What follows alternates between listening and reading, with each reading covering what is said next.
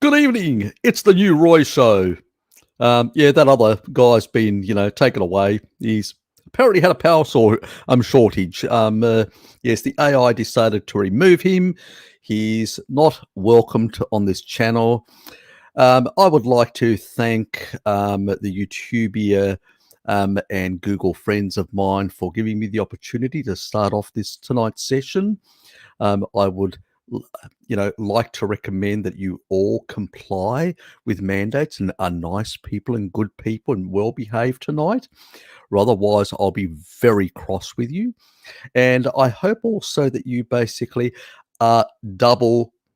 you've had a double session with Jabba the Hutt. If you haven't had a double sexual experience with my dear friend Jabba the Hutt, then you're not welcome. Let's make that quite clear from the outset. Now we'll begin. How is everyone? Richard, I think Richard was expecting that. He was just asking for it. His sheep are probably nervous at the moment. They're probably sweating cold sweat is coming off their backs. Yeah, somebody pulled the plug on me. Hunting food next. Yeah, I know. That's a lock and load. Yes. Oh, thanks for offering, mate. Thanks for offering. Necro. Omicron strain, I tell you. Looks like it got Harry.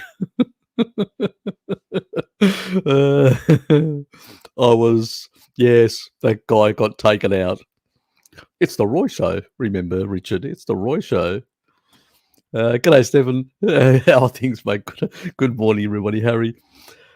What has this 1 year leave of you about?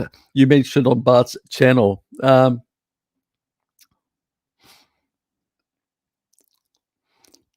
Well, I basically just took long. I've got plenty of long service leave. I actually took a couple of years back 6 months long service leave. I've got plenty more, and so I basically I've been working for many years, so I've accumulated quite a lot of long service leave. So I decided just to basically take that. And before I left on Friday, I actually added another week to it.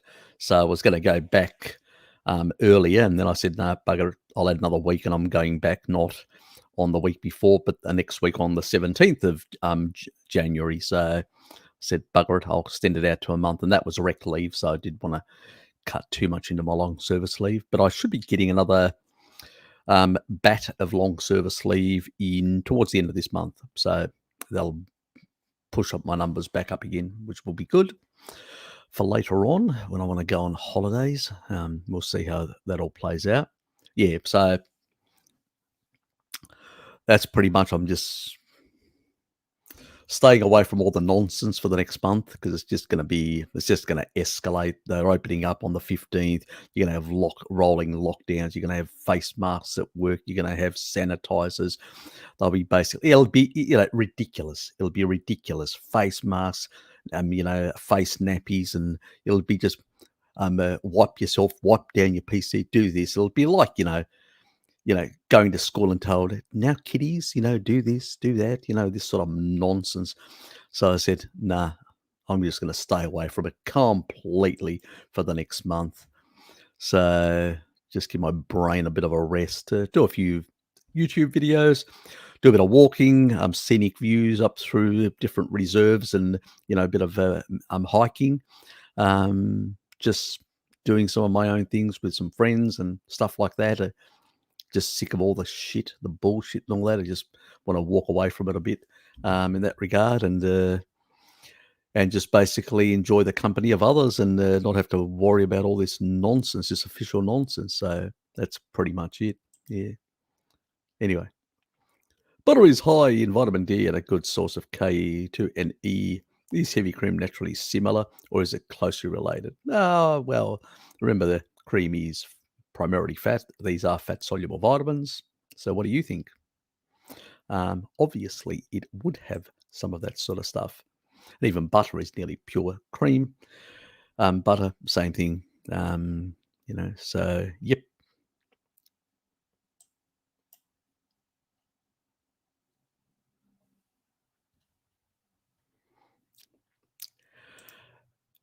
There is a one proviso I need to probably say. When it depends on the temperature that they actually with butter, you'll actually have more because the way it's actually done, because it's cold. Cream will have slightly less, um, in some regards. It depends on the quality. If it's a good quality cream, it'll have more. If it's a more average cream, it'll have probably the same as commercial butter. If it's poor quality, like overheated and stuff like that, yeah, pasteurization heat does vary between countries and different product lines and stuff like that. So yeah, it's if you get grass cream from grass-fed animals, like the stuff that I get is Ashgrove, and it's a Tasmanian brand. It's basically from the northwest, which is just pastures and green pastures. Pretty much, it's a very wet part of the state. It's a bit like New Zealand, the Southern Island, very wet. It's not dry like the east coast of Tasmania, and you tend to have basically really deep soils and all that. So good grassland, good minerals. So yeah, so it's really good pasture. So you tend to have those sort of creams and butters and stuff like that tend to have far more. Even though to probably the annoyance of some people, I do buy New Zealand butter.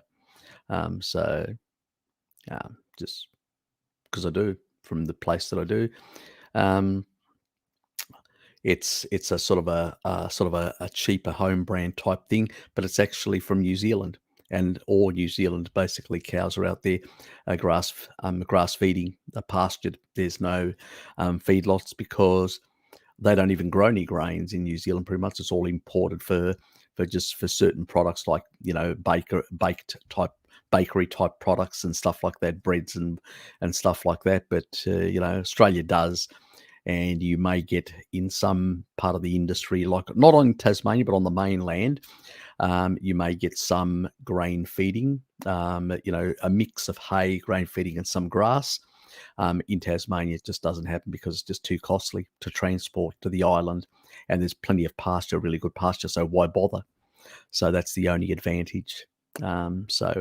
And buying cream from New Zealand would be prohibitively far more expensive. So it's a balance between cost and between local and not local. So funny thing is, our cream is slightly more expensive than the cream coming in from New Zealand. Don't ask me why. Probably the currency difference. Our currency being higher, theirs being lower. So it may be the same price in terms of price purchasing power, but of the currency. But when it gets here, yeah, it's like in the US, certain products that get there because of the US dollar being higher. Yeah, the price difference can be there, even though most of the other variables are not that different. It's more a difference in pricing due to those other factors. Mm. Yeah. Anyway, Biff. Good to see you, mate. Always a pleasure. Yes, evening here for me. Much earlier for you.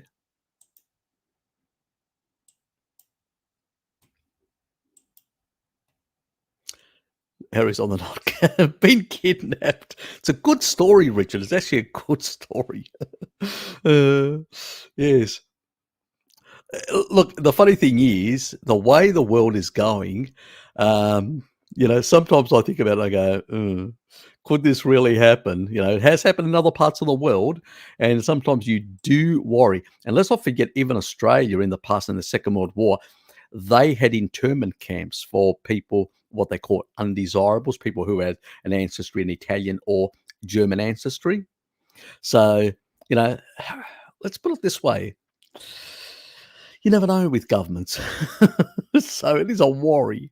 Let's put it that way. It is a damn worry. Yes. So Always a bit of a worry.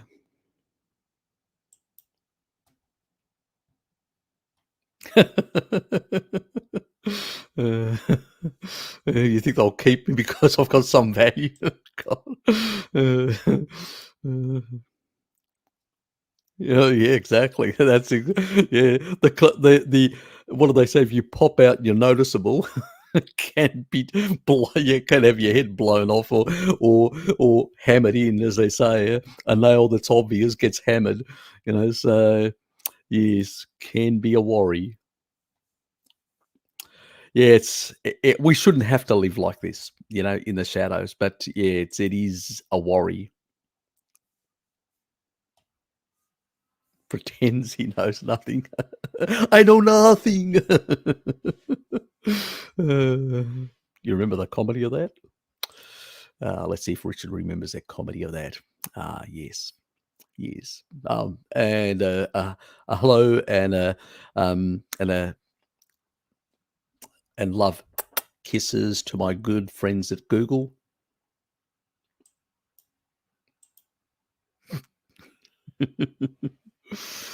uh,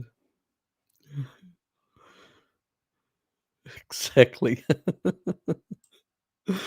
Uh, don't get too rosy.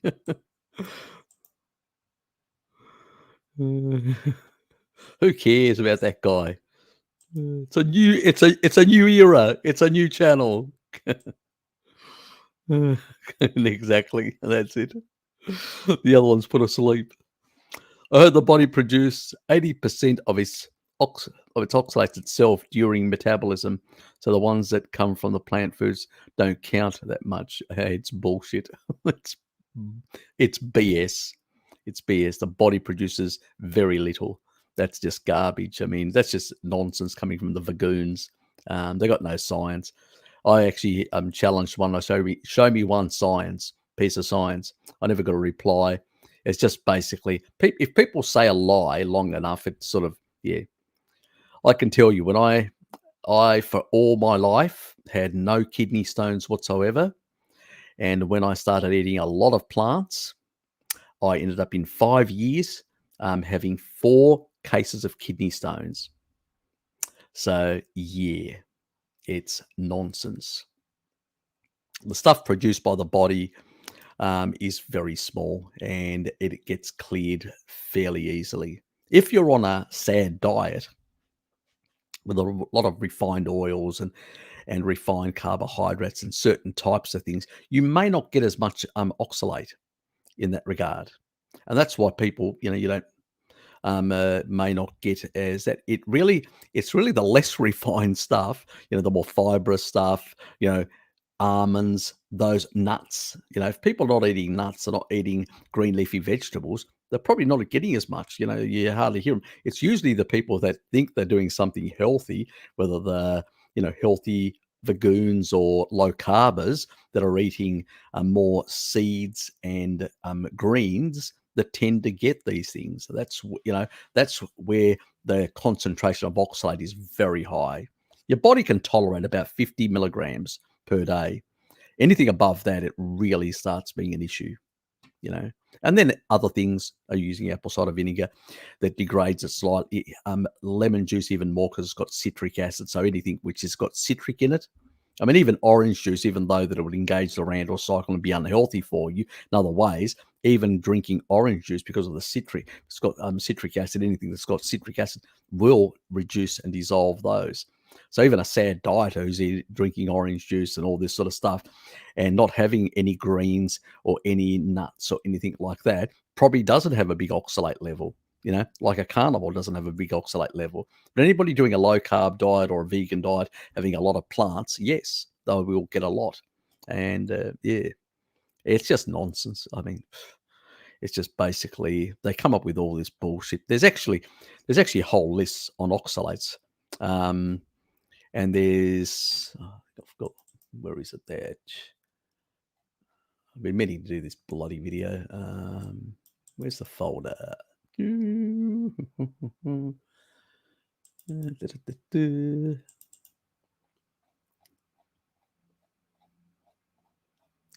Is it here?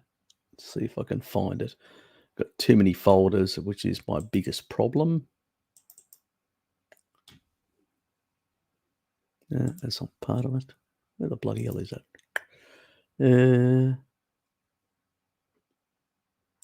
Let's just go back to this.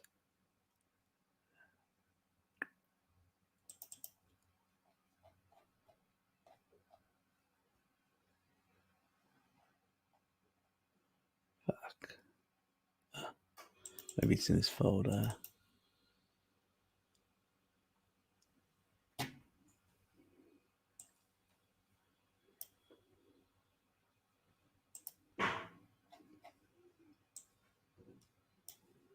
Nope, not that study.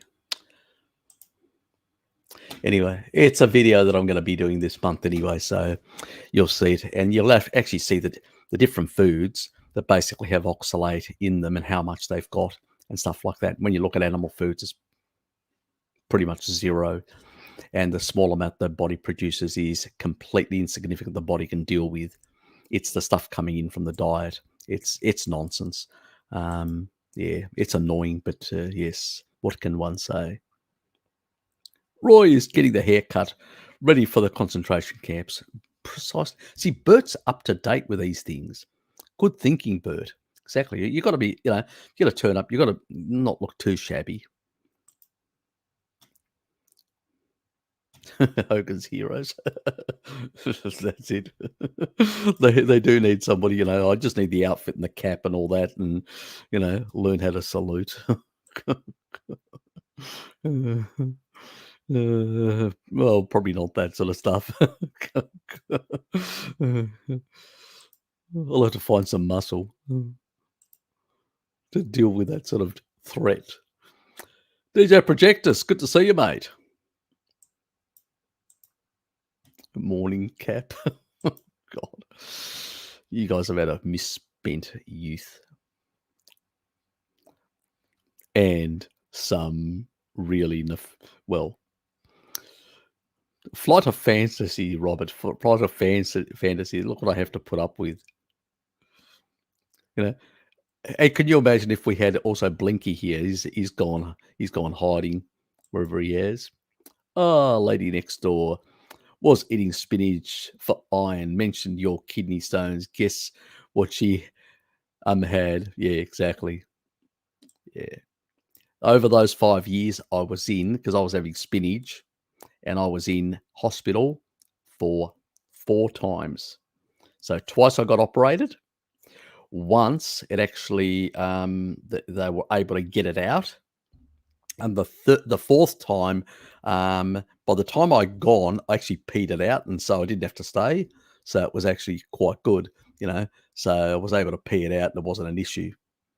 But they had to sort of help me the second time. The first time I got operated, well, I had no option. They had to put it up through my penis and actually laser it, because the problem is it was like a hook and it couldn't get out.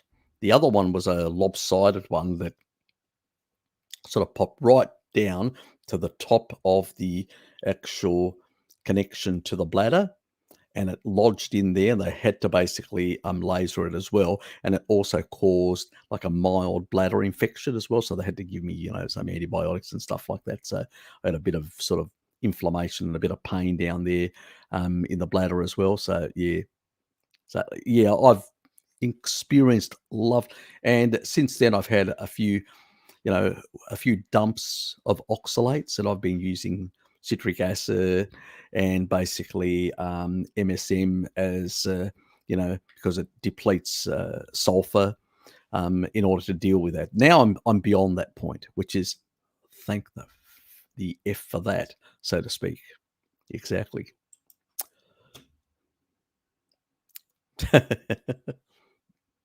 You humorous, are you? I didn't realize that, Richard.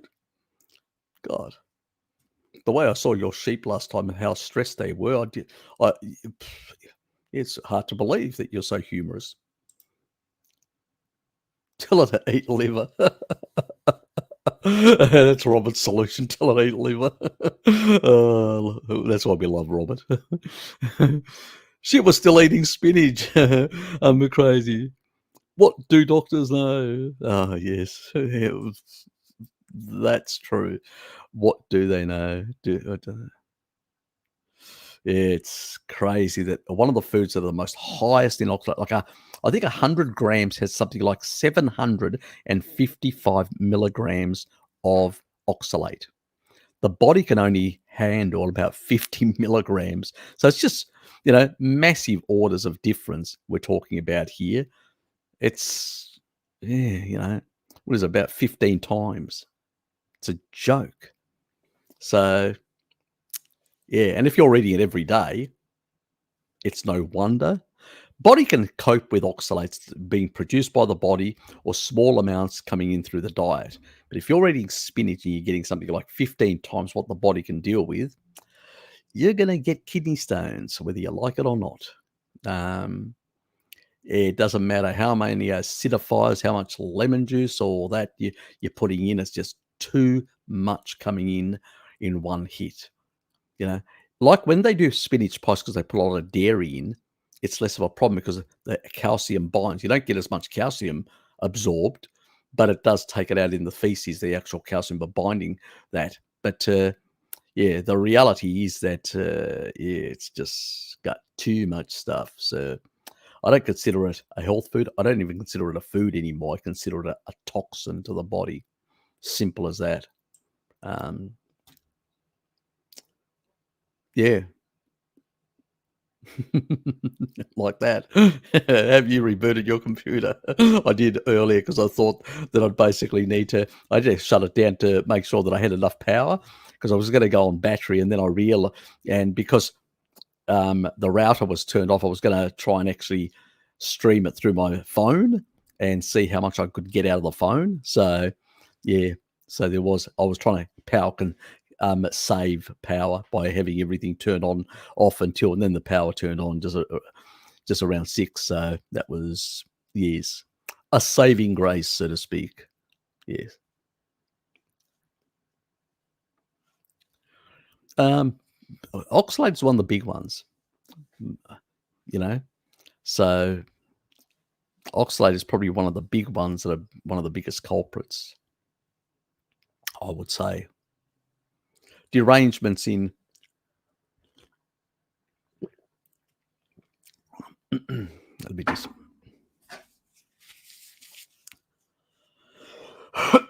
that went down the wrong way. That was smart, Harry. God almighty, it did go down the wrong way. Oh, God. Amateur hour. Yeah, sort of.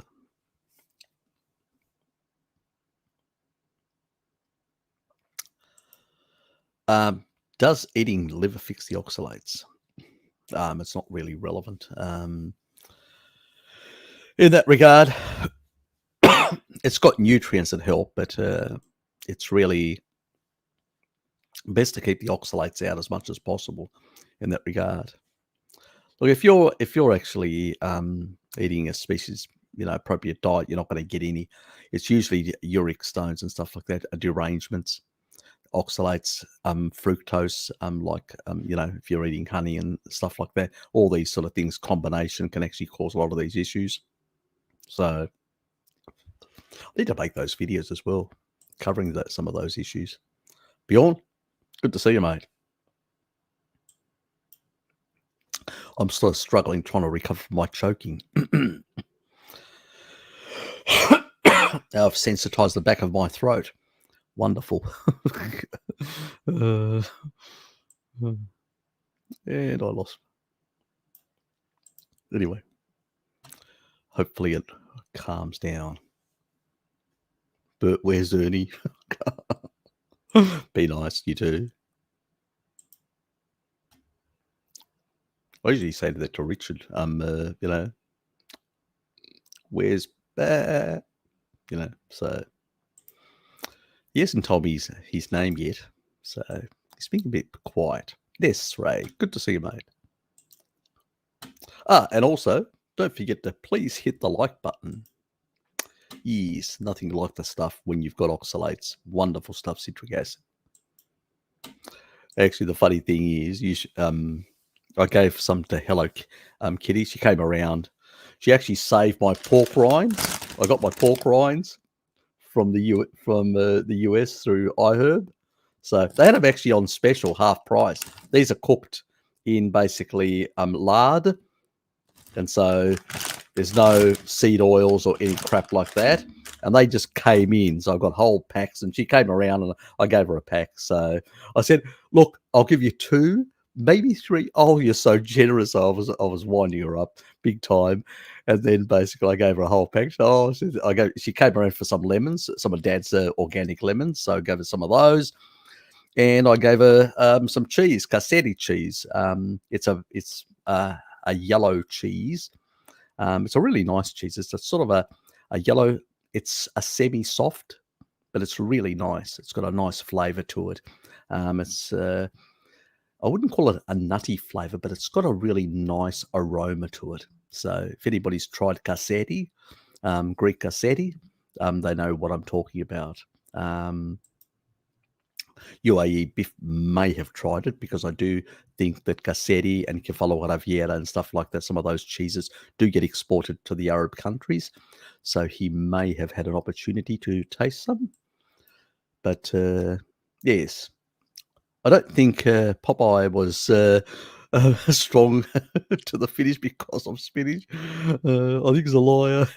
he likely ate steak. Yeah, probably he was a bit like some of the vegans that cheat and lie and all that. Yes, probably. Very likely, Robert. Very, very likely. Oops. Yep. Just make sure that I didn't miss. Yep, I thought I didn't miss anything. It's just the little thing has been jumping all over the place. So, yes. Exactly. Jonathan, hello, thanks. In response to the last live stream, by the way, I'll take do you notice and approach the professionals? Yes, exactly. You're welcome as well. Yep. And yes. Hey, Harry, do you think supplementing with leucine would benefit me in muscle building? Oh, if you're getting enough, if people are eating enough meat, I didn't realize Joe had actually given me a donation. Thanks, mate. Appreciate it. Thank you very much. I'll add it to the kitty. That's what I do at the moment. So we've got the monitors and all that, and we've got now the Zoom sessions, which is good. I actually got the Zoom session on a discount, which is really nice. So there's a bit left over of the previous donations. So I'm looking at some software now. So we'll see what I find, which is specifically for some of the stuff that I want. I need to find some software to basically be able to on the fly do stuff. I'm investigating at the moment, so I can do stuff and then just cut it. Because when I'm back at work, it's time consuming. If I can do like something at night and then I can just go, okay, put it through and go, cut here, spit it out as separate ones in folders. Then the next night I can just basically upload, and then put them into private, do all the actual other details, and then have them coming on at certain times. So I need to try and actually improve my production, because it's still very, very piss poor and not very efficient currently. So I need to work on that. So we'll see how I go. There's bound to be some bloody software out there that does something better than what the stuff that I use now. It doesn't make sense otherwise. Yes. Now let me just find my other spot. Anyway, oops. If I'm already eating 200 grams of protein a day, yeah. Look, if you're eating quite a bit and getting quite a bit of leucine, there is a certain level where it tapers off, and you're not. So if you're doing about 200 grams, you probably don't need it. in that regard. So, but if you're doing less than that, it's not a bad idea if you want to maintain good muscle protein synthesis. Um, if you're doing like a long, like not a what I call a dirty fast. I've come up with a notion of a dirty fast. So you do for 3 days or whatever, and at night, at one point, you basically throw in there like a leucine supplement as you're doing it, so you can actually push up the actual that muscle protein synthesis, even in a fasted way. There's a lot of different things you can do and play around with that sort of stuff. So, the probably all coffee sub. Oh, thank you very much, Dom. You even know the prices in. Well, it's around about $5 Australian anyway, but yes, a bit more. A coffee plus. Thanks, mate. Good to see you here. And Richard, yes, adjusted for the conversion rate between Australian and New Zealand dollars. Thanks, mate. Yeah, going back to Bjorn's thing.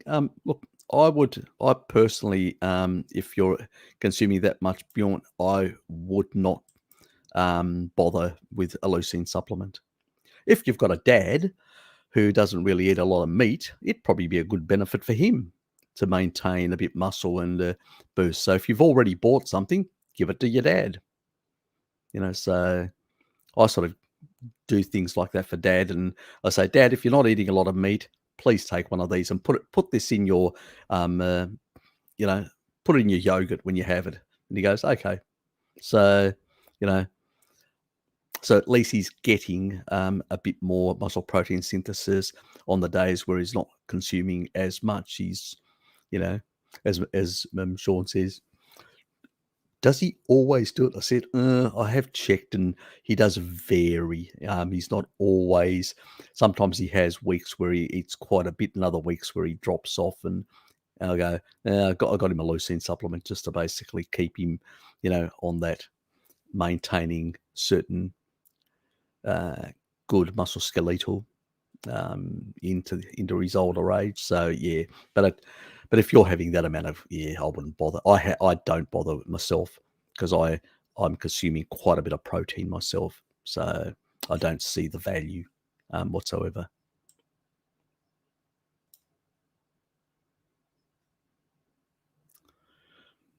Yes, kid Doctor Popeye was psychops, so people would eat canned spinach. Yuck! You're right, Ness. You're right. It's yeah, jawohl. Yes.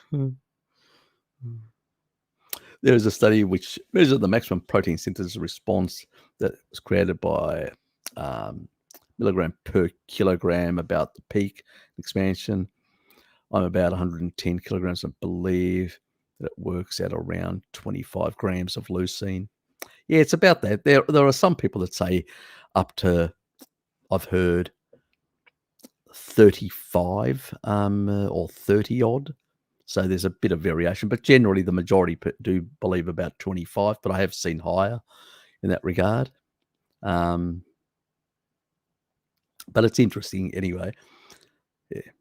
But if you're getting quite a lot, there is a lot of in meat. There is a lot of leucine, so it's not as if there's not much.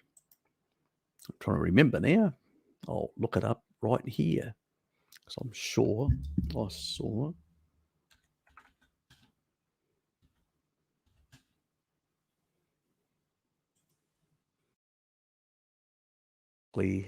Find that. They come up with some new thing. Interesting.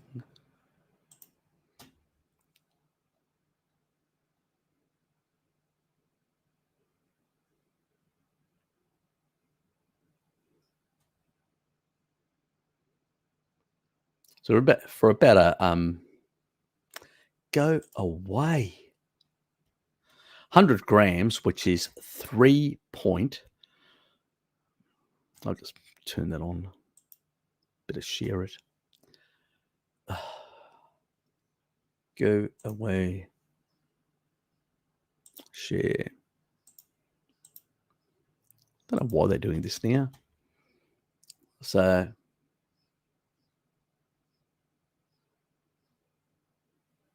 let's just go for the beef stuff.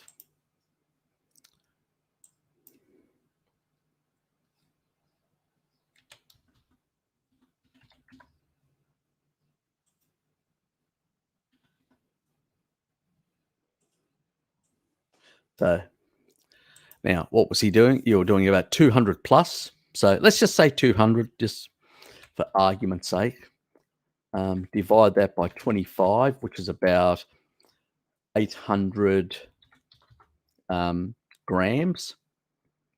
So go back, divide 8 times, and that is the actual leucine, 2.945 grams. So it's about 23 and a half. He's probably about close to that 25 just by eating that amount of meat, Jonathan. Just by eating that amount of beef, he's already. Does he need a supplement? No, at that level. And he's going to be eating eggs as well and other things, so he's going to be getting leucine from those. That's just the beef. If he's getting most of that from, and then he's having a couple of eggs. So, and that's basically, that's 800 grams. Divide that by 28 point, that's basically 28 ounces. Divide that by 16, which is 1.76 pounds. So if you're doing, like some people are doing, 2 pounds, as an example, 2, okay. 2 times 16, 28.2, which is that amount, 1.13 kilograms. No, times, Harry, times. See, that Harry bloke is useless, isn't he? 10, it's 11 times 2.945. So if you're eating like somebody who's like Sean Baker or somebody like that in that level, you're very easily getting close to the 35 mark, which is the absolute top. So as you can see, it's not an issue getting it from your own food. You don't need a supplement at all. It's nonsense. As you can see, just look at the levels. I'm just coming from beef. Obviously, pork slightly less and chicken slightly less than pork. Tuna is somewhere in between. Tofu is much lower on all these. And then again, it relates with the way they are related.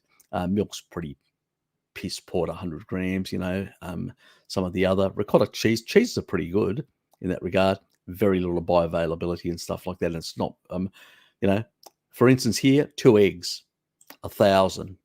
4, about 6 eggs will give you the same as, as a small piece of meat.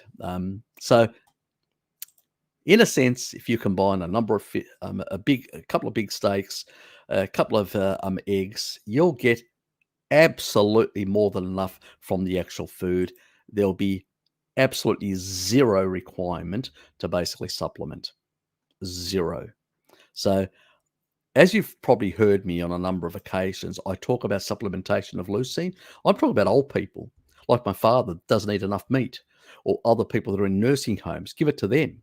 Give them taurine as an amino transporter to transport more in. Somebody's eating a species appropriate diet. They're getting shitloads of these nutrients and aminos. They don't really need to supplement. Unless you're doing roids and you're trying to grow like a grotesque monster, that's a different thing. Very unhealthy. If you want longevity, I would not do it. So there's plenty in the food. Yes, exactly. The iron. Yes. Robert was right. The iron rather than from the spinach. Yes, that other crappy stuff. The non-heme crappy stuff. Yes. How to prevent diarrhea after the first meal after fasting. I actually eat steaks right after, and don't get any diarrhea whatsoever. Um, it has to do with a gut microbiome issue, primarily. So once you've fixed your gut microbiome, you go and look at the antipathogenic Reuteri that I talk about. They usually, once they get into your system and they actually, settle down, and lactobacillus type actually increase, and especially the Reuterian rhamnosus and stuff like that, they tend to basically really eliminate a lot of this. For Metaflor, which is another one, it also eliminates diarrhea. So there's a couple out there, and also constipation. It's a dual purpose, that one. Yeah, but small meal and then big. I usually recommend to the majority of people who may still not be 100% or whatever, things like exactly bone broth, soups, light stuff and all that stuff, and then have a steak later on. I just don't bother. I just have some steak and eggs, and basically dairy products, but that's me. Okay, it doesn't affect me if people don't have. But I've been doing kefir, I've been doing all these things. I've been really fixing up. I've got microbiome to create diversity that really has sorted out a lot of the issues and all that. And I've also got bacteria now, a lot of the lactobacillus type bacteria that cleanse the colon so you don't get SIBO. They keep the colon clean. And I've also, with the taurine emulsified, kept the sort of my bile working properly. I still get a few hiccups now and then because I've got a bit of sludge, but I haven't had any hiccups now for some time. So I know because it goes lighter, tannier, the color. But even then, I'm not getting diarrhea. I'm not getting constipation. It's just basically a slight discoloration. Now, is it due to I still got a bit of sludge coming out? Maybe. You know, there is some people have more hardened stuff and it will flow out differently. Others, because of having done certain things for a very, very long time, tend to have accumulated small stones like I did and a lot of sludge. So I never had a problem to cause me like a gallbladder attack where I needed to basically have an operation because I was small, and eventually with emulsification, but it had a lot of sludgy material in the gallbladder, which has sort of been just the biggest problem is that if getting rid of stones is actually faster than the sludge. I found out from some of the research. They don't know why. It seems like it has a stickiness to it, an adhesive sort of thing as it's going through the ducts, and it takes much longer, and you get these streaks and much longer to slowly get removed. Yeah, it's just one of those things. Bad luck for me and bad luck for a few things. But it doesn't really cause me many issues now. It did before, but not now. So, as I said, you've got to be patient with these things. We haven't been on an ancestral diet from birth, and we've really fucked up our whole digestive system for a very bloody long time. I think there was one other person. Let me. Thank you, mate. Appreciate it. Hi H, I'm getting my 16-year-old ones of those DNA genealogical tests for Christmas. What should I include in the test, and what will help him for health advice?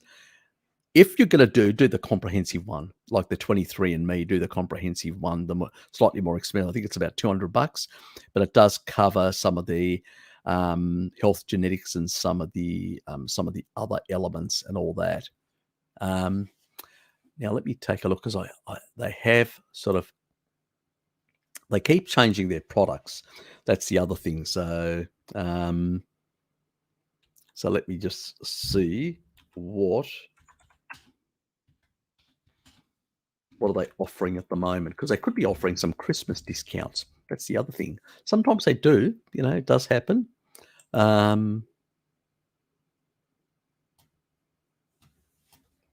So what have they got? The basic one that I got years ago was, let me share it, was $99.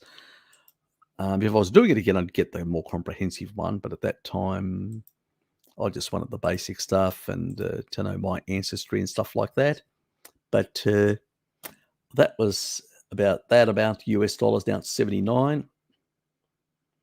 So that's basically those things, general traits. blah, blah, blah. And let's see the other products that they're offering. What other products? Network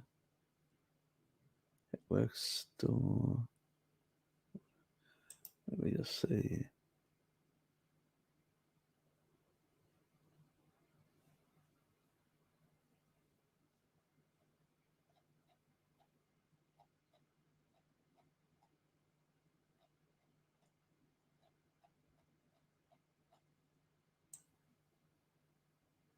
That's the basic one. Why aren't they showing the other ones?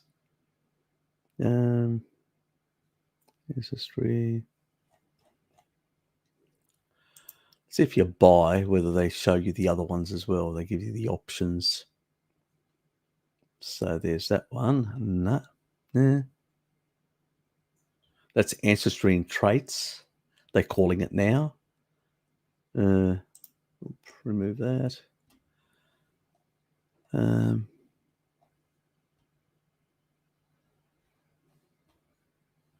That's a bit shitty that they're not showing the other products. Why are they showing the main one? It's like well,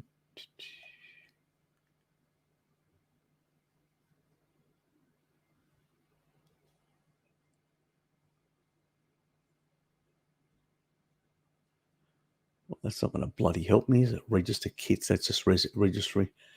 Maybe I'll take a look whether there's any links under that. That is annoying. That's just register the kit. That's all it is. Yeah. Oh, that's a.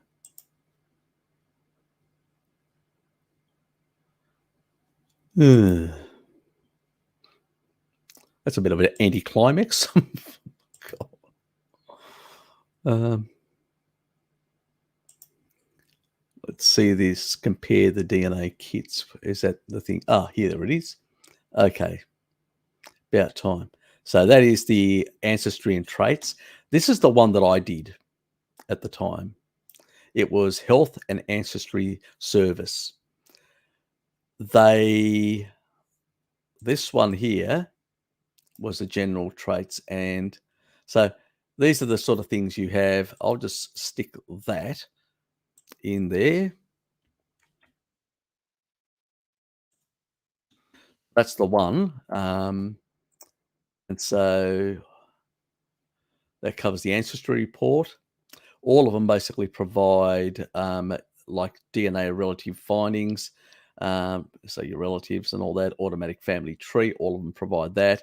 Enhanced ancestry features, only the top one provides that. So health predisposition reports, so the BRCA genes and all that. So you get all that. So you get the health ones with this middle one, which is the one that I got, but at the time they had it on special, and so I bought it, and they did change it slightly because there was only 2 products back then, so it was a bit different. So it had that. Now they've actually differentiated, and it was $99. Now they basically give you just basic traits, and now you have to pay more for it. And then if you got a comprehensive, so health predisposition report, carrier status report, so cystic fibrosis, sickle cell anemia, and hereditary hearing loss and stuff like that. And I do have some of these issues myself. Lactose intolerance, you don't get on that, but I know mine, I'm lactose persistence, so but I wouldn't download now because I did buy that, and if I try to download, you get a limited. They've actually excluded a lot of the other things, so I get screwed in a sense. But luckily, I've got the original report that I downloaded, which is I've kept that from the original one, and that's got far more information in it. So that's a new one, a family health history tree, and pharmacogenetics. So that's in terms of medications and how they react. That's only in the top product. Before, you could actually get some of that in this one. That's how I knew whether aspirin and a couple of others affected me. Now you have to pay the full kit to get that, which is unfortunate, but that's how they've done it. So pretty much ongoing new report features. It's only in the latest one, so you don't get any unless you're in the premium one, and that's come down from $228 to 138.99. So they've actually dropped that quite a bit. So if I was doing it now, I'd be definitely doing this one here, the 23andMe plus membership type thing, because you're going to get more value in the long run. You got to think long term with these things. So that's the one I would personally do at this stage, because more value for money, pretty much. And because it's a big company, it's unlikely to go bust, like bankrupt, or a lot of them have. And so this one will be around for a very long time, which means, again, value for money in that regard. So all comes down to that sort of stuff in that regard. Anyway, and Dom, good to see you, mate.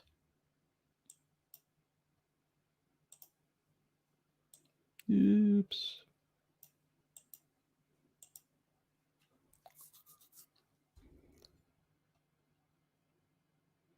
We definitely are, Joe. We definitely are.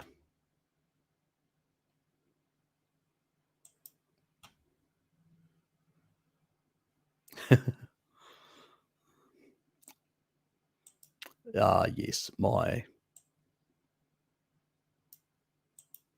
and what's Michael? Hi, Michael. Good to see you, mate. Hi, Harry. What do you think of including a bit of kangaroo meat to a carnivore diet? Wouldn't waste my time. It's too lean. The stuff that they sell in the supermarkets are way too lean. If you're going to get anything, I'd get wallaby, much more tasty and softer. If you're going to get lean meats, and then you can combine a bit of other fat source. The actual part that actually is very really good is basically the tail, but very hard to buy the tail. That's the thing. That's where all the fatty part is. My theory is that the reason why the tail is, oh God, I'm losing it. The tail is so fatty is because it's sort of, the back part where it's actually hopping and it actually hitting the tail. So to protect the bone, the skeletal structure, that bone that runs through the tail, to protect that, it needs cushioning. So it probably has more fat to cushion the blows, because it hits it really hard as it actually bounces, because it uses the tail to bounce. So I think the cushioning effect requires more fat. That's my theory, and I'm sticking to it. It's a hypothesis of mine in that regard, why kangaroos have those sort of tails. Yes. Anyway, no wallaby, Michael. I'm with Richard on that one. Yes, definitely wallaby. Is there a way to restore hand skin health? My sister-in-law's skin on her hands is very dry and red and damaged after using lots of cleaning products. Ew. Yes, that does happen. And I had a bit of a problem many a moons ago when I was on a kibble diet. Had some issues as well with some cleaning agents and some other stuff. Look, at the end of the day, nothing beats a good diet to fix a lot of that sort of stuff. Skin, the two, when we're looking at inflammation in the skin and collagen degrading enzymes, we're looking at retinol. And she's Irish, and I bet she's got basically extremely poor retinol conversion from beta carotene, and she's probably not getting enough retinol of the animal form, and she's probably not going to consume animal fats. I suspect she's probably not a carny, so you probably could get a Rosita cod liver oil to get some of that stuff into her body, which would help. And probably if you could encourage her to consider a bit of niacin. But, again, tuna, it's trying to sell pig to someone because of the connotations of view that people have about pork is really hard nowadays. So it's probably easier to encourage her to eat tuna, which is much higher in both selenium. It's good as a selenium source, but also as a source for niacin. So that would also help. People go and pay shitloads of money, thousands of dollars, to get niacin and retinol creams for their skin. It's ridiculous when you can eat the stuff. So yeah, people just are not eating the right foods, So yes, they can sort of supplement, but you really need to eat the right foods because there are a whole lot of other elements in there as well. Um, yes, but sometimes it's hard to change people's way of eating, and it's easy to just to say, here is a Rosita supplement. Here is a basically eat some tuna. Here's some tuna steaks, and I hope that things improve in that regard. You know, yeah, it's a difficult thing, and it takes time. You have to be patient as well, and a lot of people aren't prepared to change some of their dietary approaches. Yeah, not easy in that regard. But let's not forget the collagen degrading enzymes, MMPs, are regulated primarily by retinol. MK4 does have a role in the skin as well, because you can get a certain level of under the skin. That means like the scalp and the skin and all that. You can get some soft tissue calcification that actually can be aggravated through dysregulated MMPs.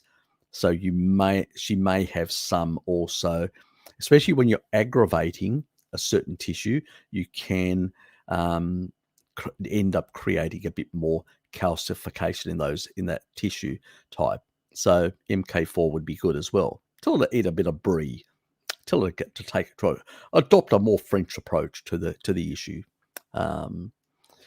Yes, unless she wants to supplement, Unfortunately, a lot of people nowadays just want the magic pill. It's much easier.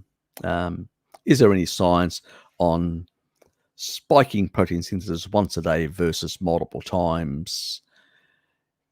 Really convincing science? No, in that regard. You can find science showing a lot of different things, but even,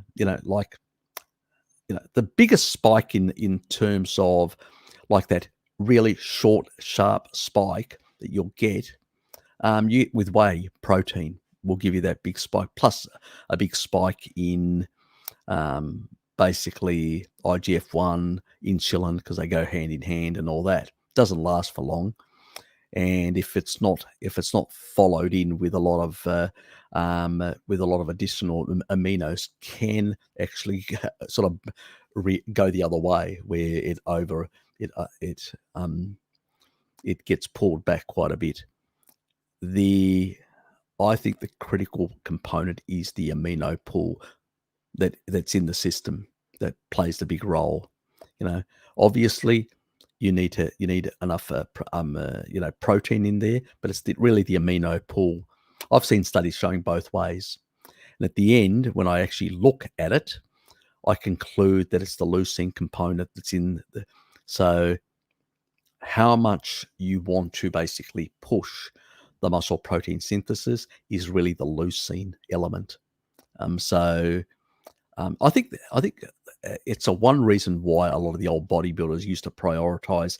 The old bodybuilders, unlike the modern bodybuilders that use powders and powders and chicken breasts, the old bodybuilders prioritize steak and eggs. You used to see them big bloody steaks, and some of them even raw steaks.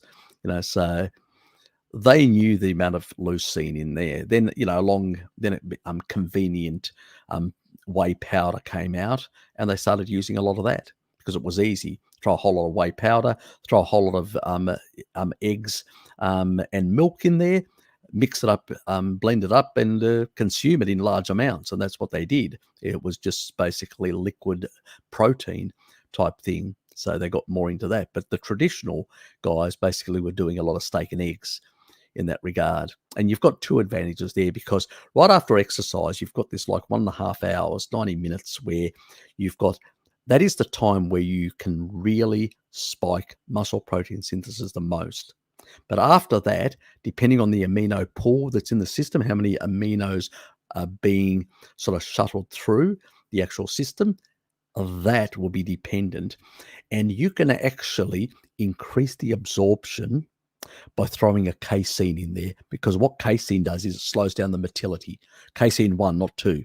It will slow down the motility and which means that you can extend with casein the muscle protein synthesis not for 6 hours with normal meat and all that, but out to 8 hours, because it's slowing it down, and you're actually in over a longer period of time, you're actually pulling in those amino pools, and you're basically pushing that a sort of a lower gradient of muscle protein synthesis for more hours, for at least another 2 hours.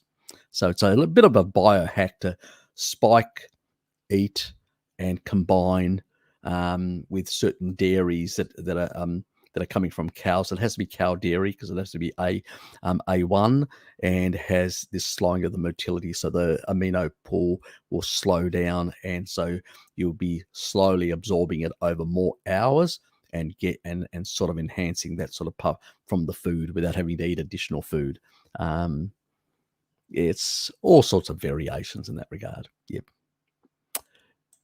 Anyway, yeah. Yeah, I wouldn't. I think you can eat quite a bit of basically food. If you eat excess meat, the body will actually slow down motility on its own, so it will slowly digest and absorb much slower. So it's not a big issue. You don't have to space it as much. The old guys used to eat massive amounts in one sitting, one or two sittings. So because they wanted to train more, and you couldn't, if you're eating all day, you've got less training. They thought, that was their view. So yeah, the key thing, I'd agree with you on that. Getting the threshold between 25 and 35 is where you want to be in those sort of numbers. And as you can see, just from meat, that amount, you're getting up to having 2 pounds of meat a day, or 1.13 kilograms. You're basically getting around the nearly 33 and a half, nearly 35. So you're getting plenty. You throw in some cheese and throw in some eggs, and you're good for you're pretty good in that regard. So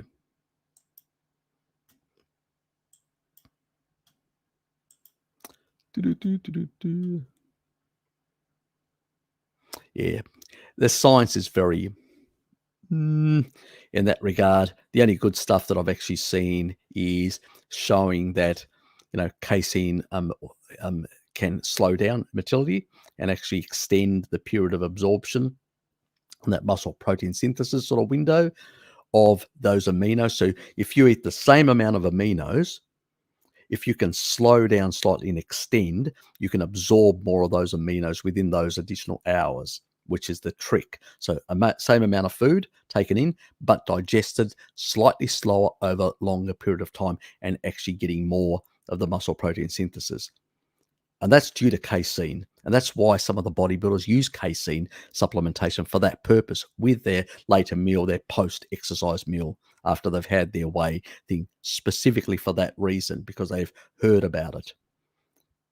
So we're talking about the top bodybuilders know about this, and they use it in that strategic way. So sometimes they overuse it and end up having to take medication for constipation because they sort of, they overdo it. So you've got to be, you don't need massive amounts, just small amounts, or some cheese, even safer in that regard. Yep. So yes, it's the reason why casein 1, when people have diarrhea on a carnivore diet and they throw in a bit of cheese with casein 1, what does it do? It actually cuts back on the diarrhea. It has like a constipating effect. It slows things down. Yes. That's the little trick with that. But whether it has a constipating effect also depends on whether you're missing or not the lactobacillus type bacteria. So that's the other angle. But it does slow things down, but it also can accentuate, can shift, like with Necro Kitty, from from a diarrhea situation of 2 years, bang, to a constipation thing. And then she realized, I told her, ease off on the cheese, cut it back, because you don't have the lactobacillus type strains, and try and get those in. And now she's sort of putting in those sort of bacterial strains, and she's getting better in terms of normalizing her gut motility. And also the taurine helps with normalizing homeostatically. And that's why real food is good, because if you have a powder, it doesn't do it. It doesn't have taurine unless you supplement. But if you eat meat, it's got the taurine there. That will improve the stomach function, but also regulate the homeostasis of gut motility. That means that's another thing that taurine does. If a gut moves faster, it slows it down. If a gut is too slow, it speeds it up. It really gets to the proper homeostasis of gut motility. Really great stuff. And you can literally play around with casein and see how you go on that front. Anyway, and then notice the gains. See whether, if you're doing that 1 month and you try the next month, see what the different effects of the different sort of amount of casein that you're putting in. So you can do it with a cheese, or you can do it with a powder. I'd encourage you to do it with real food, because there are other nutrients in there as well. But yeah, I'll leave that up to you. Anyway, but yeah, the science, they're all reductionist. The problem is, you look at one study, they have a reductionist point of view, another study, a slightly reductionist point of view, and I'm going, so you have to extrapolate to try and work out what really is happening. Anyway, yes. On the coffee run, coffee support. Yes. Yeah, Stuart Phillips is pretty good.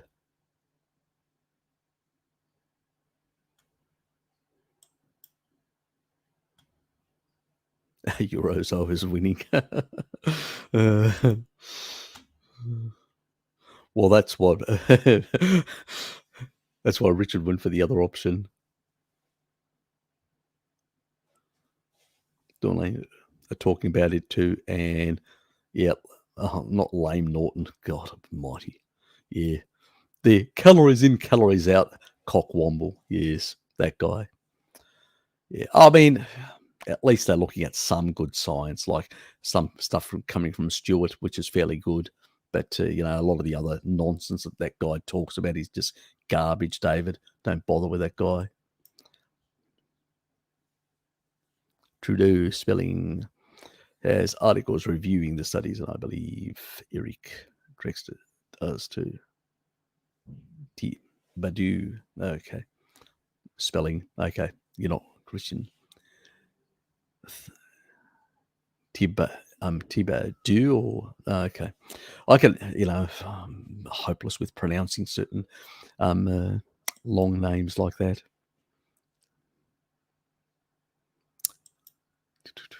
But I'll actually look into it as well. I'm always interested in what other people have to say, see whether they're saying something intelligent or not, and is it based on true experimentations that are well controlled. They have to be well controlled, and a lot of people don't do well controlled experiments. So I sometimes get disappointed when I read those studies and I go, this has got too many issues. I'm not sure I can believe it.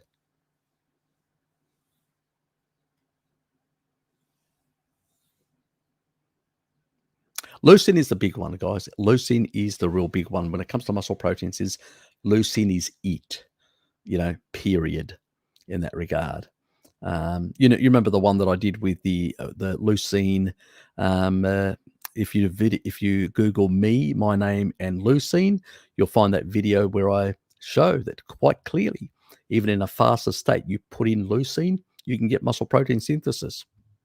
So leucine is the big, because you're still, when you're doing autophagy, you're still basically clearing out all the gunk, all the proteins and fatty acids and all the gunk out of your cells into the bloodstream.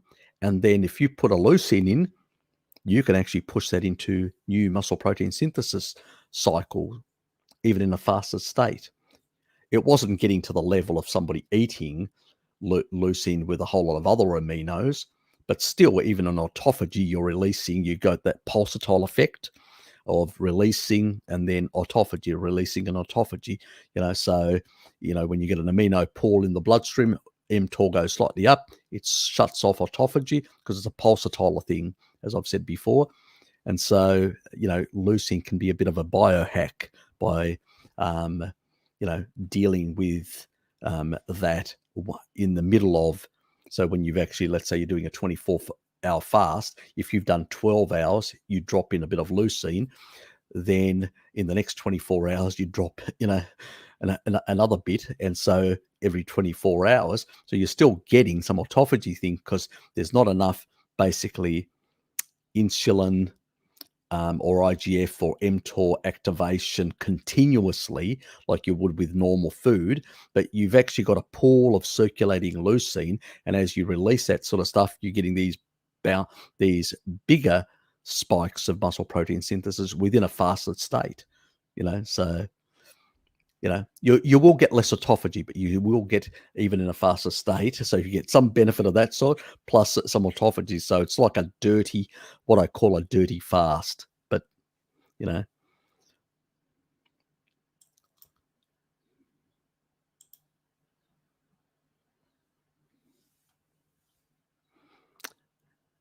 and the reason why I say dirty fast is because most bodybuilders don't want to do fast because they lose, some muscle tone, some muscle volume. That's why doing a dirty fast, they can get some of the benefits, but at the same time, not lose muscle by doing a dirty fast. That's why I've dubbed it that way. It's my dubbing. It's my name that I've given it. People don't like it. That's bad luck to them. I call it a dirty fast, spiking with leucine every 12 hours. So, if somebody, because I don't recommend for bodybuilders basically fasting, even though it would be a good thing for them, but they would lose some of their gains in order to be able to get the benefits of some fasting, time restricted feeding, that is, in particular. It's sort of giving them sort of an option to throw in a bit of the occasional sort of time restricted sort of feeding and not have those losses that they are always concerned about, especially if they're leading up to any competition in particular.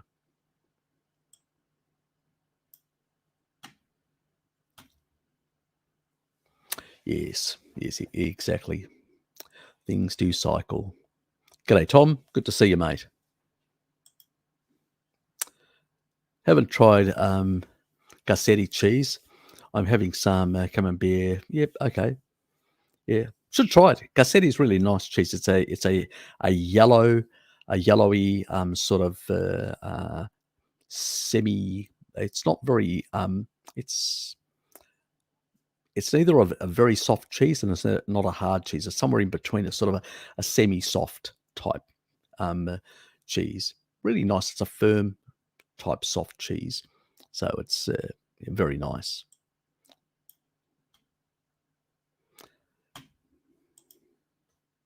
G'day, Kate. 23 here, but only 17 likes. Yes, exactly. You're right. Keep Roy out out with a like. Help Roy out with a like. Yes, help that bugger out with a like. Thank you, Kate.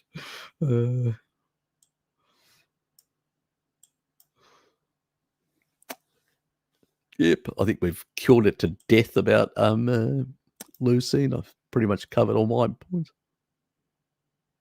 All subs are welcome, Mousy. Yeah.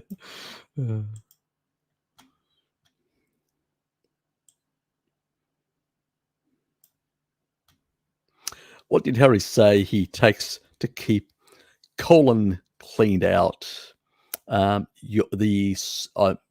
Colon? I don't think I take anything to keep it cleaned out. I've heard about people going and doing those sort of colon cleansers, and I'm going, yeah, I actually looked one up just to see what it was all about, and I'm going, okay, they put you're like you're a pregnant woman, and then they actually shove a tube up your rear end, and then they sort of flush you or something along those lines with warm water, and I'm going, interesting. No thanks. I don't think that's a very natural thing to do unless you're a vagoon and you've been blocked up due to constipation from a lot of fiber. So I'm going, probably not. No thanks. I'll give that a miss. So I'm talking about the small intestine. the first part that comes out of it connects to the stomach before you get to the colon. So that part is what some of those acid-loving bacteria cleanse and clean out some of the other stuff, keep them under control, plus the bile cleanses the remainder. So it keeps that much cleaner and avoids the SIBO issues, which now plague well over a third of the population in the US, which is endemic in that regard and sort of underrated. Harry usually wakes up after 5 hours of sleep, feeling quite hungry, and then it's hard to fall asleep again. A bit of a strange, because he keeps spying on me, because during the day I'm never hungry and consider myself fat adapted. It sounds like yes. Anyway, I'm just joking. Yes, look, different people have different circadian. I mean, in your case, different sort of circadian sort of clocks and eating patterns and stuff like that. But I would say there also can be other factors, Stefan. There can be basically like if you've got. I used to have this as well, and as I've improved my mitochondrial health, I have less of this problem. And I mean, Hello Kitty can actually back me up on this, because I don't like showing people's SMSs online, because they are private, but I was hassling her for every morning I'd send her through my blood sugar levels, and they were always basically in the mid fours, low fours, around there. They were, my dawn effect wasn't massive, unless I've had, let's say, indiscretion the previous night or previous day. But otherwise, it was, within the mid fours or whatever like that. And she can actually testify to that, because I SMS'd her many a times, and then she told me to stop doing it because I've had enough of you showing off, which was what her reply was. But in the past, it was much higher. And it's really mitochondrial, inefficiency that basically creates these issues of greater spiking of more sugar in the system, or basically the body trying to compensate in that way through, because it's not very efficient with energy production. So there's a lot of things I find, sort of hunger things, high sugar, in the morning and stuff like that. There's a lot of factors. We are not ancestral. We've got a lot of deuterium damaged mitochondria. So these are sort of issues that we need to correct to improve these things. And and it would be probably hard for some people to sleep after they've slept for 5 hours, and they get up and they eat something. And if you eat something, you definitely will have difficulties getting back to sleep.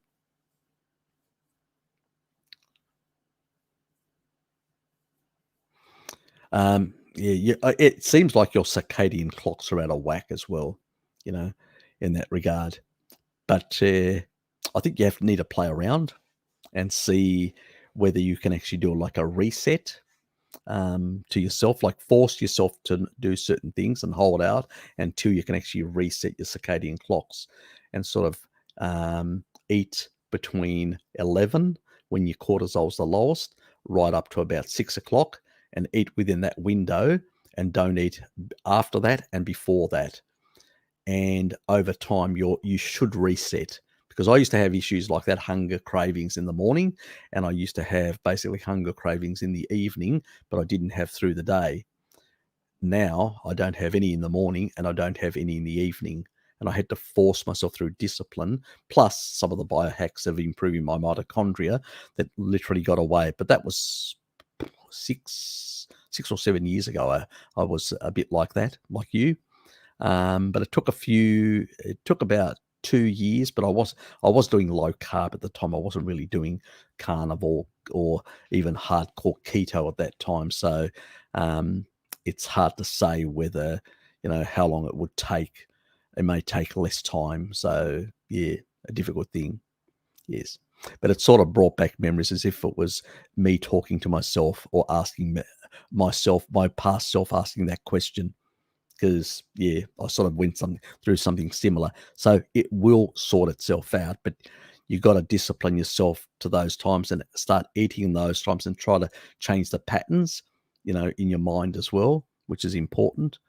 That, but also try and improve your mitochondrial. I'll be doing some videos this week to talk about a few biohacks with improving mitochondria and with dealing with, because my last video on cancer was about 8 months ago, and I need to do an update because there's a number of things that I had to do, and I was supposed to do it about a month after that because I did promise it, then I forgot all about it. So, and somebody in the earlier stream did ask me about a couple of additional things. I mentioned those to her, but I need to do the video as well. So now that I'm on leave for the next month, I'll be doing some stuff. So do expect in the next month some videos in regards to this question and a number of others related to things that people have been waiting for in that regard.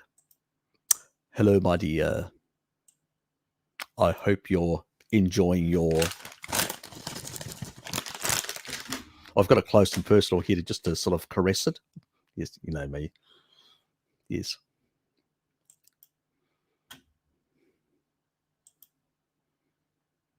Oops, and that was the test. And I'd like to have the question about endogenous production of oxalate in the body. Bart says that if your body makes it, it knows what it's doing. So why would it make any oxalate at all? It's a small amount. It's an irrelevant amount that's actually created, and there's enough sulfur amino acids in animal foods to deal with it. So it's very little. It's that's another one that I need to make to really show the quantities of oxalate in different foods. And you'll realize why plants are so toxic when I do that, because nobody's really gone through all the foods and really shown quite clearly, what there is in there and what is being produced, and do the comparison. And so expect that video to be done as well, because that needs to be done. That's a bit of a myth that's been floating around. It needs to be cleared up properly. Yeah, exactly, Tom. Barty's correct on that, but he hasn't done a video to elaborate and clear that all up, and I haven't either. So I think one of us, since he's on holidays, I'll do it and get it out of the way, because something needs to be put out there for the Vagunarized brigade that keep on hitting us over the head with it and making all these spurious, idiotic arguments, which are complete and utter nonsense.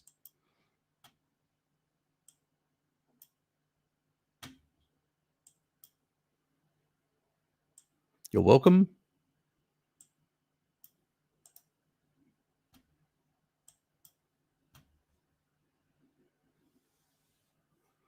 Yes, it is. It is. And also a man of many abilities and traits, and fantastic when it comes to sheep animal husbandry as well.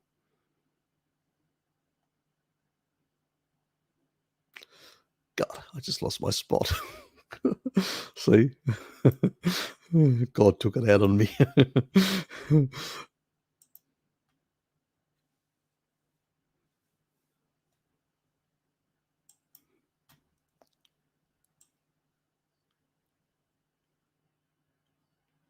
No, that's true. Yeah, now you know who the sheep lover is, just to clarify that for everyone. Let's move on. Yes, stylish, isn't he? Cute. Or my dad's cuter. Is that you keep on claiming that my father's cuter than me? That really annoys me. God, I have to compete with the old boy. God, he's still a ladies' man at this age, 87. Damn, that's annoying. Here's my dad. Now, Dad, stay out of this.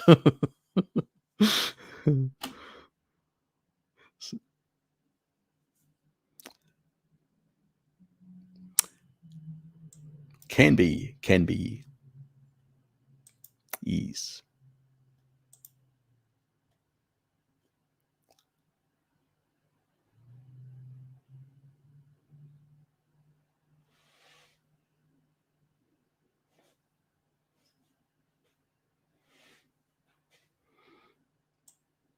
Yeah, you don't really, the amount of that Bjorn is actually consuming. He doesn't need a supplement.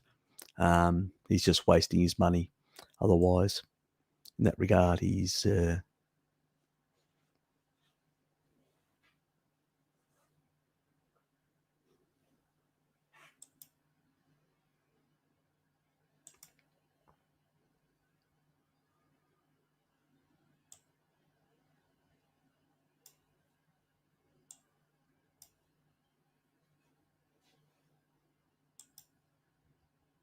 DC. Good to see you, mate.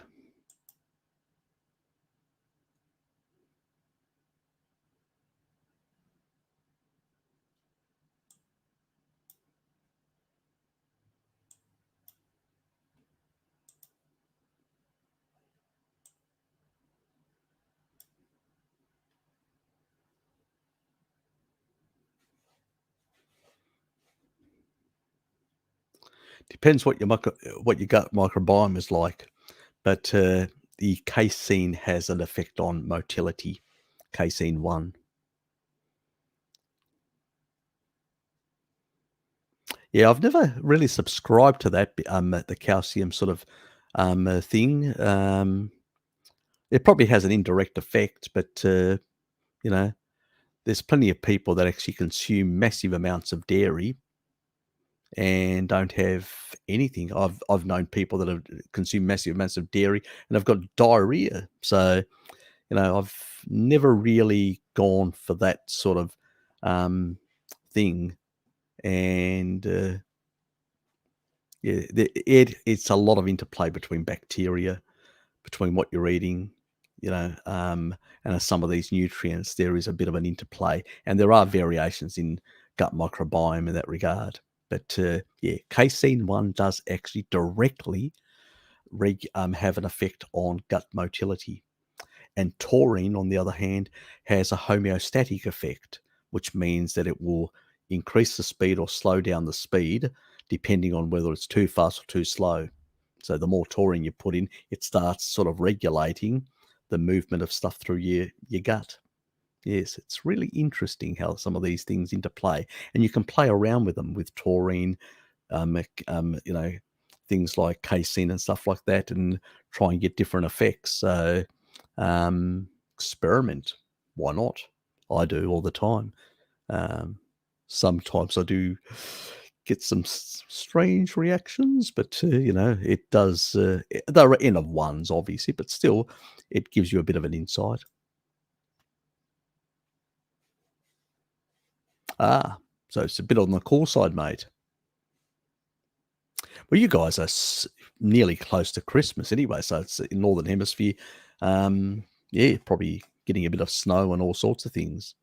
We're warming up down here in the Southern Hemisphere, so yes, sun was a bit on the intense side. It wasn't actually earlier. Earlier, I actually got out. It wasn't as intense, and then towards the latter part of the day, it actually around about 3 was it? I think.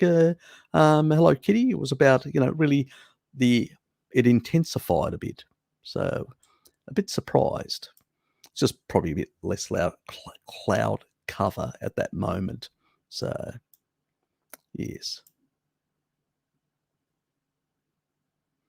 yeah, it's a bit above.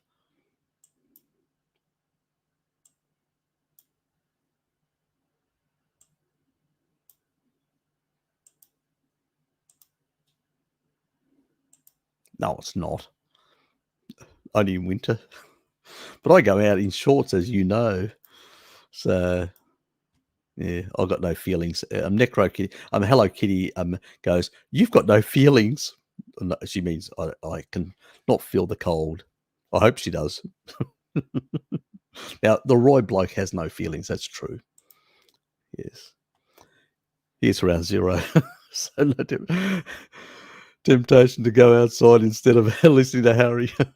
See, the cold is doing you good, DC. It's doing you good.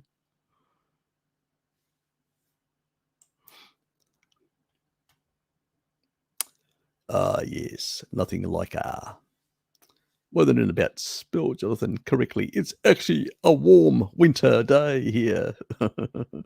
Everybody's got their own perspective on these things. Exactly.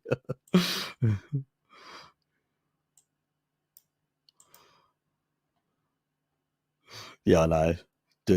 Oh, well, I had to come up with some corny old name, you know? You know? Dirty? Anyway,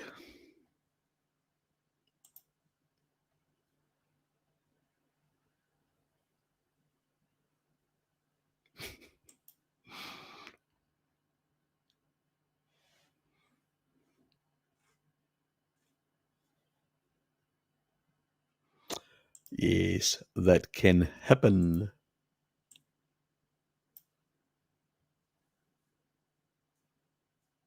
Okay. Yeah, yeah.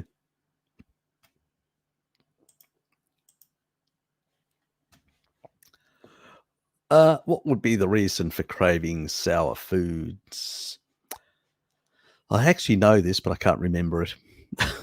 I just cannot remember it. Um, yes, I just cannot remember it, basically. Yeah, I think could be. Um, I vaguely remember it was something else, but I could be wrong. Could be as well. I just can't remember what it was. We're talking about now, paleo days, about 10 years ago.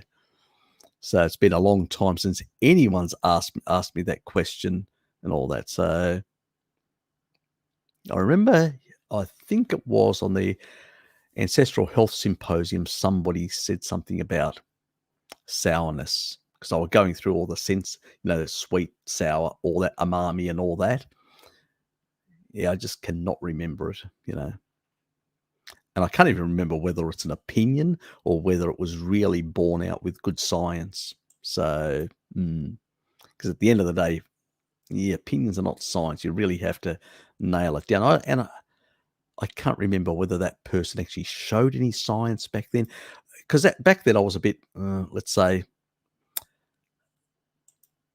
I wasn't as critical when it came to the science. I sort of, as I moved on, I became more critical because I started seeing contradictions of people saying things. And I said, hold on, are these opinions? Are these really based on real experiments, real research, and that?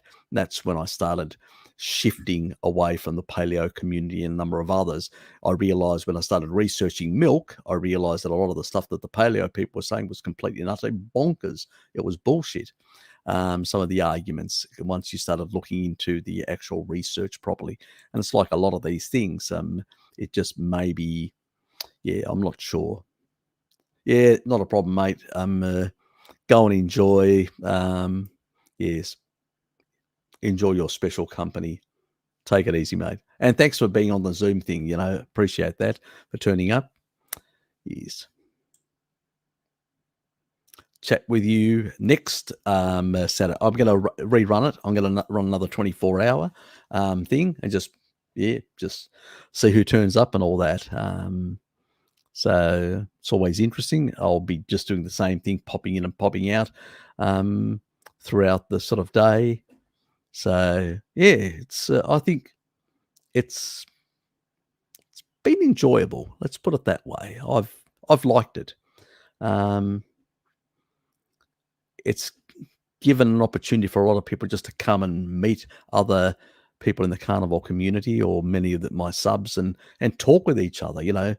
Um, I'm trying to make it less focused on me. I pop in for a while, have a bit of a chat, sometimes answer a few questions here or there, and then pop out. Sometimes I stay too long from what I've really intended because it's really a sort of a place where you guys can get together and have a chat amongst yourselves about all sorts of things. So that's the purpose behind it all, the focus in that regard. So I don't want to be only about me. I want people to come in, talk about what's happening, their issues, what's happening in their part of the world, what protests are happening, what issues are being raised and stuff like that. Because, having additional people coming in with information is really important. So shouldn't be only a one-person talking fest. That's not my intention of the Zoom sessions. Sometimes, and Richard needs to keep me under control occasionally. Yes, which is a good thing when I've got Richard there. Sorry, Harry, I think I misunderstood what you said about the colon. Nice hanging out with good people. I got to hit the sack. Not a problem, mate. But I did leave a like. Good night. Thanks, mate. Thanks, Joe. I appreciate the donation, and thanks for also for your support. And yeah, not a problem. You know, God, I mean, as I said, if you don't if you missed something or didn't pick up on it, didn't understand some aspect, just ask me again. I'm easy. I don't mind re-answering something, or you know, maybe nuancing it slightly a bit and all that. The purpose here is just to run the channel to basically help provide additional information for people to try and help them with their own struggles, their own, because there's going to be differences. There are genetic differences. There are different exposures that they've had, environmental exposures, food exposures. There are going to be so many varied variations that people have, and the way their body feels in that regard. Two people can do exactly the same thing and have slightly different symptomatology or how they feel. So, you know, and there are so many variations due to genetics and what else. Because some, you know, like as I said to this lady who had cancer, I said, look, somebody can be your next door neighbor and eating absolute shit, and you can sort of still be eating shit, but eating, you know, not as bad as that person, and that person doesn't get cancer and you get, and you go, that's a raw deal.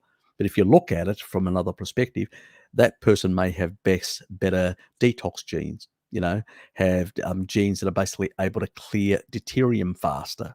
And if you can actually reduce deuterium faster, you know, and also have some of those longevity genes, some of them that I have that actually can detox and all that. That's why I can clear coffee very fast. I'm a heart fast metabolizer.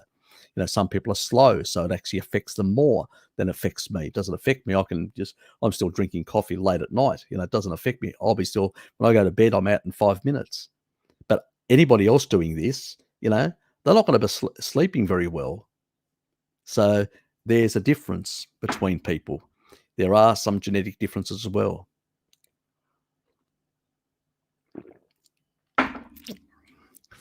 Anyway, next one. Yep, could be a lot of things. Could be a lot of things. You know, because you do have the metalloproteins within the small intestine, and they absorb certain minerals, and there is a sort of a regulation. And that if you take a supplement and really hit it really hard with a certain type, you'll pull in more, and you may not, it may affect the absorption of others. When you take it with real food, it's more balanced, and you will get how much you need. Any excess will get excreted out of the urine or out of the bile. You know, it depends on what type it is, like manganese, all out of the with bile out of the gallbladder up to 90+%. So it's the reason why most vegans and vegoons have pork, because they don't have taurine from animal foods to emulsify their bloody gallbladder. So it literally stuffs up. That's why everybody now has gallbladder issues. Too many plants and not enough animal foods, not enough taurine, so to speak. And as a consequence, they also can have excess magnesium accumulation in their body, and that is toxic to the brain. So an additional thing that gives them brain fog. So there's all these sort of things as well, and derangements of the metalloproteins, depending on when you take certain supplementation. That's why I don't recommend specific things to dealing with specific deficiencies, but then it's really stick to real food, the ultimate thing. And when you use an osmolyte like taurine, which is in meat, it regulates the homeostasis of electrolytes. So more meat, better homeostasis, better absorption, because better stomach function. Yes, better everything, better gallbladder function. Yes, all these sort of things, excretion and absorption.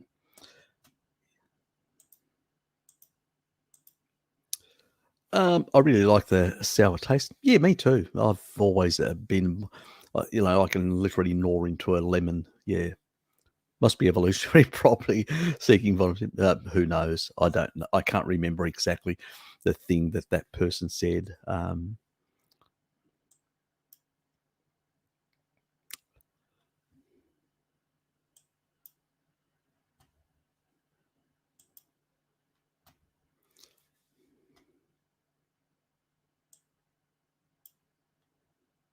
Yes, they are. They really are.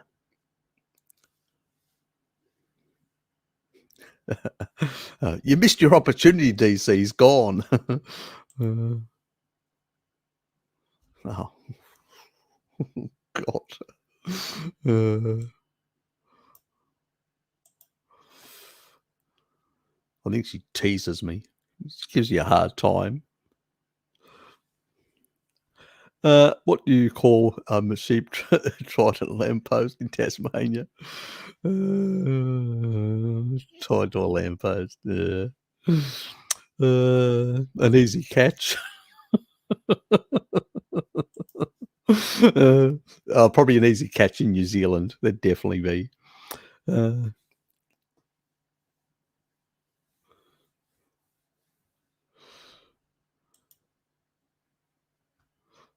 a leisure centre. Not in Tasmania. Oh, God. That's for New Zealand, DC. It's for the New Zealanders, that joke. A leisure centre. Europeans have got a warped sense of humour. And they don't even get their geography right. It's not Tasmania, it's New Zealand. Sheep loving husbandry is all over there.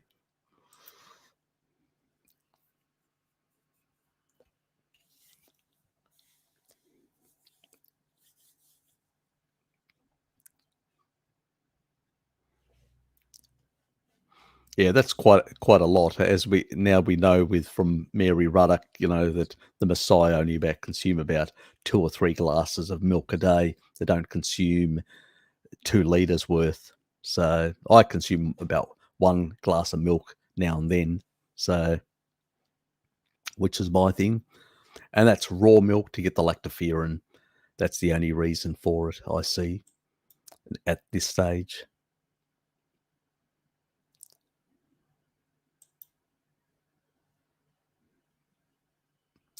Yes, she likes the goats. I'm surprised you don't like me as much as you like the goats. Yes. I thought I was as cute as a little goat, but I'm not apparently. My father is more cute. Is that what you're telling me? I am you, so I don't know. Where do you have all your incredible from Harry? I can't find much information about you. Where you're medical layman and acquire all on your own. Big respect. Yeah, pretty much all on my own. But I had to have a cardiovascular disease about 11 years ago, and I'm very analytical, and I deal in my profession, which is sort of part of the engineering sort of field. It's called spatial science nowadays. It's sort of traditional mapping, cartography, that sort of stuff, and we do a lot of nowadays. It's very different. It's sort of I do come from an IT background originally, but it's data, analyzing data, using software and running scripts, and writing out scripts and designing scripts. And those scripts then can actually extract data in a certain way and manipulate data in a certain way. In some parts, we're even using AIs. So it's a very evolving field. It's really starting to change. It's very much in the last couple of years have been very heavily driven by expert systems and data analysis, and yeah, it's very different what it used to be when I first started. Let's put it that way. But for me, there is, I think, something about an engineering field like Ivor Cummings and many others, that there is a sort of a discipline to strictly being to measuring things really accurately. It's really important. I know from my own self, I tend to have I need to measure things properly. If I'm, I'll sometimes remeasure things or reassess things. It's unlike many other fields that tend to be a bit more blasé with accuracy. We tend to be in our field very, there is precision involved. You have to lower the amount of the estimated error within the data that you're dealing with. So you'll hear things like EPU, estimated positional uncertainties, and sort of when you're aggregating data, that there is a certain coefficient, and it sort of needs to gel properly and all that. And so when you're comparing, like even distortions in the data, so something that looks unusual, you'll notice it. So you have a tendency to be able to pick up on stuff that looks just like an error, or it's been adjusted incorrectly or whatever. So it allows you to pick up on these things, which probably makes it easier for person coming from my field to pick up on those. And you can see it with Ivor Cummings as well, because he comes from a similar background and all that, and he's quite analytical. He can analyze data, he can understand information, and he can actually see the obvious bullshit and where things just don't add up properly. So I think we both we come from a similar background in that regard. So we view things a bit different, where the medical people are very different. They don't really have that. They're not trained in data. They're trained in pharmacology. They're trained in things like that. And so when they start looking at some of this sort of stuff, they just make a mess of it. They just take it for literal truth. They just don't. I don't trust data, because I know how bad and how easily you can fuck up. So I have to measure it. And if something doesn't measure properly and doesn't calculate properly and seems like, from the raw data to what they're actually saying is something completely different, the values that they're coming up with, you immediately start saying, well, somebody's really doesn't know what they're doing here. And when you look at certain, odds ratios that are actually generated from some of these studies, you go, well, hold on, you're claiming this, but what your data is showing is something completely different. You're bullshitting. And so very quickly I realized that large parts of what is out there is just absolute excrement. This is why I gravitated towards Bart, because I came across Bart and I realized this guy thinks about data and thinks about the stuff that I'm looking at in the same way. You realize a lot of it's bloody nonsense, and that's why we pretty gravitated. We're very close. Me and Bart are very close in that regard. And you can see he promotes me and I promote him very heavily as my major featured channels in that regard, because we have very much a lot of respect for each other. We think, and we're very disciplined, and we believe in the scientific approach. I also got exposed as a youngster to philosophy at the age of 15, physics. I was very close to my physics teacher, and I used to get my highest marks were in physics rather than any other subject. And I was intending to become a physicist, but things went a different way. I left Greece. I came back to Australia. I fell in love with IT, with computers. I got my first computer as a youngster. Dad had to fork out quite a bit of money back then, $3,500. And that's back we're talking about now in the 80s. And so that was a lot of money. And I was surprised that his dad forked out the money. And there was very few people in Hobart that had computers. And I had an IBM compatible, one of the early IBM compatibles. And I even had a hard drive in it, which used to have a card that big that used to slot into the motherboard. So it was, and that's why I fell in love with IT, with computers and all that. And I went a different way, a different path. But I do have a very analytical mind when I look at things. So that's sort of the reason. It probably allowed me, when I did get my problem, to then do research and realize that this was, and really work out what works and what doesn't very quickly. So, and I can profusely read. If I'm really interested in something and driven, I'm like a machine.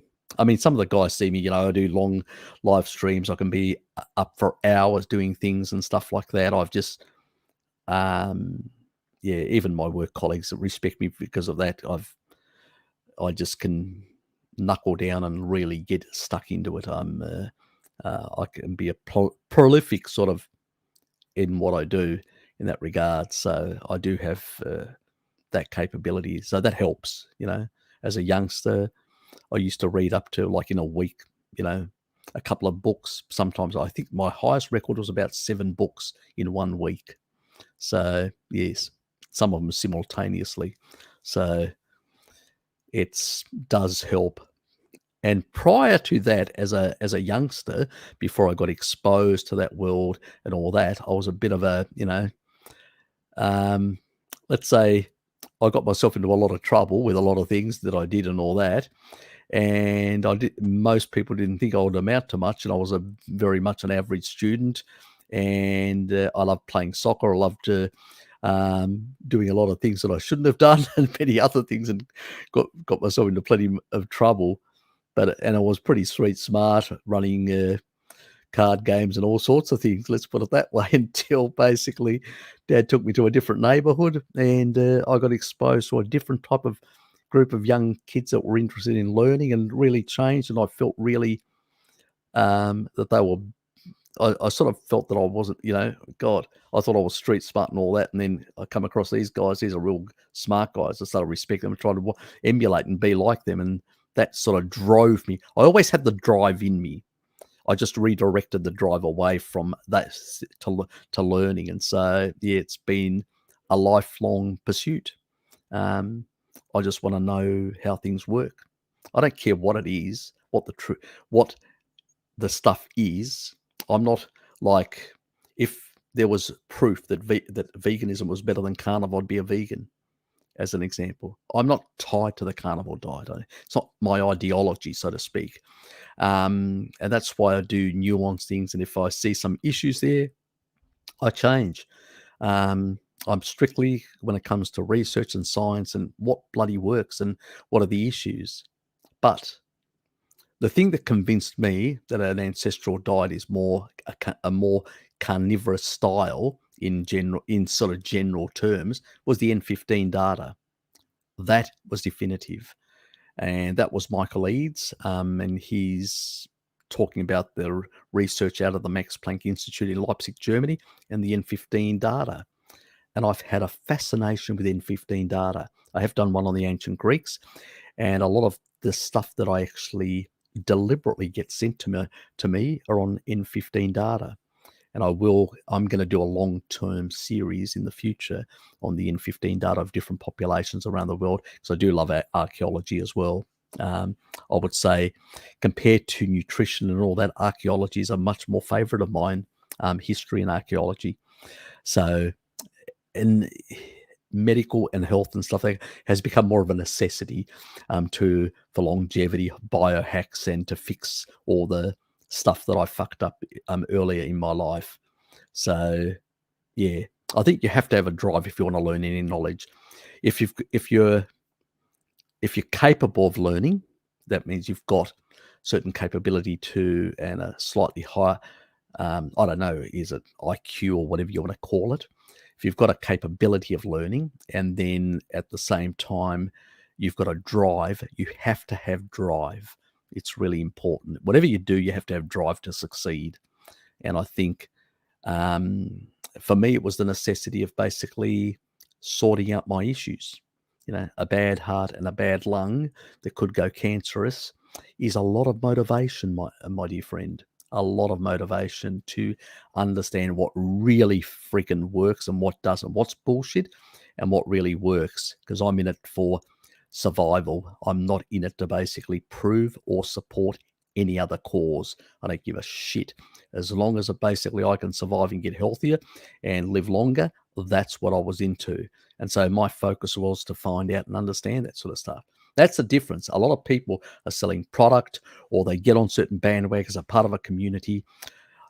I always had people following me. I never followed anyone.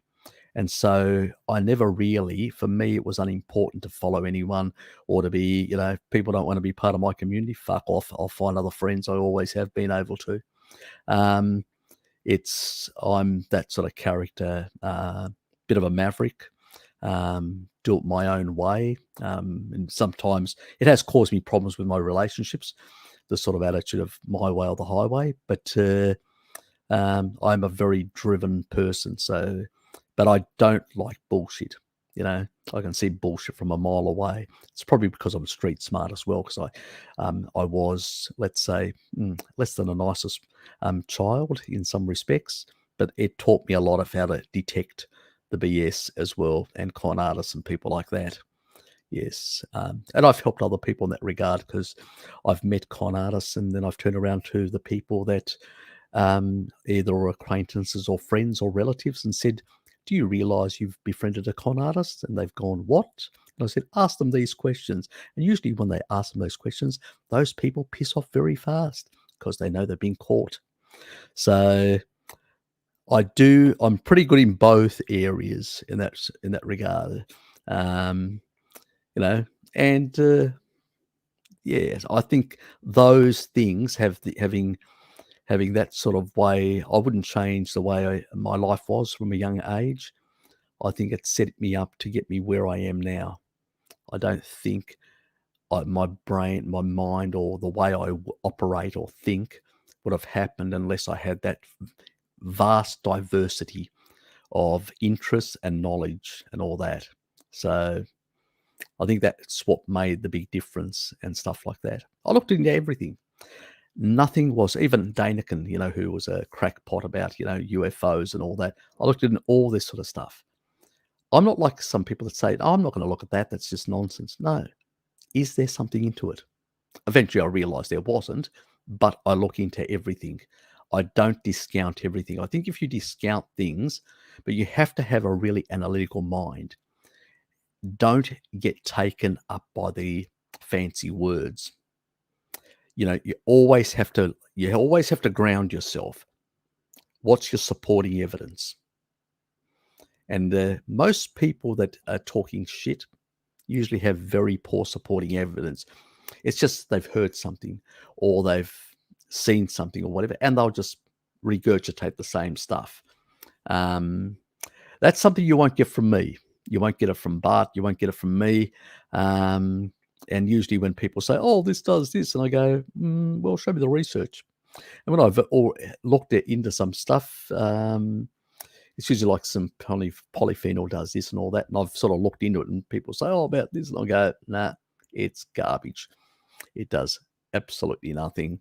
There's a lot of things out there that are supposedly things, but the physiology of the body has evolved over millions of years of hominins and 350,000 years of Homo sapiens, that they have certain ways they deal with nutrients and environmental factors.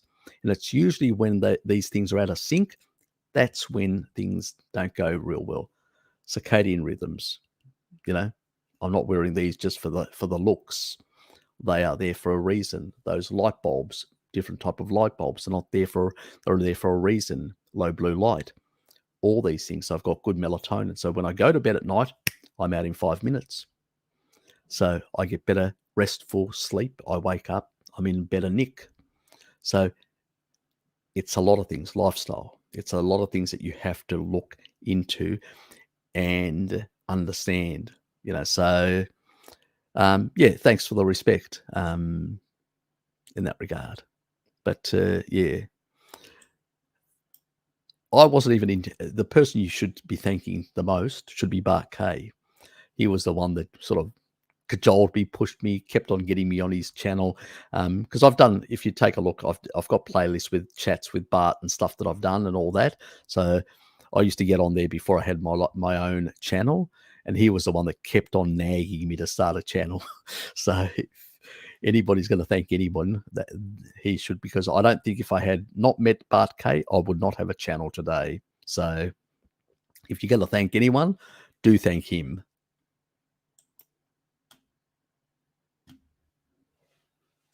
Thanks, mate.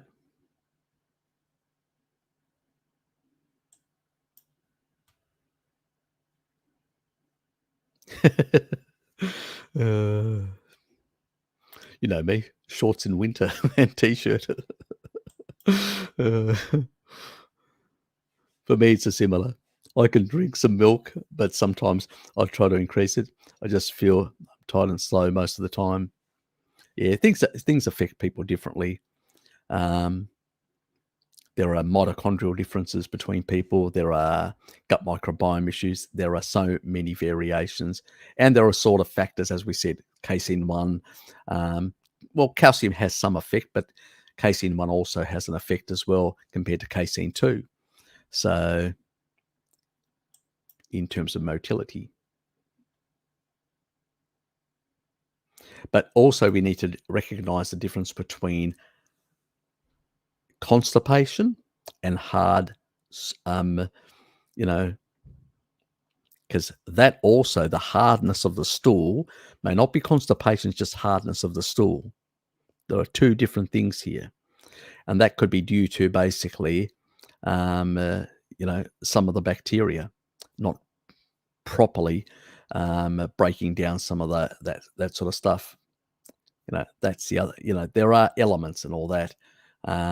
There are more videos to do on these things, and I have tracked down some bacterial strains that 90% of the human population currently in advanced developed countries has lost due to glyphosate and due to antibiotics.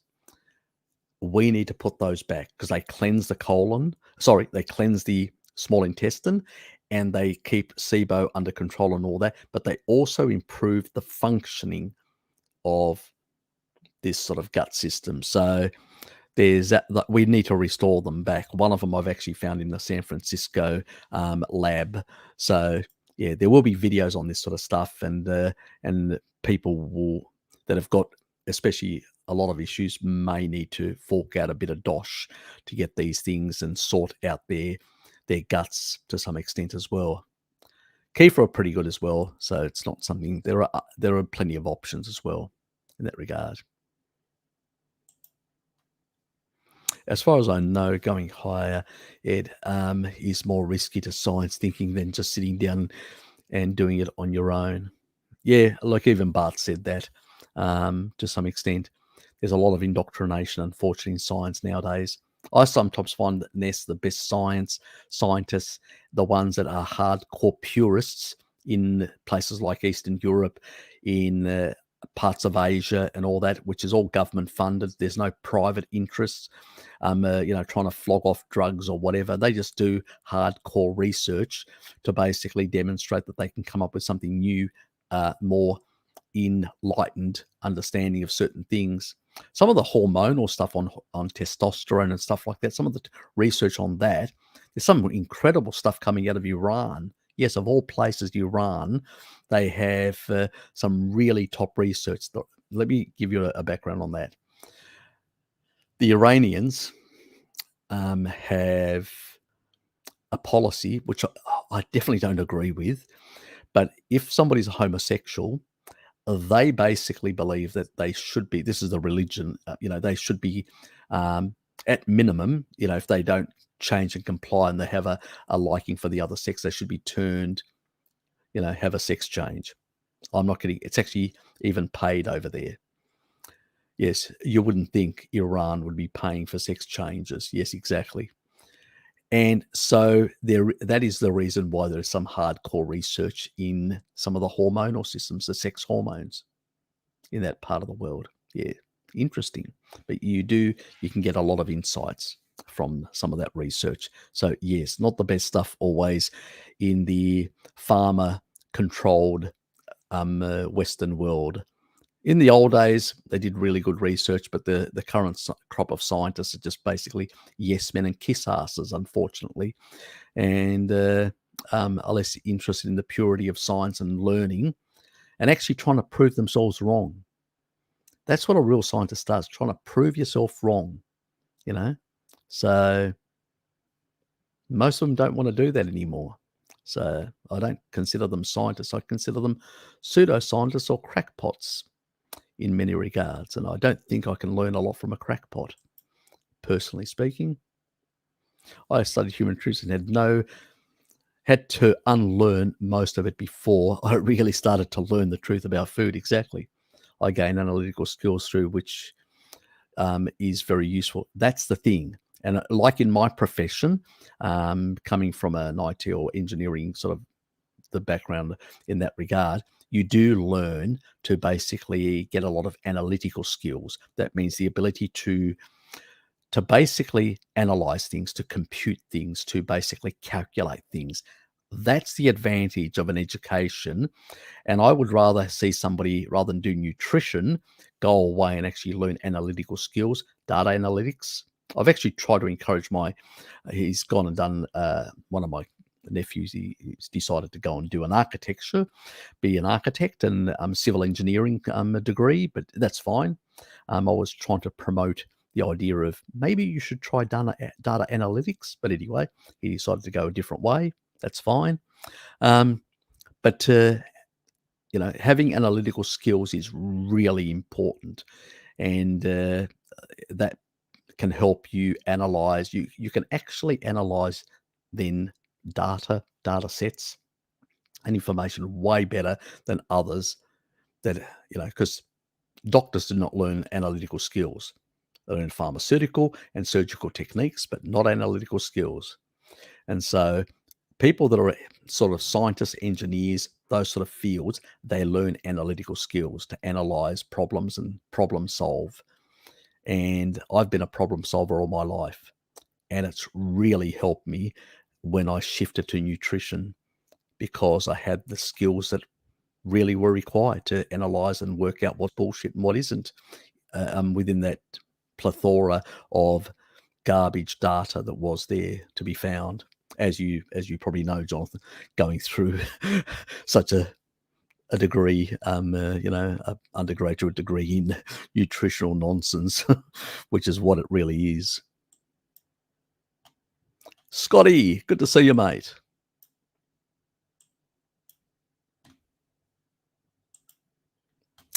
Sid Man, good to see you, mate. It's been a long time. Have you seen Dr. Peter? Yeah, I always have difficulty pronouncing his name. Ballastard. Latest video on the low carb down under showing the flawed thinking on protein. No, I haven't actually. I haven't. I'll have to go away and take a look and see what he has to say. So, do come back next week and ask me some questions and get my opinion on what I think of his presentation. So I will check it this week. I definitely will. When it has to do with protein or fatty acids or anything like that, I immediately have a big interest in hearing what people have to say, because sometimes you learn a few new things and sometimes you realize that people have missed a few things. So it's always interesting. Either way, you learn something.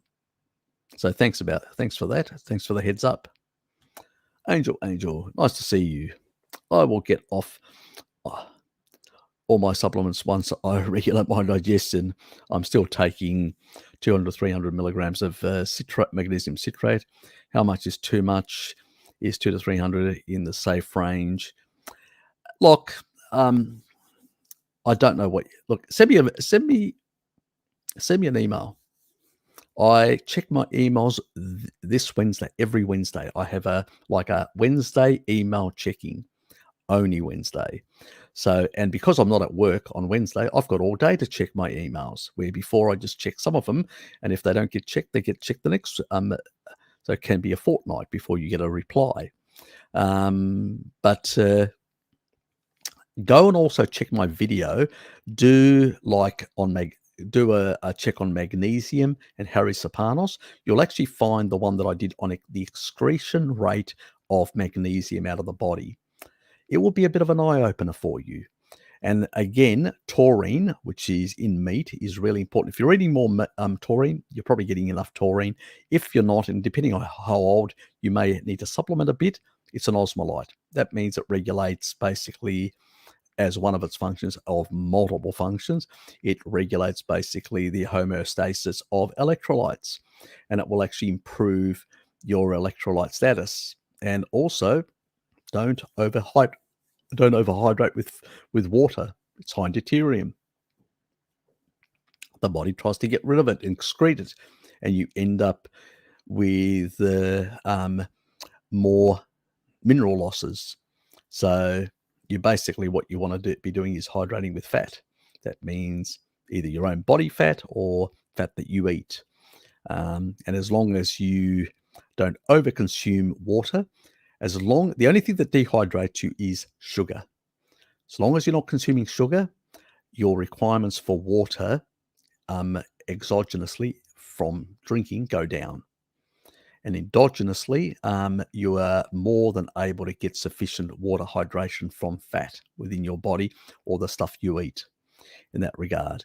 And then what happens is over time, your antidiuretic hormones get upregulated and you're able to retain more magnesium, potassium, and the other electrolytes. And in that way, your requirements go down slightly. So, and you get better homeostasis. Believe me, it happens because initially I used to have similar problems. And I used to take shitloads of magnesium and I still had cramps. And then when I stopped doing that and I upped my taurine, my homeostasis really worked and cut back on my drinking because that's what Laszlo Boris does as well, the guy out of UCLA that does all the deuterium presentations. And I realized quite quickly the mistake that I did. And then Mary Ruddock, seeing tribal people going out in the wild, she realized they don't take any water with them. They don't drink, hardly ever. How do they hydrate when they're not dehydrating with sugar? Sugar dehydrates you. 1 gram of sugar will basically give you only 0.44 grams of water. 1 gram of fat will give you 1.1 grams or mil of water, 10% more. That's why fat hydrates and sugar dehydrates. That's why people on modern kibble diets are dehydrating themselves. And that means all carbohydrates to some extent have a dehydrating effect. So cut them out. You don't need them. So that's where the issue lies of our dehydration and our dependency in the modern world on water. As if our ancestors had internal plumbing and constantly drinking water through a water fountain. Nah. Most of the actual, even the Samburu people that go out in the desert, they basically hydrate by taking some low deuterium plants, squeezing them into an ostrich egg and have a small amount of water, just a small amount, and it's low deuterium. So it's as hydrating as fat because it's low deuterium and the body doesn't need to excrete much of it because it's not necessary. So the water requirement goes down, even though you're sweating some out, the water requirement goes down because you are getting additional from fat and from low deuterium water sources from plants and stuff like that. Envia, which is water. This one here.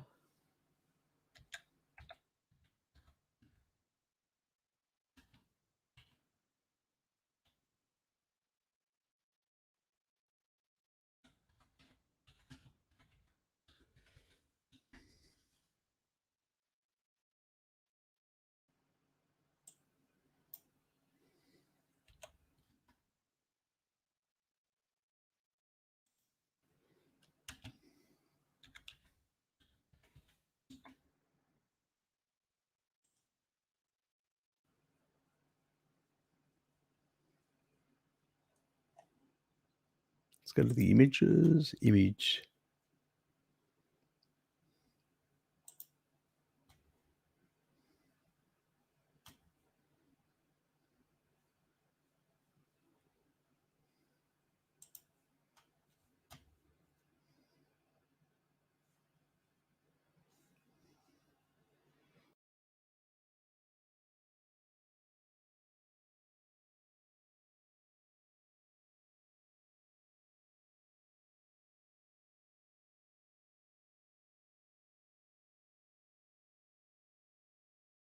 Just knocked myself out of the live stream.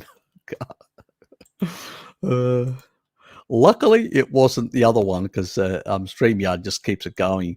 The other one actually would have ceased the damn thing. I would have had to start it all up again. So this one is Evian, is alpine water, a natural spring water. It's lowering deuterium. So your water source in your is 155 parts per million. This is 146. So compared, obviously, deuterium depleted water is much lower. So this is the only water I use because it's cheap, and I do hydrate primarily with fat, but this one I use just for my coffees, like this one. And it's very mineral. It has a lot of minerals. It really creates mineralization in the pot. You can't use it in a kettle. You'll stuff up your kettle. I stuffed up my kettle and had to literally, it's damaged. I'll just show you.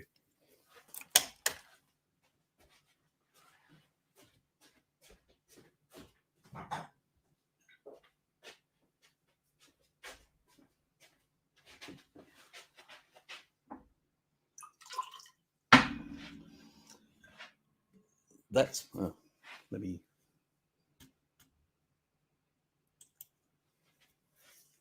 That's how mineralized it gets in there. Do you see that? How mineralized it got? That's, yeah. I have to wash it all the time because it gets so mineralized. That's the difference between tap water and real alpine water.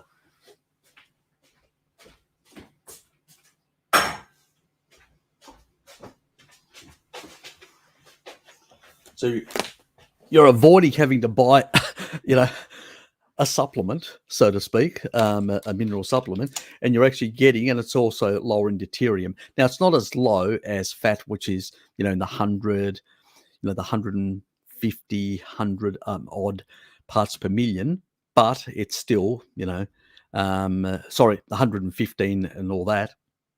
146. It's compared to 155, which is tap water. It's 9 parts per million less. So if you're only having it occasionally, just for the odd coffee here and there, you're basically reducing the amount of deuterium depletion your body has to do, which is another part. If you want long mitochondrial health, so your mitochondria functioning, fuck this up completely. Bit of an amateur hour again. So in that regard, anyway,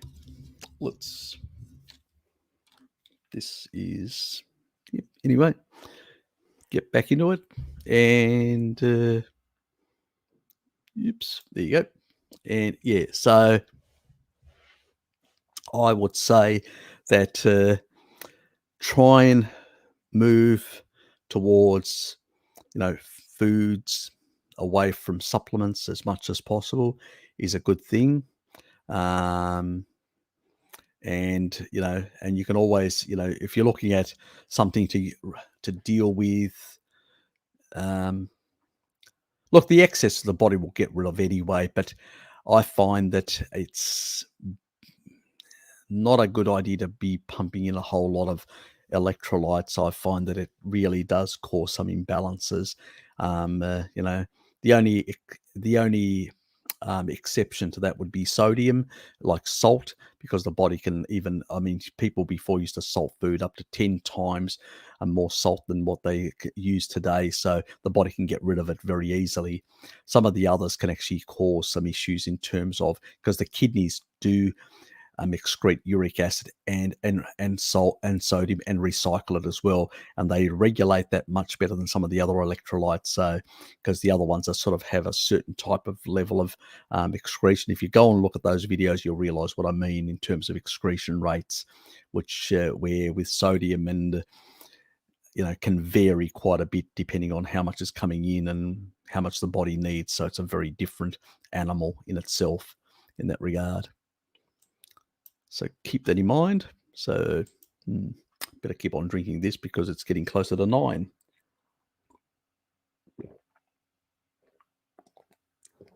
I think that most humans settled on the coast near the oceans. I think seafood is very beneficial and needed for optimal development. Yep, I think as well. If we take a look at, um, remember the study that I did on the ancient Greeks, Bjorn? You probably remember seeing that on the N15 data. The majority of the stuff was ruminant animals and some coastal fish. Coastal fish tend to be small, tend to have higher DHA, and tend to also have high selenium and things like that compared to mercury and other things. And obviously, even the little bit that's in there, it's the ratio. It's still, as selenite chelates it and gets rid of it, but also it's a very good source for iodine, selenium, those sort of things, plus DHA and EPA and stuff like that. So those sort of small fish like sardines and all that. And we did consume a lot of those coastal little fish or river type fish. Most of ancestral settlements were along rivers and coastlines. Interior only got opened up with civilization, basically with grain agriculture. That's when they start cutting down forests and planting more kibble. So yes, very much so.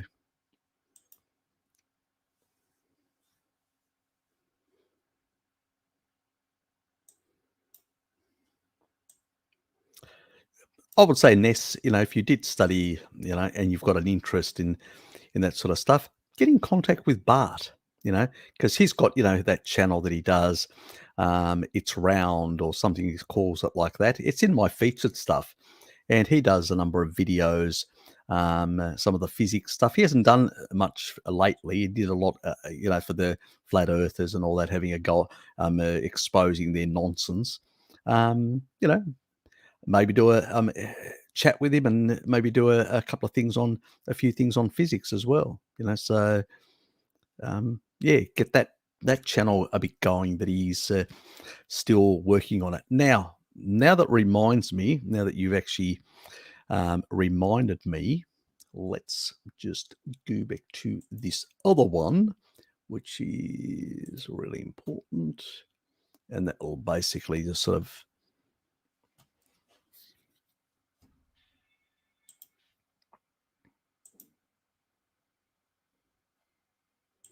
channel. Where are you, my channel? Okay. Okay. So let me just turn that off for a sec. Let me just share the screen. Now, here are my featured channels. If you haven't actually, so there's the main page, the home page. These are all the featured channels. Now, the Meat Militia one is nearly 1,000. So, guys, go and sub to the Meat Militia one. It's really, we need to get, because that's the one where you do a lot of, Bart does a lot of the comedy controversy type stuff. So we need to monetize that to basically build it up a bit like, MedRx has got their sort of thing. Bart's trying to do something similar with a Meat Militia type thing to promote carnivory and stuff like that. Where here he does all the scientific, like he's got the Institute for Science Health, where he's focused on that. If you haven't subscribed to any of these, please subscribe to them. That's Pim's, where she does on diabetics. If you know people that have got diabetes, I mean, she's pretty low. People haven't subscribed. They should subscribe to Pim. She's a wealth of information, and you should tell your rallies as well to consider basically, getting out there. Let me just increase the, okay, that will do. I think that's maybe a bit bigger. Oops, wrong one. And that'll do, I think, there. So the Meat Militia is still a bit off from getting to the 1,000. We need to monetize the Meat Militia one. So please, if you haven't subscribed, please subscribe to the Meat Militia. Let's try and get it over 1,000. Yes, it'll keep Ted happy as well. So Ted's looking forward to getting more subs and all that. So that will basically really help. Smart Diabetics, get that around, share it on your social media sort of stuff. Get people, I suspect most of you guys are probably already subbed. get since I haven't seen any numbers go up, get the PIMS channel around to people, your family that probably got diabetes and issues like that. So they really need to consider, subbing, and that would give them some information in that regard. In terms of the playlists, I'll just cover this point as well, because I probably haven't covered. So you can see the sort of different sort of stuff. That's my only hypothesis that I've actually put up there. So so basically the free speech one has got 3. The vegans, the myths and falsehoods, that's got 6. There will be more coming. These are the gut microbiome. There's about 4 there in the playlists. So if you're looking for some stuff, I put them in our playlist sort of stuff. There's some of the announcements. That's probably not so critical for most people. Here's Mary Ruddock, some stuff, and I've got both some of her videos and some of my videos that I've done with her in that, and that gives some ancestral stuff, which is really important to, for some people. Supplements, some information. Infections, there are about 3, cover parasites and all things. Those are the regular sort of stuff. That's Ken's sort of stuff, and that's one on male health there. I need to do more. There's on some of the probiotics. It's about 4. There's more coming in that regard. I've only done 3 on bodybuilding. There's more that need to be done there as well. There's a lot of issues on protein. I have done some others. I'm not sure whether I've actually the leucine one. I may have not. Have I connected that as well? I haven't. I'll have to check and go over that. That's my chats with Pim. So there's a couple there that may interest one. The recent one that was on Bart's channel, we were talking about the ApoE, and I've talked a bit about it and the sort of differences. The hyper-responders, remember Dave Feldman, the hyper-responder thing, that some of the nonsense he's been saying recently because he's using reductionism. Well, go and check the video that I did with Pim, and that was basically, you'll find it in this playlist. There's about 4. And when that bloody stops, oops.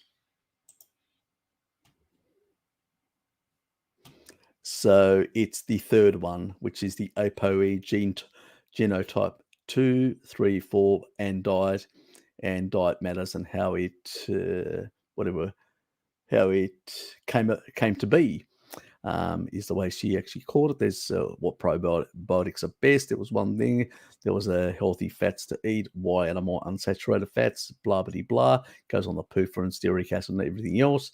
Some of the dietary guidelines, and that's the one that I actually talk about, the Walter Kempner stuff, the very low fat, very, non-Randall cycle, some of the things, and some of the related issues around that. People will get a really good understanding about those extreme sort of non-Randall cycle type approaches. Really important to understand some of the essence and how some things came about as well, some of the historical stuff in that regard. So do check out Pim. There's a number of things that I've done with Pim. I didn't realize until I actually looked how many are done on our dear, the little Corona friend. So about 20 odd there. Historical, that was the only one that I've done on the carnivorous Greeks. So I need to do more because I've got a whole series and a whole lot of studies. Some of the around the Persian area or Iran plateau. Is some how they're shifting and how civilization changes. So there's quite a lot of interest there. Those are general clips. These are the live streams that I did with Bart. There was about 8 in the older ones that I was involved in. And there's about 18 that I've done with Bart in terms of nutrition and stuff like that. General sort of stuff that I did. And it covers all. These are some of the old ones that I did with Bart. And quite a few old ones, and it goes on the Mediterranean about the chimps and about the sort of early human hominins, the culture, the methane bullshit. That's when I found that study on Geophysics Australia, and that was on the sort of it's not shale gas, it's not cow farts, and some of the other stuff. The chimpanzees of the savannah, how they're basically changing their behavior, and even certain empathetic genes are being upregulated. Really interesting stuff to give you a bit of an insight into that sort of stuff. So there's a lot of things that I hope people, will go away and take a look at some of that sort of stuff. And yeah, anyway, let's move on. Yep, exactly. Yep, they are. Yeah, very much more than the apple.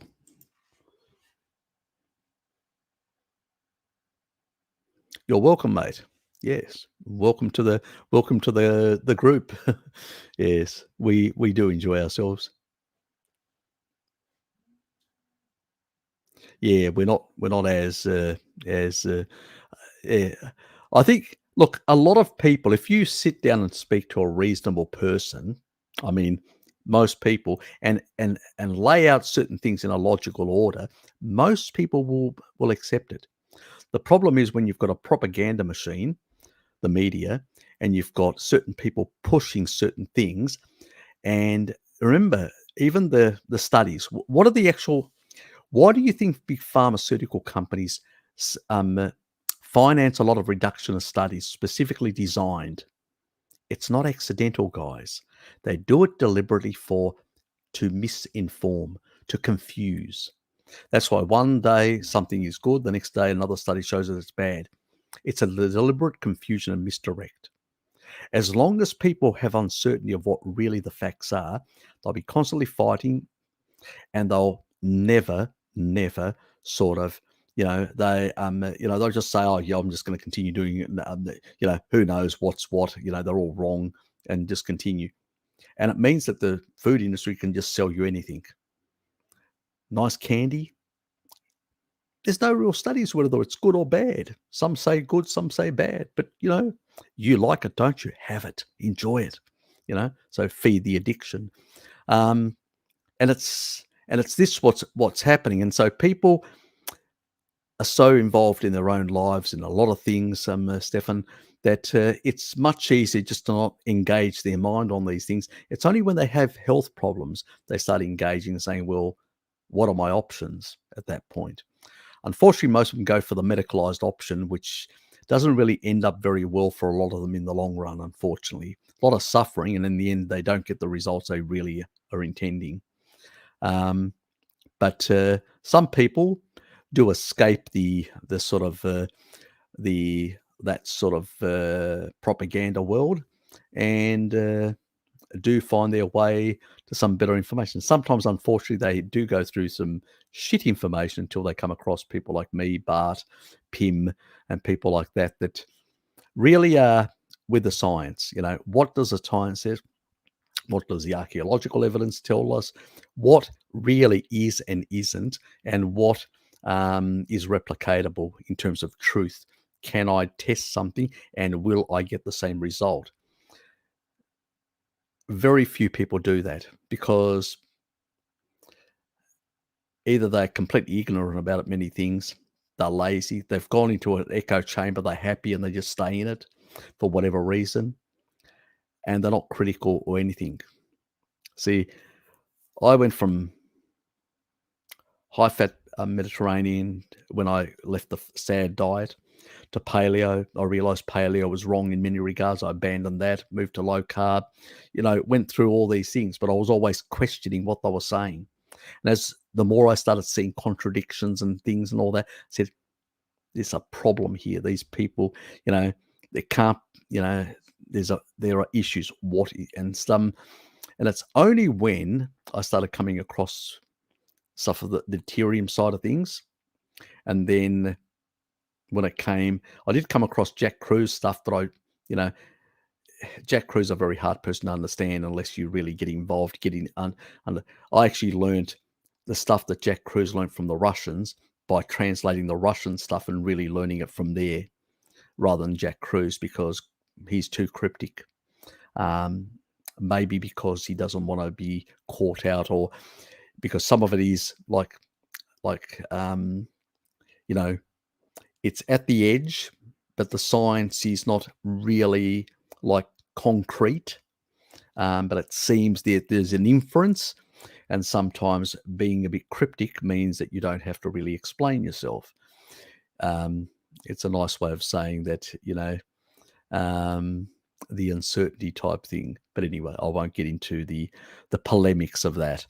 The reality is we do have some differences on that, me and Bart, in terms of the prioritization of nutrition against, the photonic sort of effects, and non-native EMFs and stuff like that.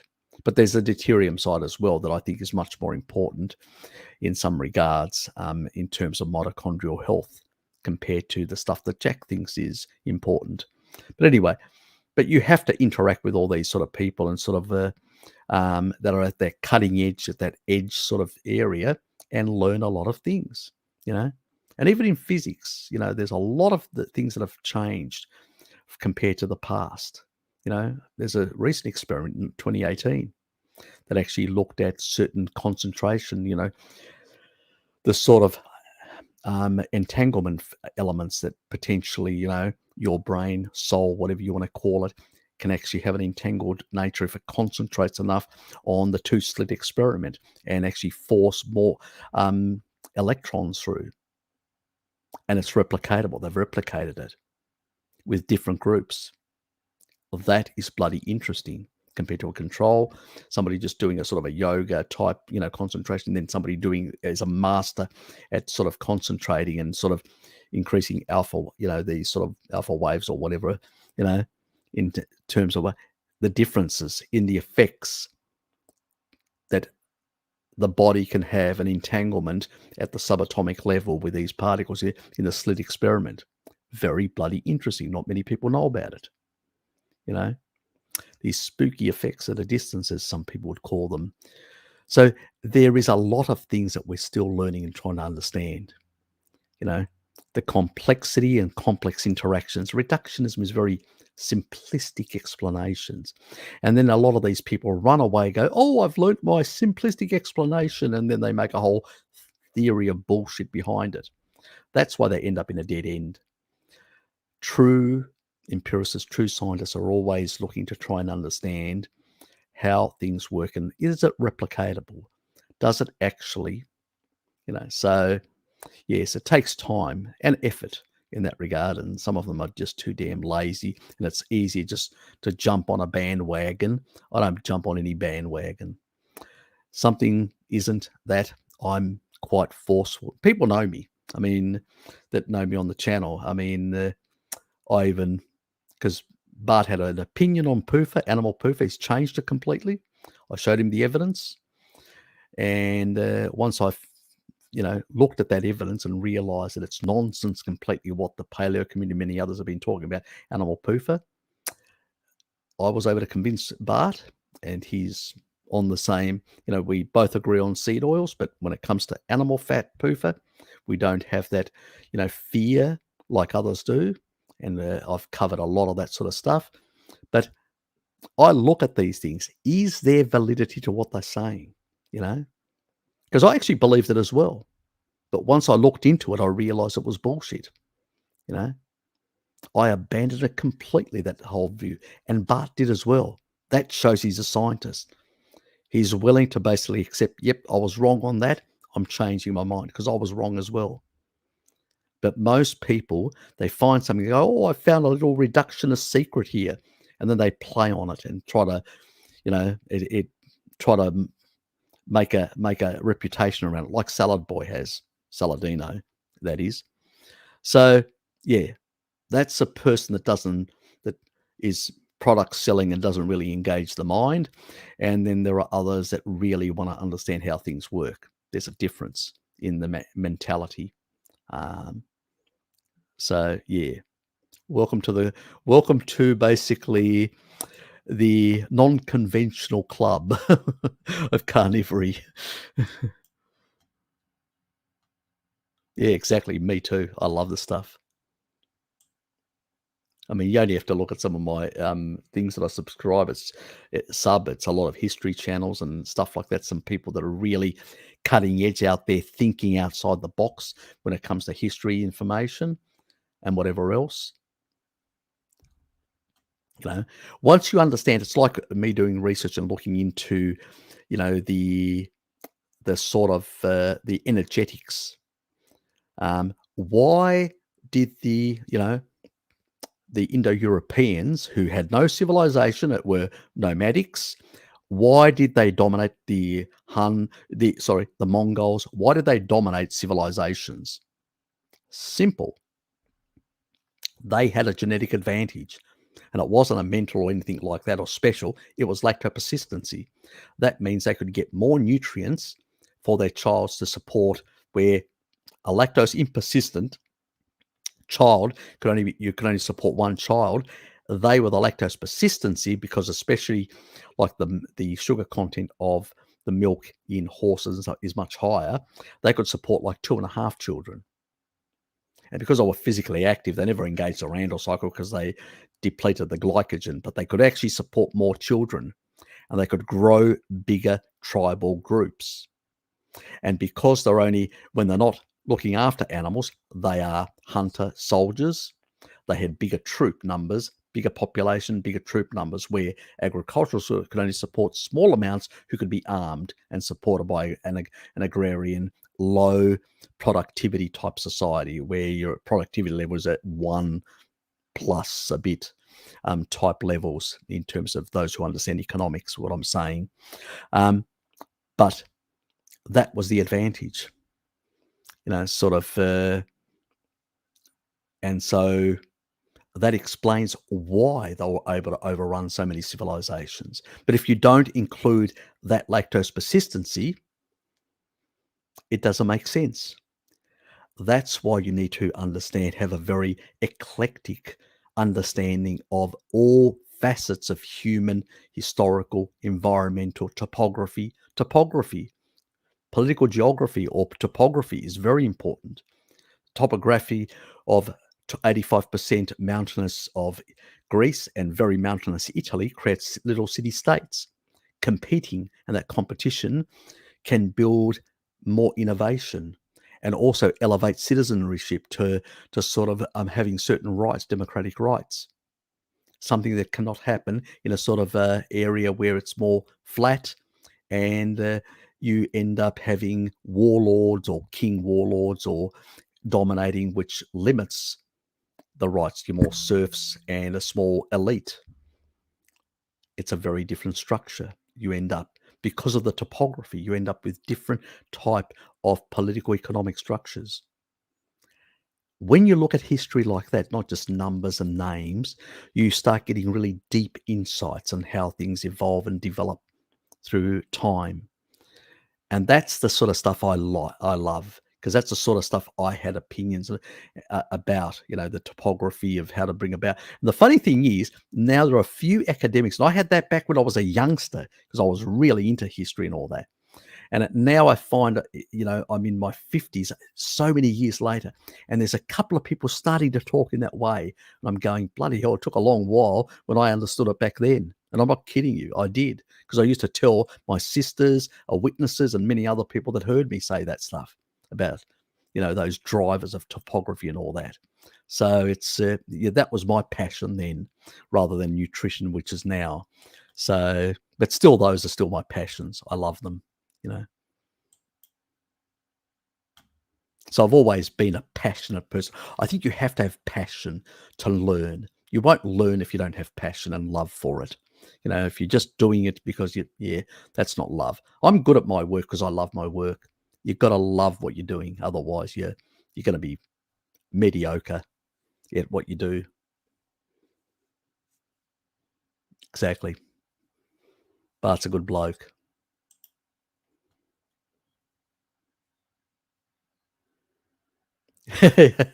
No. It's only Ted, Stefan. It's Ted. Yeah, the evil Ted behind the throne. Actually, Bart's a bit of he's a bit pretty much laid back, and he's not. That's a persona that he puts on.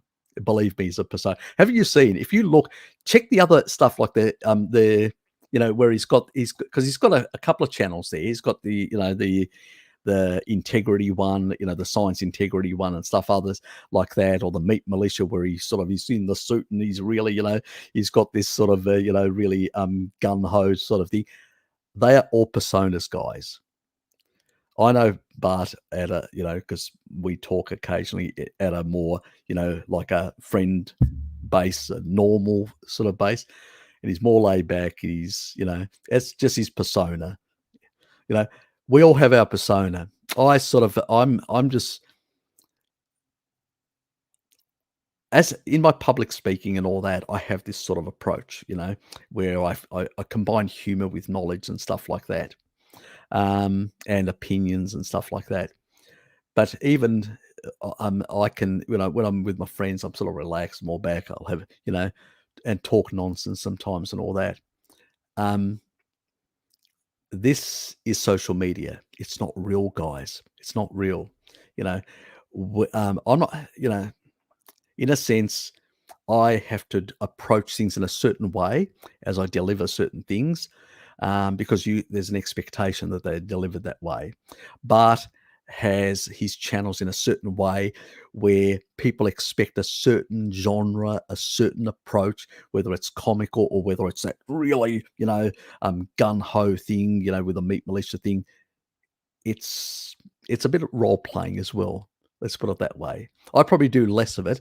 I just basically incorporate more humor in mine, a bit of that, just to create excitement, to create some intensity, because that's what keeps people watching, in that regard. So yeah, but I'm honest about it. That's the only difference. I don't hide any of that sort of stuff. And neither does Bart. And he tells you guys sometimes, he says, this is not really me. It's a persona that I'm playing. Just keep that in mind. So yeah.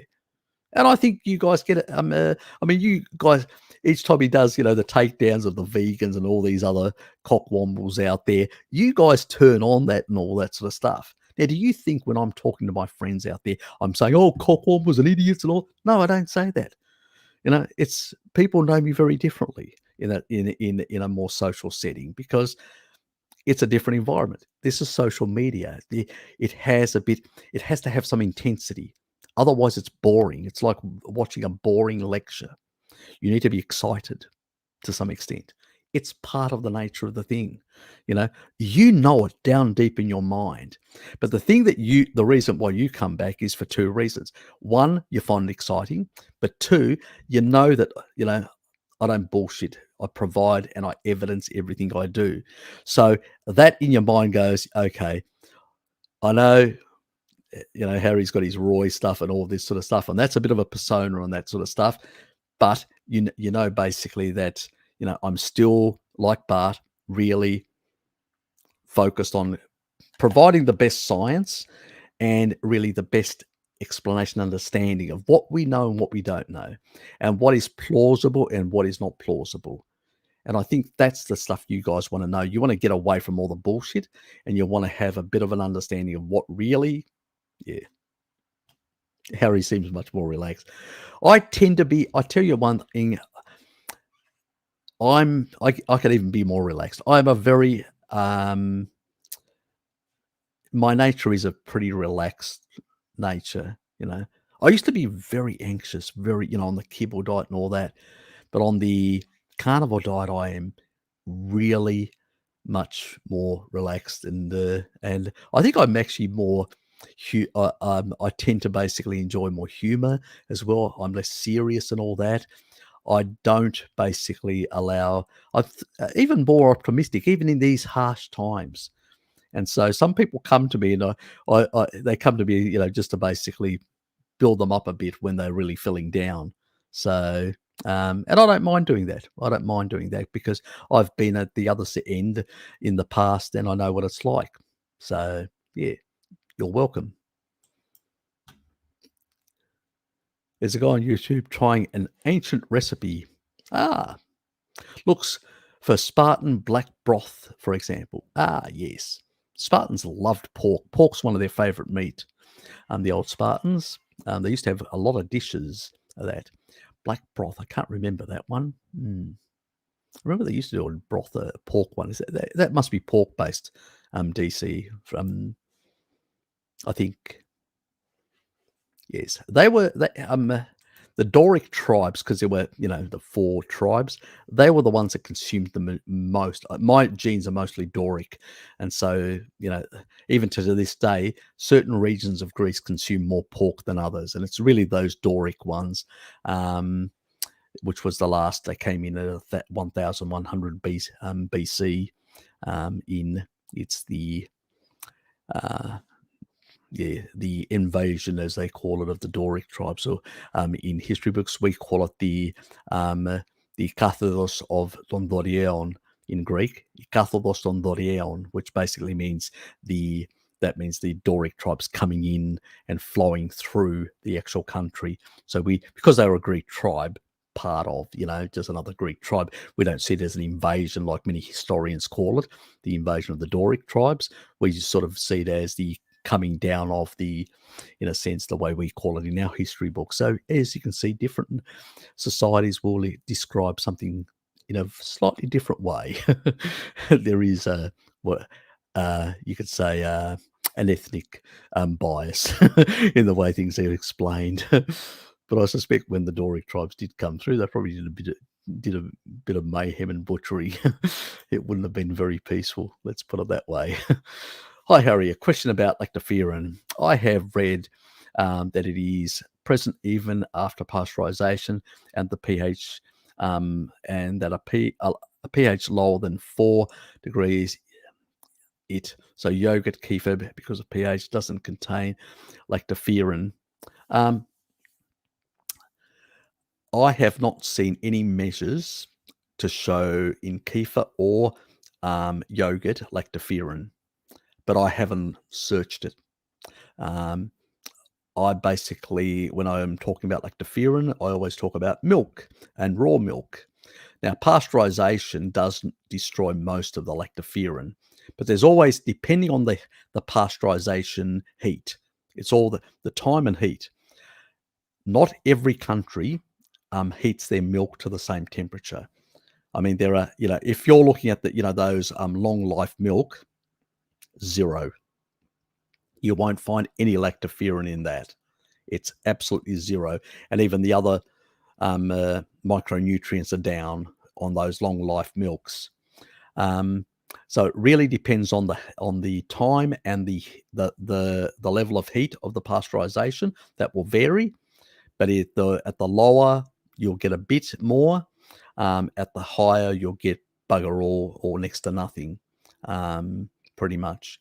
But the highest concentrations are going to be in raw milk. Simple as that in that regard. So it can vary. But when it comes to milk kefir, obviously milk kefir will have, if it's raw milk in particular, can have quite a bit of lactoferrin. If it's sort of pasteurized kefir, then probably not. It depends on what it is. There are so many different products out there. I don't even know them all. Kim, me and Sean have always made basically our own kefir. So we haven't basically bought commercial kefir. So the commercial kefir is so varied. I could not give you one straight answer on that, Mike. No way in hell. And the same thing with yogurt. Commercial yogurt is so varied. I couldn't give you an answer on that as well.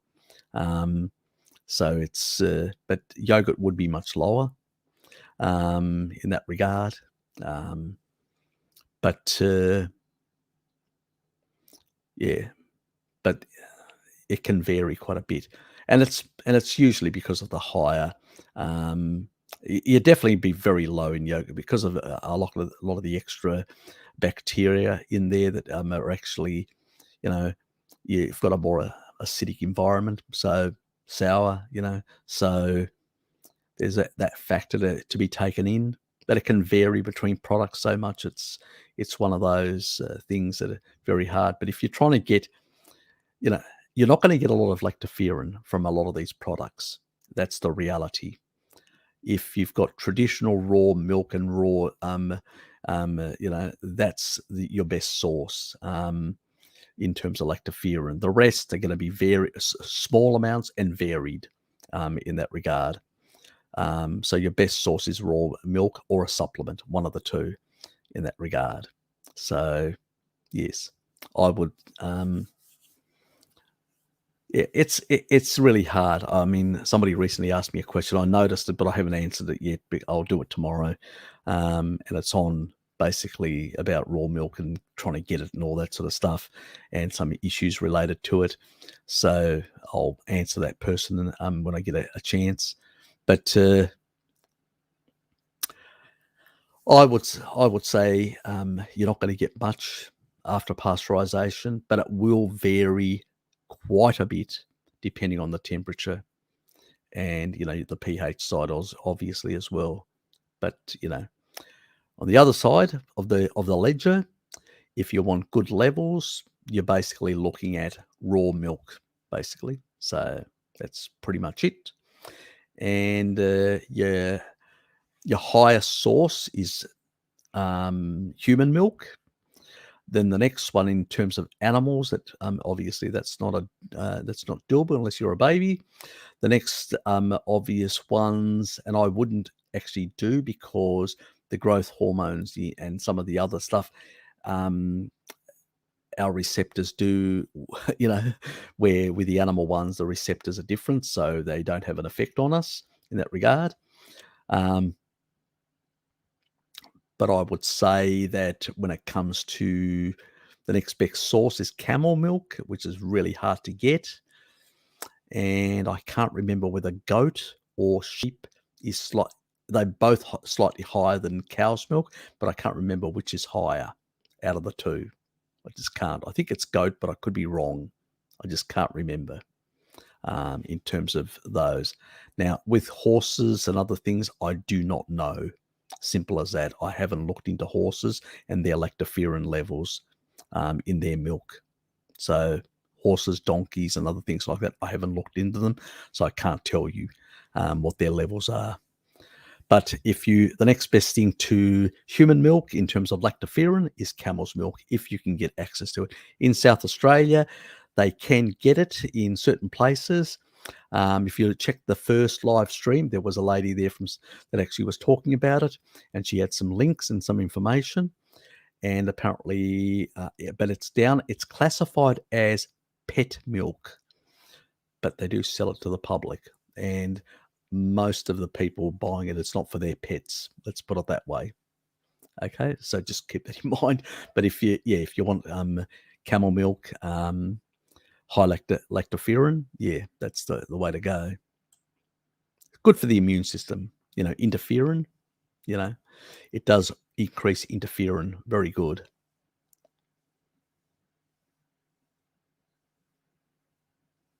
Yes, he is. Exactly. Very well put. He definitely is. And it's not really temper. It's sort of really, exasperation, sort of bloody hell. How absolute ridiculous is that? It's more that and all that. Bart doesn't hate anyone. He's not that sort of person. That's why if you get him in a conversation, in a non social media sort of setting, he's a very different person. Believe me, I know. Apart from raw milk, is lactoferrin also present in cheese? It depends on the cheese. It really depends on the cheese, and it varies quite a bit. And most of the cheese manufacturers do not actually measure that, so we don't know. There have been a few cheeses that have measured, but it has traces, and it varies based on the way the cheese has been prepared, how much it will have or not have. So it's, quite varied in that regard. It's a thing that I have actually want to look into. And the reason for that is, like K2, I looked into about certain cheeses and promote those cheeses as being high in K2 minoquinone 4. it's something that I want to actually investigate to see what is the research out there. I suspect it's going to be very old research, but what is the research in terms of lactoferrin in different cheese types, um, and different dairy products out there, basically, in that. So it's not going to be done now because it's not a high priority. It's going to be probably next year, early next year sometime, probably in February, maybe March. But I do want to do one really covering lactoferrin, because lactoferrin is important also, like to improve the immune system. And it actually has been shown also when it comes to, corona type viruses as well. So it's really good in improving the immune system in terms of immune response. So, and other ailments, other conditions. Let's not forget TB and many other things. It was raw milk in the sun in the past, putting them out. So it was lactoferrin, which was the main component there as well. So it is very important. And as a child grows, because remember, a child can't get through the canal, the mother's, the birthing canal. So in a sense, its body and brain actually grow massively after that. Well, even the immune system isn't fully developed. I mean, take the ACE2 receptor. It gets, I don't know why let's say they are befriending the children with Jabba the Hutt when, their ACE2 receptor isn't even fully developed until they get up to around about the age of 11 or 12. It's ridiculous. So, the immune system is still developing. Well, a lot of other animals, when they pop out, they are more or less developed to a lot of the factors. They don't need as much support after that, where humans are very vulnerable and need a lot of nutrients and support and against pathogens in the environment.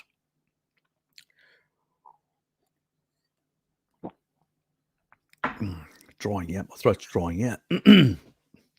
So I would say that's a bit of an issue as well.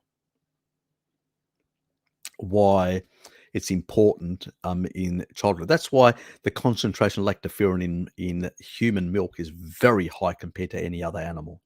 You've got a bigger brain as well, and you've got a developing immune system, because you're actually not fully developed when you pop out. So that's another important thing. So lactoferrin plays a very important role, even with the gut microbiome. So good gut microbiome with those lactobacilluses, you're coming out, those types of different strains, plus the modulating effect and interaction between lactoferrin with lactobacillus type strains. It's all, we know that they are signaling in terms, and they are interacting with lactoferrin. So we don't fully understand what's happening. That's a different story. We know that there is an interaction, but we don't fully understand what's happening. So these are critical. People that tell you, give the child milk formula. What?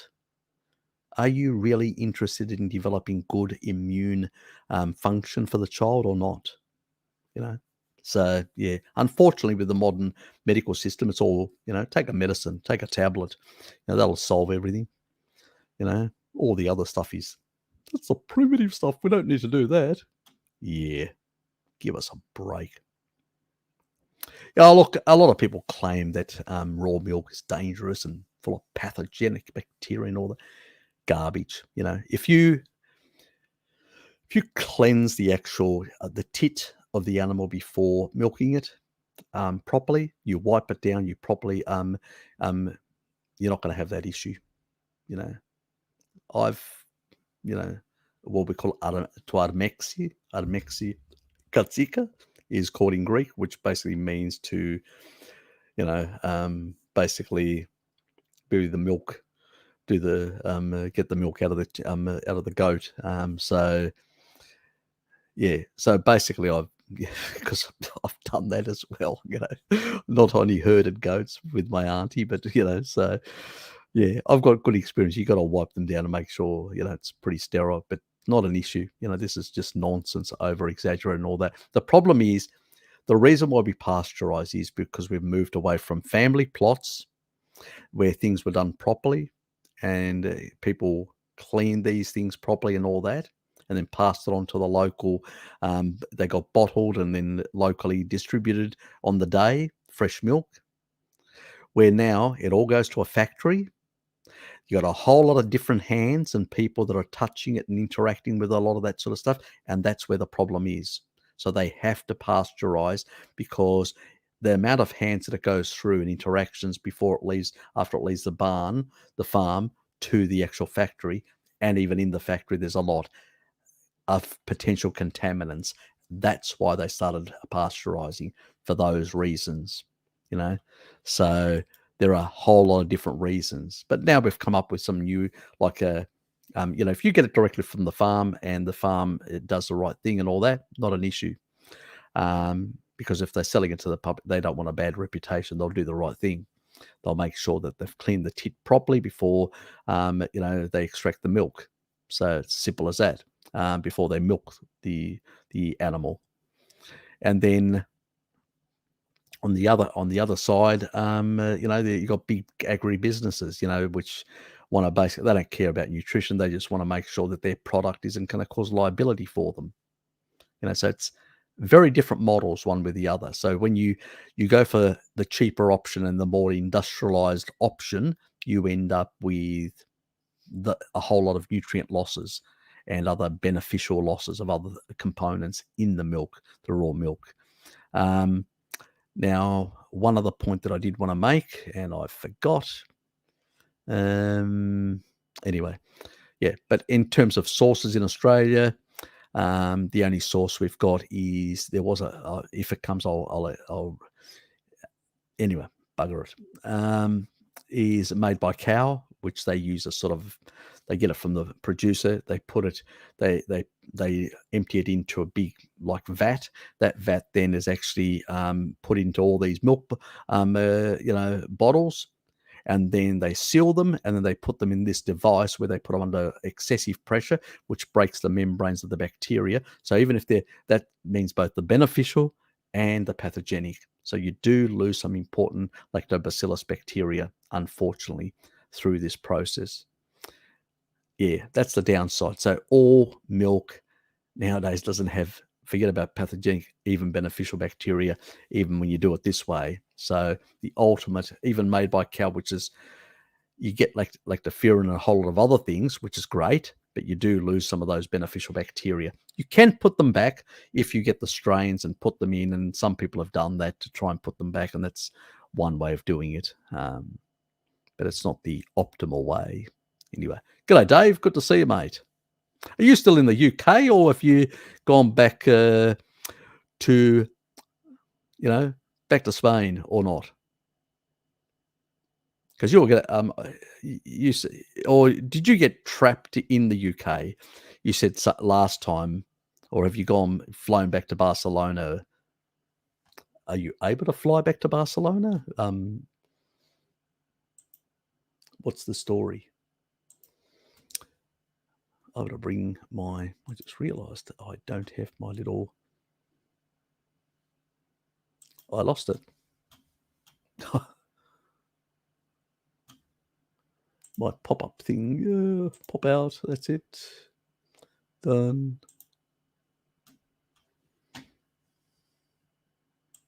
Good seeing you here anyway, mate.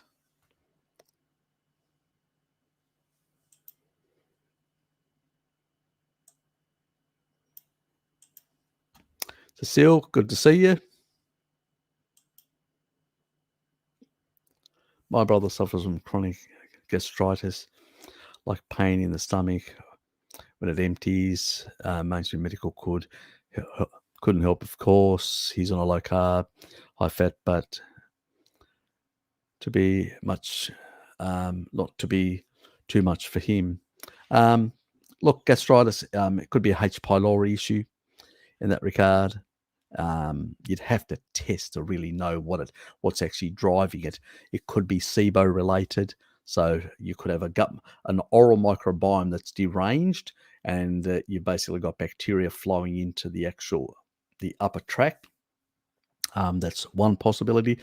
There could be a H. pylori or a certain other bacteria as well in there, or some protozoa or some yeast type, candida type issue related to all that as well. It's hard to know unless you actually test for a lot of that sort of stuff, what could be some of the drivers. But the key thing is, I always recommend to people is, yes, you can do a standard sort of carnivore diet, but I usually recommend people up the salt and up the taurine, simply because basically that will force the pH down. Because what happens is a lot of these pathogenic bacteria, what they do is they downregulate acidity in the stomach because they don't want to die. They don't want to be limited. And so what you need to do is force the fucking issue with them. You know, it's my way or the highway is sort of an attitude. And while it can be a bit discomforting when you go through that, but I don't know, I hope he's not taking, remember, with taurine, you can lower blood pressure. So if you're on blood pressure meds, we don't want people passing out. Keep that in mind always when it comes. And this is not medical advice, but just keep that in mind.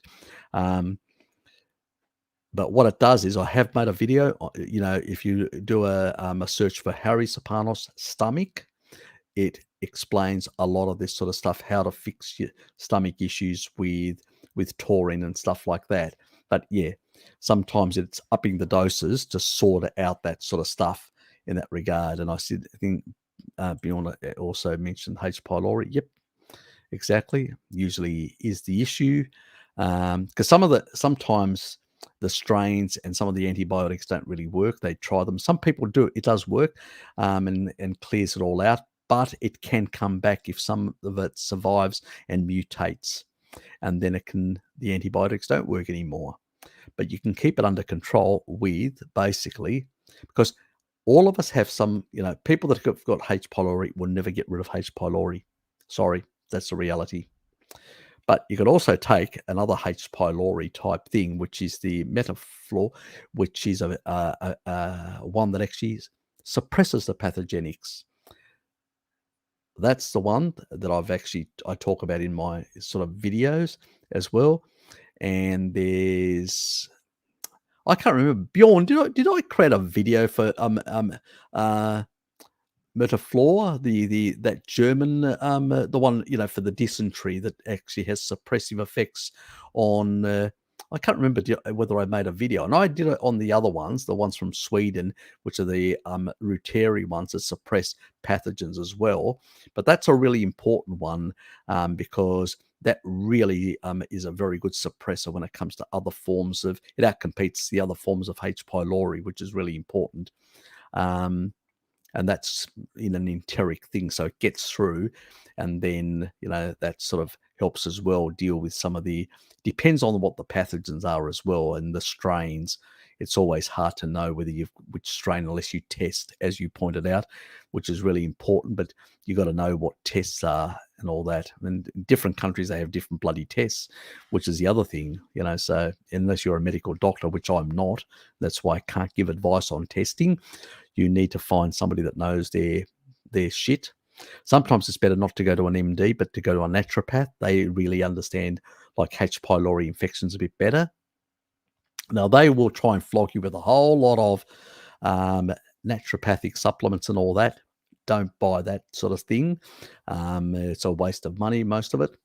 It sort of creates a bit of relief, but it doesn't fix the problem. Ultimately, really, you need to increase the acidity of your stomach. So look at that video, and taurine and chloride, from salt, sodium chloride. The chloride part is the thing that really improves stomach acidity and can suppress H. pylori, and that's the key thing: suppressing the bugger. So you get normal, stomach function, because everything flows then from the stomach onwards when things work, and your gallbladder works, because taurine is, again, the emulsifier that makes sure bile flows properly, and then all that sort of works properly. And then you don't have these sort of effects because you can't get SIBO under those circumstances. Your stomach's acidifying very well.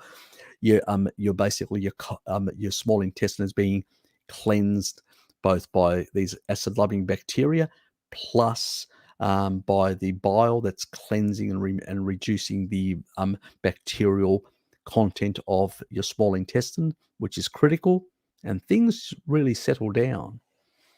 Yes. Maybe I haven't made a video on that. I can't remember.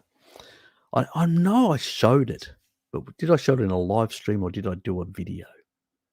Yeah, bloody, I can't remember these things. Too many things. Anyway, could have been a long time ago, like the other one, 10 months ago or whatever.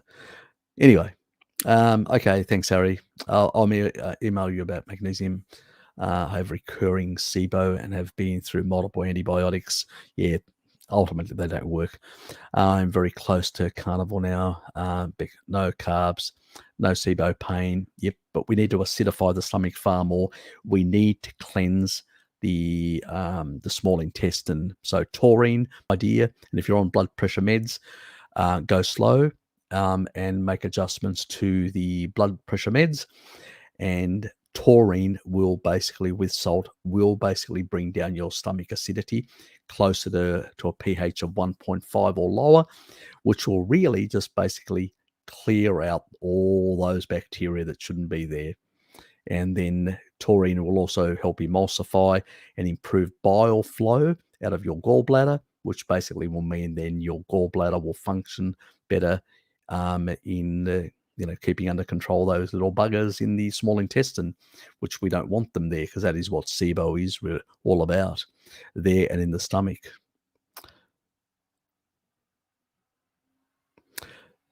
Yeah. Whenever people say, I'm doing a carnivore diet, I've reduced all that sort of stuff, I'm really good, things are really functioning good, I'm keeping it really clean, but I'm getting these recurring states, I always know then that there's an issue with the oral microbiome.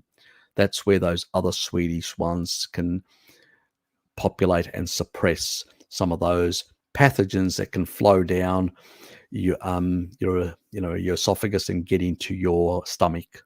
They can be a bit of a bother. And then, you're back to basically, whether you like it or not, putting back more supplemental taurine to try and fix the problem again. So it's like a recurring cycle. Yeah, that's the one. Metafloor, I think it was. Yep, in a live stream. Okay, in a live stream. Yeah, I should do a video about that one. I really should do a video. Yeah, because that's a really good one. Yeah. Yeah, that needs to be done. I know, because that's a really important part of that. Some of the anti-SIBO strategy. Yep. Nathan, good to see you, mate. G'day, Harry, and all. Looks like I got here for the good bit. Yeah, well, you're at the tail end, mate. You're at the tail end. Where were you? Where the hell are you? Anyway, perhaps you're... okay, Dave, thanks, mate. Should try a couple of months of trying no carbs rather than low carb. Yeah, exactly. I would say that as well. Keep hearing of people who have solved similar issues doing this. Yeah. Yes, because especially if you've got in your stomach quite a lot of those, extra carbs in there, it really helps with the fermentation and keeping them going. You really have to starve them out. You're right in that regard. Little buggers need to be dealt with. Lily, good to see you, mate. Morning. Opinion about NAC. Useless. Not needed. There are some cases with some neurological stuff and all that. Yeah, I can sometimes recommend it. But yeah, if you're eating the right way, you get enough, you're eating enough meat and getting enough choline, you don't need it. I sort of used to basically recommend it. I don't anymore. I believe that people should get, those sort of important phospholipids and important elements like phosphatidylcholine, phosphatidylserine, phospholipids and other things from yolks and egg sources and organ meats and fats and stuff like that, and animal products. And let the body work out those sort of synergies. It usually ends up a better result. Supplementals sometimes are really hard, and we don't really have really good research to basically how to, you could say, properly dose between different people. And I found that in some people, you give it a certain dose and they go, wow, it's all really working well. You give it to somebody else and they go, oh, I'm not really reacting really well. And you go, something, I missed something here. Yeah. So, it's a hit. It can be a hit and miss sometimes, which is the reason why I've sort of stepped back from NAC in a sense, you know. Yeah, my thoughts. Yes, my thoughts as well. I love eggs as well. Yes, good stuff. I actually got some free range eggs in there today. I actually bought 2 packs. So all things not in moderation, but gradual towards optimal. Yes, definitely towards optimal. Yes, an ancestral optimal animal-based diet. A hard time reaching Bart. Had a bunch of ideas for him a year ago. Okay. Yeah, look, Bart does his own thing. That's it. So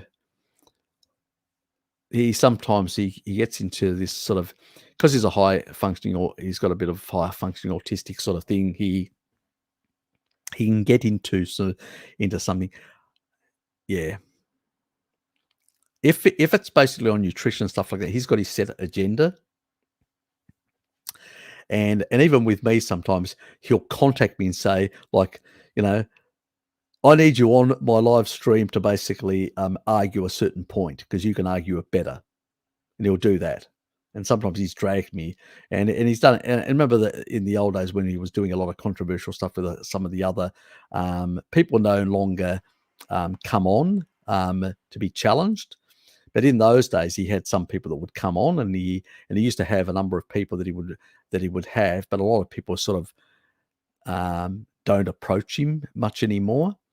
And in those days, he would get me on as like a counterweight, in that regard. So yeah, it's now he's just doing a different. He's set up a different.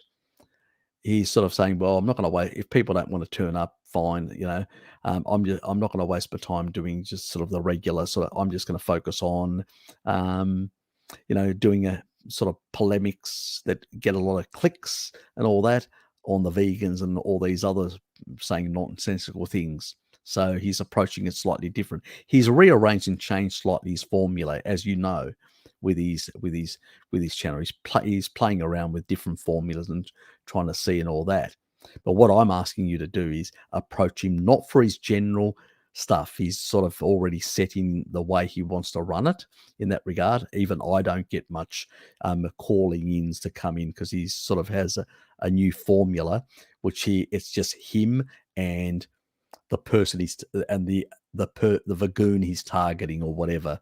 And sometimes he uses TED and all that. And he's got he's running a sort of a different style of genre type thing in that regard. So, but I'm talking about the other channel that he's sort of neglected, which is the science one and all that. It's round, or whatever. I think he may have changed it now. The name, it's the Science Integrity or whatever. That's the one you should approach him and say, look, I've got a background in physics. Would you like to do a bit of a collab on that specific channel? That he may actually turn around and say, yeah. So, but on the other one that he does his sort of stuff like that, he's doing things a bit differently. I'm not even getting a calling. So, and we're pretty close. So, pretty much Pim doesn't get a calling.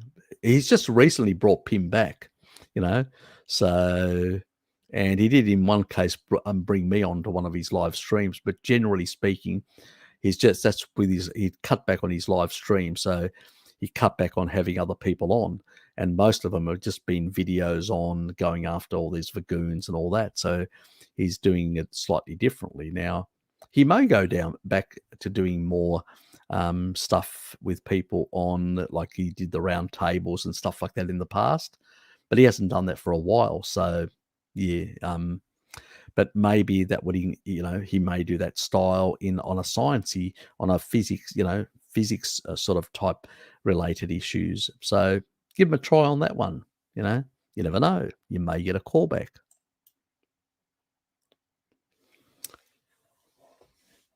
He doesn't want to test for it because he wouldn't he wouldn't take antibiotics anymore anyway, and more people have it anyway, and not all have problems. Yeah, look, H. pylori, the people that have it, I have probably have H. pylori, um, you know, but it doesn't affect me.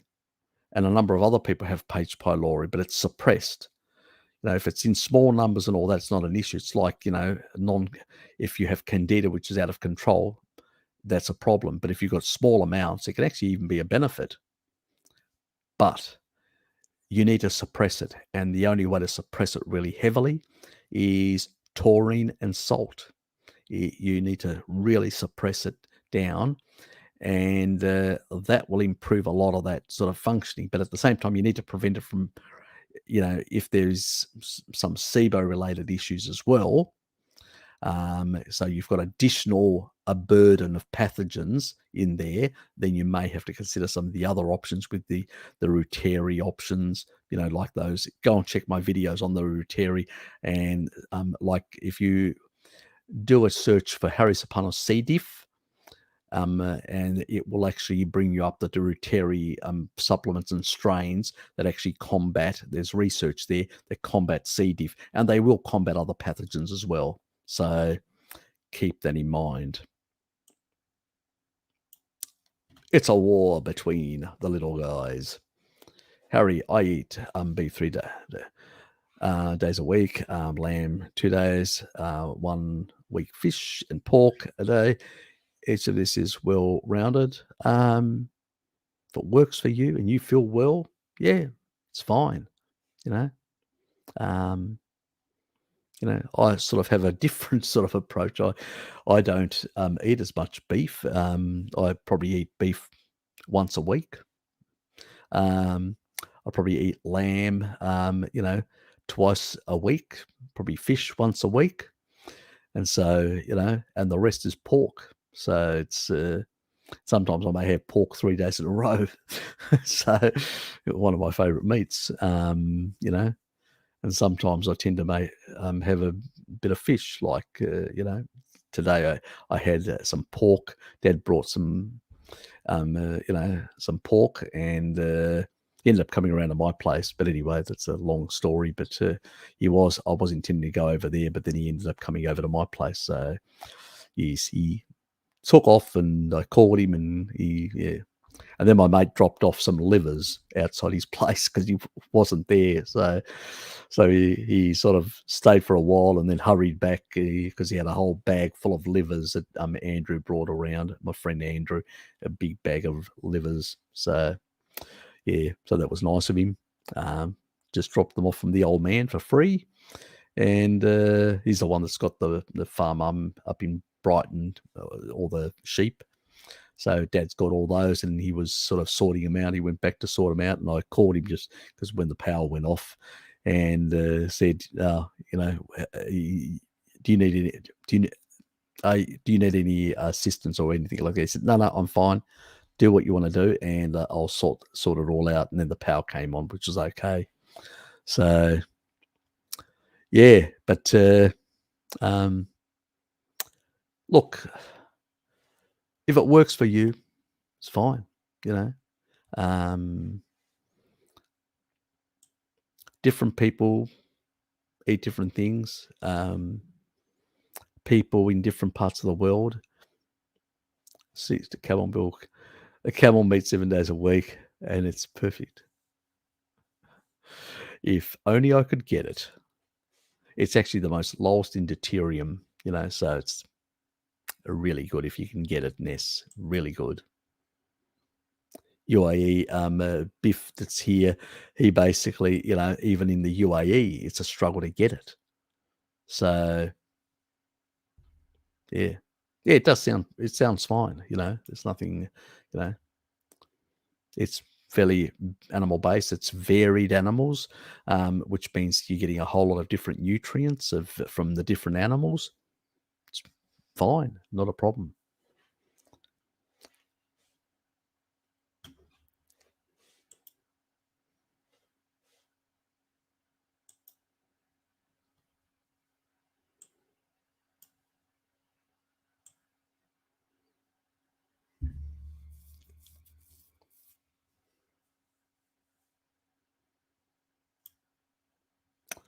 Uh, if I respond, I'm not sure they work.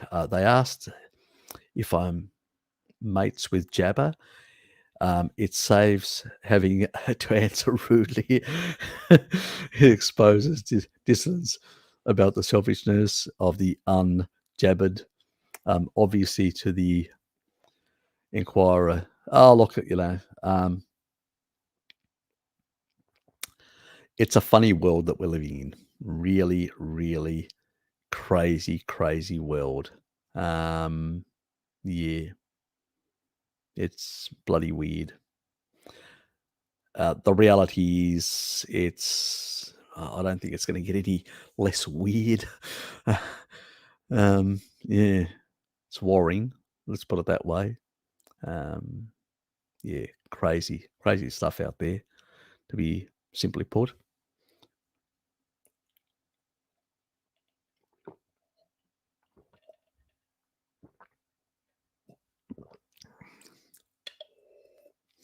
I'm going to finish that off completely. It's bloody 9:30, but anyway, it won't affect my sleep. Take me an hour and a half to clear it out of my system, so that's what, 10, 11 o'clock. Yeah, anyway, I'll still be awake by then. Yeah, it's bloody crazy in that regard, the world we live in. Look, some of my subs have already done it, had a close encounter with Jabba. And I'm just telling them to basically, I understand they're in this, they've got young kids, they've got all sorts of family issues and whatever. I sympathize and I feel for them as a human, that they've been forced into a corner, and had not many options available to them. So, they held out as much as they could, so I'm not the one that's going to point a critical finger, towards those people. That would be wrong completely. It's unfortunate, the world we live in. We're even scared to actually say what our status is, or talk about these things and all that. That's a sign of authoritarianism, totalitarianism. When I was back before the Iron Curtain came down in Eastern Europe. I was traveling and I actually met people, and you could see that they were cagey and a bit, held back from discussing certain topics. That tells you something, and that's what I see now. It's strange, my fellow countrymen in Australia feeling uncomfortable to discuss certain things, or hiding things from the state because they fear the state, where before they didn't give a shit about the state. That tells you something's wrong. So, yes, we're not living in very good times in that regard. That's why, yes, people should come to the Zoom sessions, because we can really speak freely there without really worrying about the censors.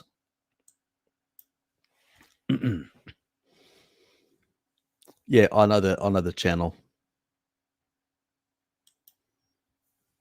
I feel like many people dislike fish because they're killed in a stressful manner, which causes fish smell and taste.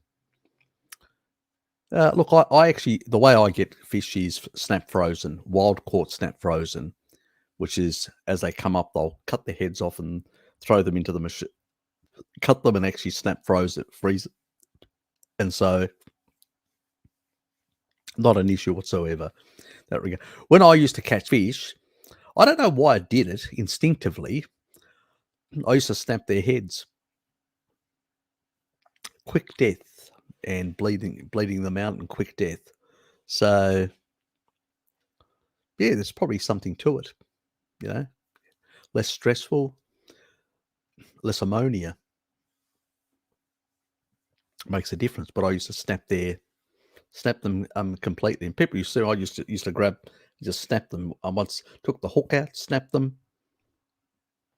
Yeah, and I used to throw them into a little bucket, and Dad would be next to it, and he'd basically just he'd do a lot of he'd slice them.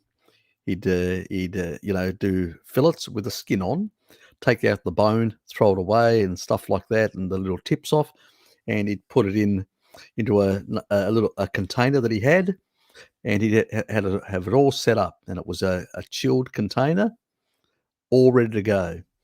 So we used to go and do a lot of fishing. We had a whole lot of rods lined up and go, and I would be doing it. Sometimes Dad would be initially when we got to a certain amount, then he'd start filtering, and I'd be doing all the fishing. So yeah, very different approach, but yeah, probably ammonia, stuff like that, stress. So yeah, probably much better to in that regard, and then we would refrigerate that sort of stuff. It'd be ready to go to be used and all that. We kept some in the fridge, and Dad used to make these. He grew these, and he still does grow because it's for fasting, for his for Orthodox fasting, and these are these wild plants, you know, and they actually wild plants are not, these are not domesticated. These are wild plants. You cook them, and then he puts in things like he grows his some of his, well, he grows onions as well. Dad does, and a few other things, garlic as well. But this dish he does with garlic. What does he put in? He puts garlic, peppers that he grows. He grows his own peppers as well, hot peppers. Bloody hell, they're hot. And a few other herbs and spices that he'll put, dill and rosemary he grows and all that. So it's all organic. Dad actually never uses chemicals, and so he will use that sort of stuff. So yeah, he used to make some really nice dishes, and he would put all that on the bottom, and he'd lay all the fish on top, and there'd be sort of butter and some dairy stuff, and he'd douse it also with some olive oil, some Cretan olive oil, and he'd bake that, not heavily, but lightly baked, and come out, and bloody hell, it tastes nice. So so it was a sort of a thing you could actually like a fasting type food, but also used to cook those vegetables where you only use lemon juice and no olive oil or anything when it's the ultra fasting type things. So I did that as well. My mum used to serve me up that, whether I liked it or not. But I actually liked them just cold. Cold, I really liked them. They taste really nice. But hot, I hated them. So mum would always basically cook them much earlier, warm the other ones up for everyone else, and make sure mine were cold.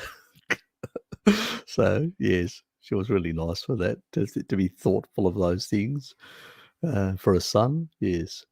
I watched Ivor Cummings too during good stuff on the Rona and coping tone and flanks. Yep.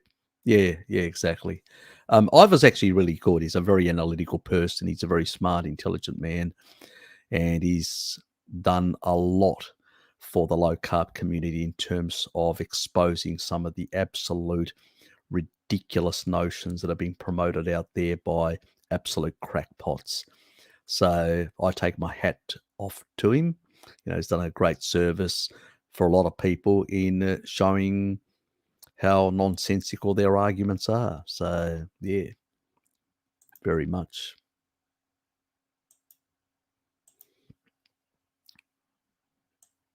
Yep, that's definitely was, and it was a live stream.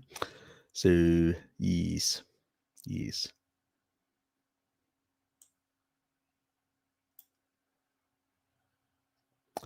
You've made a video about Metafloor, Harry. Have I? Okay. Didn't realise that. Wasn't sure whether I did or not.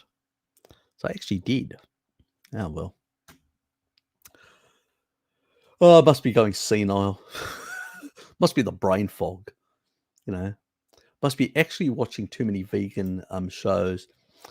I have to blame Bart watching too much of his vegan sort of things. It's affected me mentally. I've got to blame someone. I might as well blame.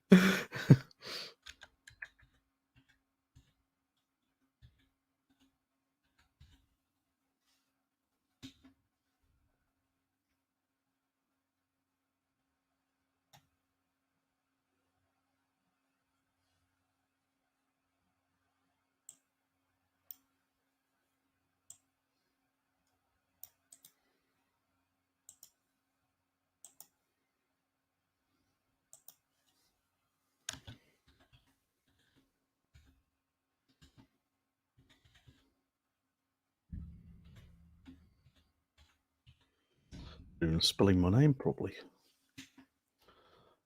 So what work is it? Oh yeah, I did. Yes. Oh yeah, metaphoric cure for chronic constipation and gut issues. Oh, that was on there. Yeah, chronic constipation and gut issues as well. Oh, there you go. I did do one. God, I had a wild haircut then, or yeah, wild hair all over the place.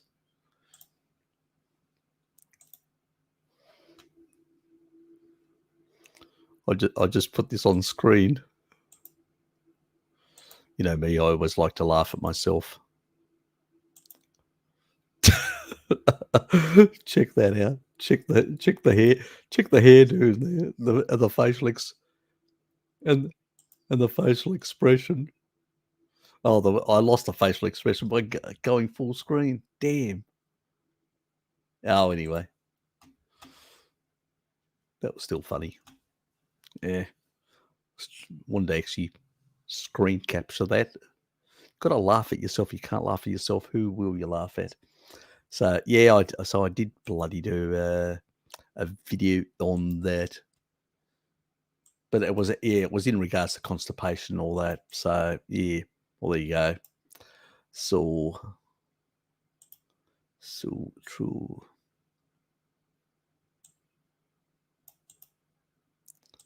I'll put that there just in case anybody, because there is good information about it. There's where you can get it and stuff like that. Um, so I'll actually definitely put it in the chat. So there it is. So anybody that wants to go away and watch it, they can go away and watch it. So do enjoy it in that regard. Yeah. Thanks, Alex. Thanks for reminding me, but I couldn't remember. I was sure it wasn't related to exactly the subject matter, but yeah, it does because you know, I took it because it did deal with. It wasn't for the constipation issue. It was basically because it was issues. I was taking this way before I even became a carnivore, and it was basically because I was traveling in tropical areas and dysentery and a whole lot of other waterborne diseases. And I thought, I'd done a whole lot of tropical vaccines. And I said, this sounds like a good idea. I'll add this to my thing to really protect myself when I'm in, Southeast Asia and, places like that. That's why I actually did it. This was done a number of years back, not now. So, but then I became aware that it, looking into the research in it, that it actually had these other benefits. And then somebody was asking me about constipation. I go, well, have you tried this? Give this a go. And that's why I made the video for that person. I can't remember who it was, but yeah, that was a while back. Forgot all about it. See you, DC. Thanks for being here, mate. I look forward to seeing you also in the Zoom session next week. Hopefully you can get there anyway. I know you were at my first one, but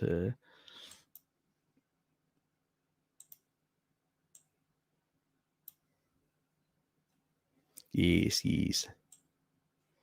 Lynette, good to see you here. Bert, what's Bert saying? A doctor was talking on another channel, advocating vitamin D to his patients. He has had a couple of cases go to hospital, but they are not admitted that they were sent home. Yeah, it doesn't surprise me. Look, anecdotal cases don't really tell us anything. The reality is we can't base our anecdotes on cases like that. I always refer back to the randomized control clinical study that was done in Spain, the one that I showed you guys a while back. It's in one of the videos that I did. There was about 20 of the COVID-19 videos that I've actually done. That's a whole playlist. The first one was actually on vitamin D being a respiratory infection. It was the obvious thing to talk about. It regulates the entire immune system, T cells, macrophage, everything. And I think I made that quite clear from the beginning when the issue first arose. So that's one of the really early ones back in 2019. And I'm not surprised that basically more people have realized the importance of vitamin D in in providing a strong immune system. I mean, it's not rocket science. When the majority of the receptor sites on the T cells, on macrophage, on all different parts of the immune system are coated with vitamin D receptors, why does it surprise people is beyond is un yeah, beyond, my understanding, why it would surprise anyone that vitamin D wouldn't be bloody important for the immune system is beyond me, really. It's just sort of like, are you for real? You know? But that's the reality. Just people just don't fucking get it, you know? Um, it's that's what wasn't difficult for me. I look at it's like if I look at an enzymatic pathway, whether it's lipolysis or glycolysis or whatever, you look at all the different things, or you look in the enzymes that are inside the thyroid gland. You actually see the selenium dependent. They've got a bit of zinc dependency. They've got basically iodine dependency and all that. Well, obviously, if you're deficient in those, the thyroid gland isn't going to work properly. You know, I it's not rocket science. It's just basically people, I don't know, uh, maybe they don't think, it's sometimes beyond me, Bert. Sometimes these are the sort of things that exasperate me because people are dying, you know? And that's why I did the recent video that I did on, the BMJ study that actually showed the importance of the T cell, your actual first line of defense to keep the damn thing out of your system. How important it is. This is why tribal societies that eat meat, a lot of taurine, and are out in the sun getting vitamin D have very strong T lymphocytes to defend the body. And the rest of us are kibble eating indoor dwellers. And we wonder why a lot of us are quite vulnerable. It's not surprising at all. So yeah, it's exasperating, especially when there's so many people suffering. And because those people are suffering when they shouldn't be suffering, the rest of us are incarcerated and have our rights limited, which is really pissing me off, as a consequence of that, because then those other political fuckwits can actually justify their authoritarianism. I don't know how long you will stay, but that would interest me too. Is what fermented meat is, and that you guys sometimes speak about, and it's the difference between fermented and rotten meat. Well, fermented meat is basically I will salt the meat, as an example. You can put sort of lactobacillus type, um, uh, you know, uh, probiotics into it as well. But pretty much it's sort of salted, and you may put some herbs and spices in there with that and allow them. I usually use rosemary, and pretty much salted, and I let it basically ferment in that regard. So no different than any other fermentation, which you like pickled. It's very similar to doing pickled cucumbers or stuff like that. A very different way. Rotting is actually like putting it out in the sun, and that's rotting. Okay, so that's a bit different. But even that, our ancestors did consume, rotting meat and all that. They were scavengers, and that's why they had very low pH.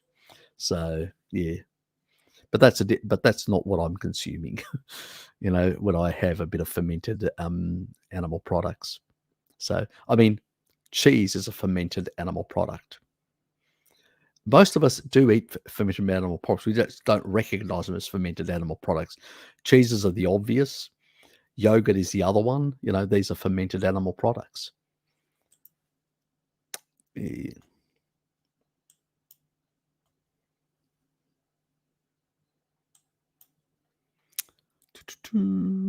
Just a reminder, go to that link and you will find all the information in that regard. I was looking at a guy making a load of deuterium using a brown gas machine. Quite interesting, but you really need industrial parts to produce. Yeah, look at the amount of energy you would use is just not worth it. It's extremely prohibitive. You have to do it on an industrial scale. There are only about, I think, 2 factories in the world, one in the US and one in Hungary.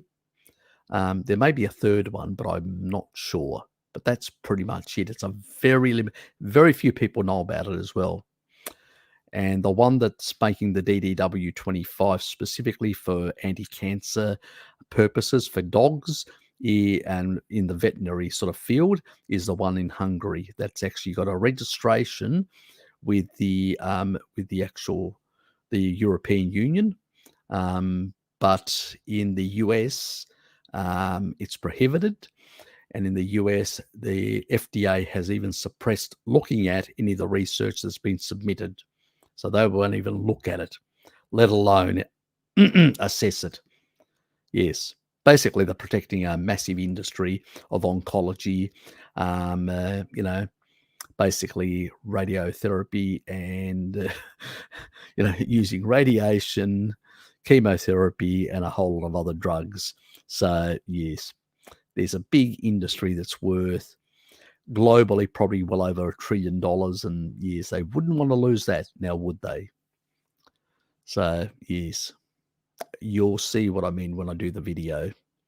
I just have to be very careful the language I use because I don't want to be spanked again for a second time by my dear friends, my lovely friends at YouTube. From my understanding of very low deuterium is for people fighting cancer. Yep, but also for healthy people. Not for healthy people. We are looking for the optimum levels, neither low. Yep, that's true. We don't want ultra low and we don't want ultra high. We want the mean average is around. Let me put it this way: we're not 100% sure. We think that the healthy average, I'll use that word, the healthy average is 120 parts per million. The most optimal is closer to 100, is believed by biohackers. That is not by no science, but biohackers. We still need to do experiments to actually ascertain. I tend to be somewhere in the middle of the 120 and the biohackers, like sort of the 115, 113, those sort of levels. Now you know why I consume a bit more pork, which is lower in deuterium, especially 113 parts per million bacon, including the meat part. But the jury's still out on where the level should be because you do need some deuterium because it acts as a growth factor.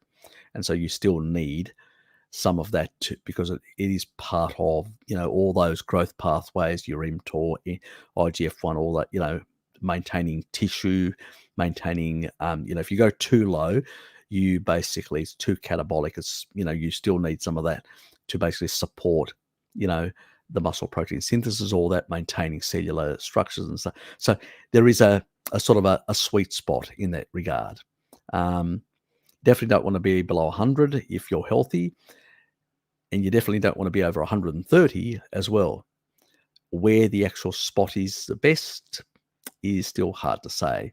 But I say for you, somewhere between 100 and 100, probably to be more correct, 90 and 120, I say you're fine. I'm not going to split hairs with people exactly where that level should be because we don't have the research to be 100%. I also look at another mammal, like camels, that don't show their age, which are much in that lower band, around the 100 or below.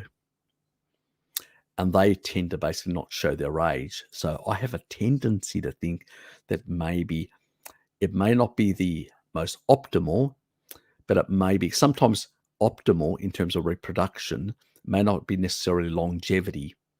And I think that once you're over your reproductive health years, maybe you should be at the lower level where the camels are for longevity. So you're still not negatively affecting muscle protein, sort of supporting your cellular functions. But at the same time, you're running at this much lower level, this much lower damaging level. And so you're reducing the requirements of the body to heal that tissue, the mitochondria or whatever, so it can go away and do other things, fixing other things. This is all speculation. It's hard to say. It's sort of using the camel analogy. Are we the same? Not. Would it have the same effect? We don't know. As I said, this is the speculative sort of side. But 90, 120. Now, where should that number be? Yes, in time we'll know much better with hopefully with better research, or when people start realizing the importance of it and start doing some bloody research, and so they can really elucidate some of where it should really be. You need to, Ness. You need to. You're missing out a lot of. We're having some really interesting conversation about all sorts of things. There's not much. Let me put it this way: we don't talk much about nutrition or about these sort of health things like I do on these live streams. It's all very politics. It's all very basically Jabba the Hutt and his mates, and many other things. So it's much more interesting other subjects. We talk about economics and politics and macroeconomic policies and fiscal policies and monetary policy and all sorts of things, historical things, and where potentially conflicts and warfare and all sorts of things. I mean, my last conversation was about the Ukraine at the end, which I was discussing with somebody right at the end for about half an hour, because I was going to go to sleep at stop the thing at about 3 o'clock, and I ended up speaking for another chatting with somebody about the Ukraine issue who's from Germany for about 30 minutes after. So yeah, some people just stay. Some other people were about to leave, but they stayed on because they wanted to hear what I had to say about that issue.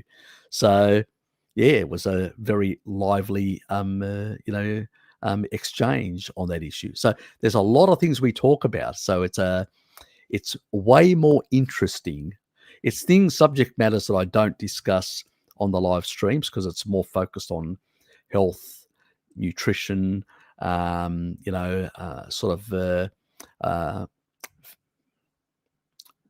information that may help people who are trying to get gains in, improve their muscle mass or whatever. It's all this part of is more about the human body and how to optimize, how to improve the health of it and stuff like that is the focus of all this sort of stuff.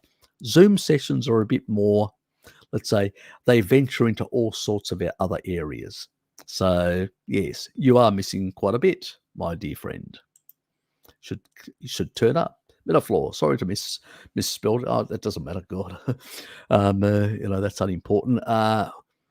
You did make that video as well. Yep, talk about it in a live stream. Too many late nights. Yeah. I have basically discussed it in live streams. I've made a video and I've talked about a few other things, but I never did a video specifically in terms of the gut microbiome. It was supposed to be part of the series that like a gut restoration. It's the video that I've promised, but I haven't actually made. And that's and the reason why I haven't made it as well is because I was trying to find these specific strains that cleanse the small intestine. And I've found them now. So, one I had already, which is the one that I did with the Ruteri ones, but I found the other one now, which is the Bifidobacteria Phantus. And that is the one in the San Francisco, lab. And they make these little vials. And yeah, so you can't talk about these things if they're not available, so these are sort of things. I'm trying to get away from, people trying this, trying that, and really struggling. I'm trying to basically let's fix it, a bit quicker.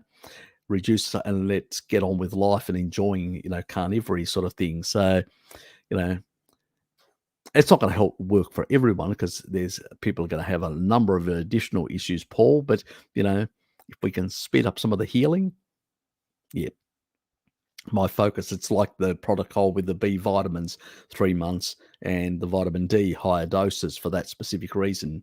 10,000 I used to basically rebuild the gut microbiome,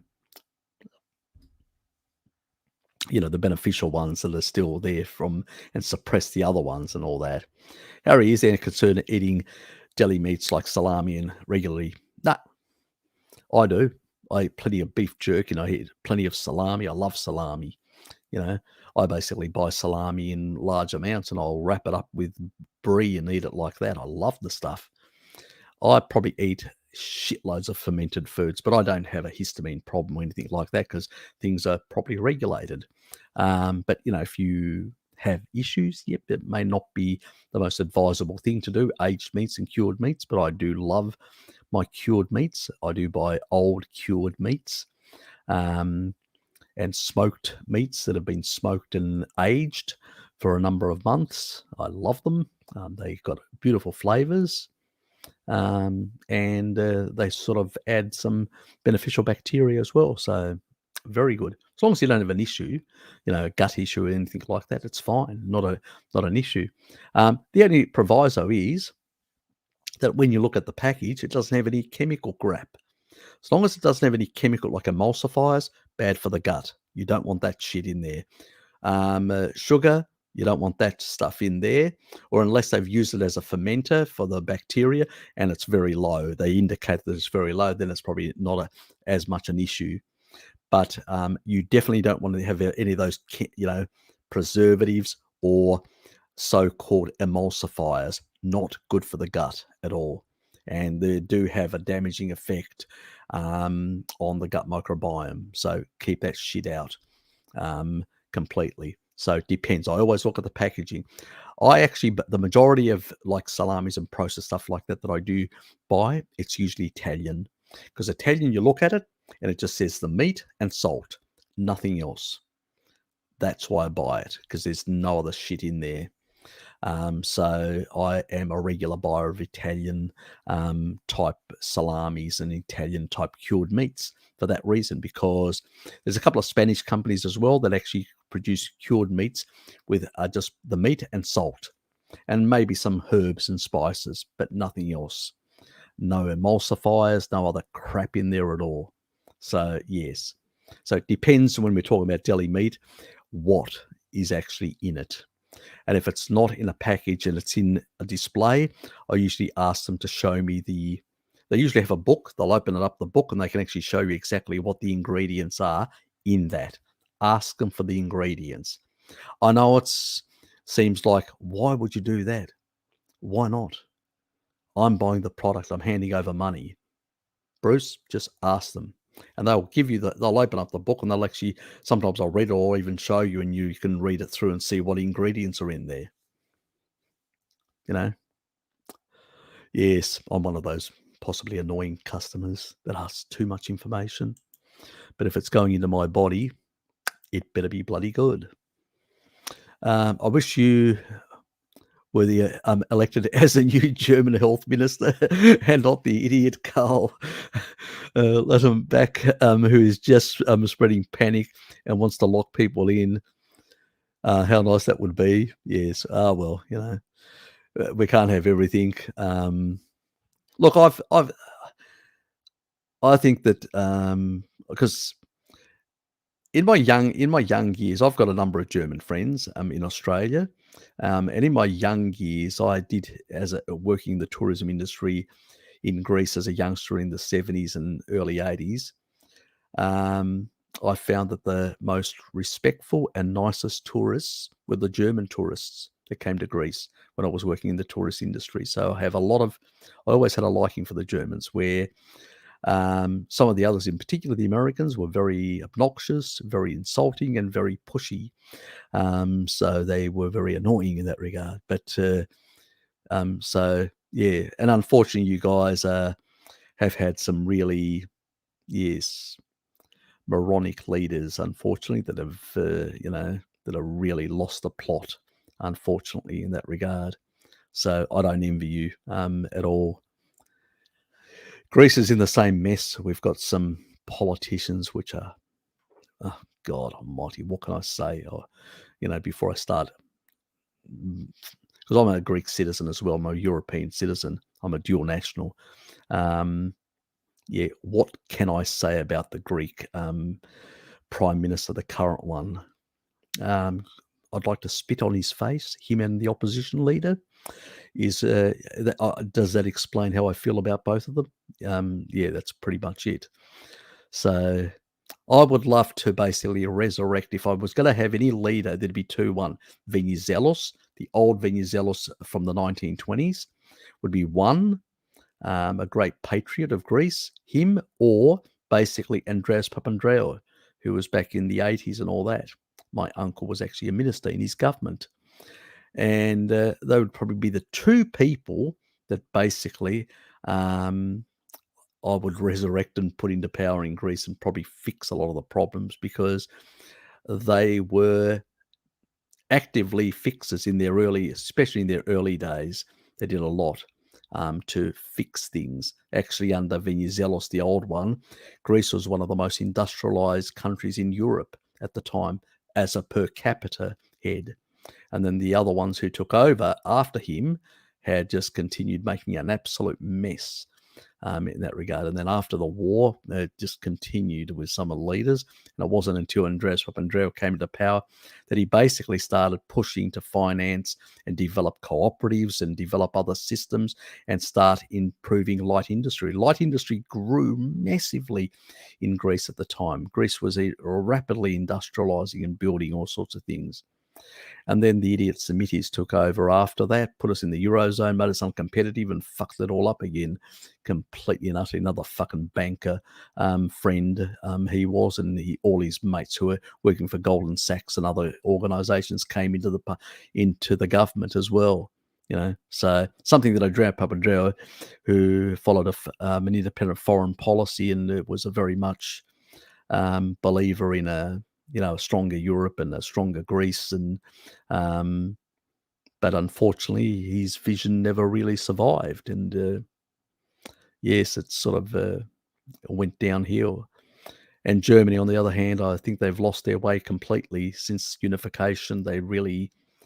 It's like two nations, and they don't really know where they're heading, and they can't make up their mind whether they want to be with the East or the West, or it's really an absolute mess in a sense. And that's why there's no unity, there's no leadership in Europe. There's, things are just not going really. They are falling apart. It's really falling apart at the seams, and it's a worry.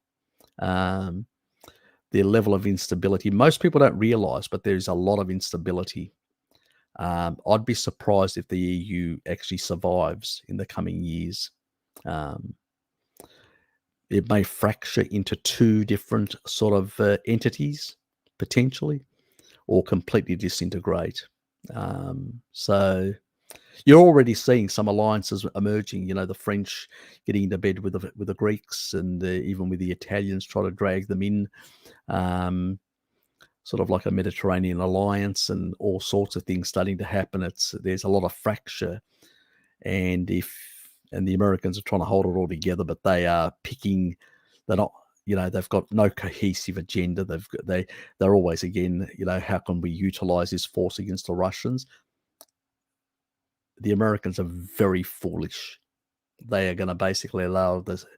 They are going to be the cause of the complete and utter disintegration of Europe, because they're focused on the Rimland strategy in terms of fencing in basically Russia and China, and they've lost all perspective when it comes to the global economic instabilities that have emerged since the crisis of 2008. And a lot of those ramifications are going to come where they're going to pull apart the continent, and most people don't even realize that's happening. It's already happening. It's frightening.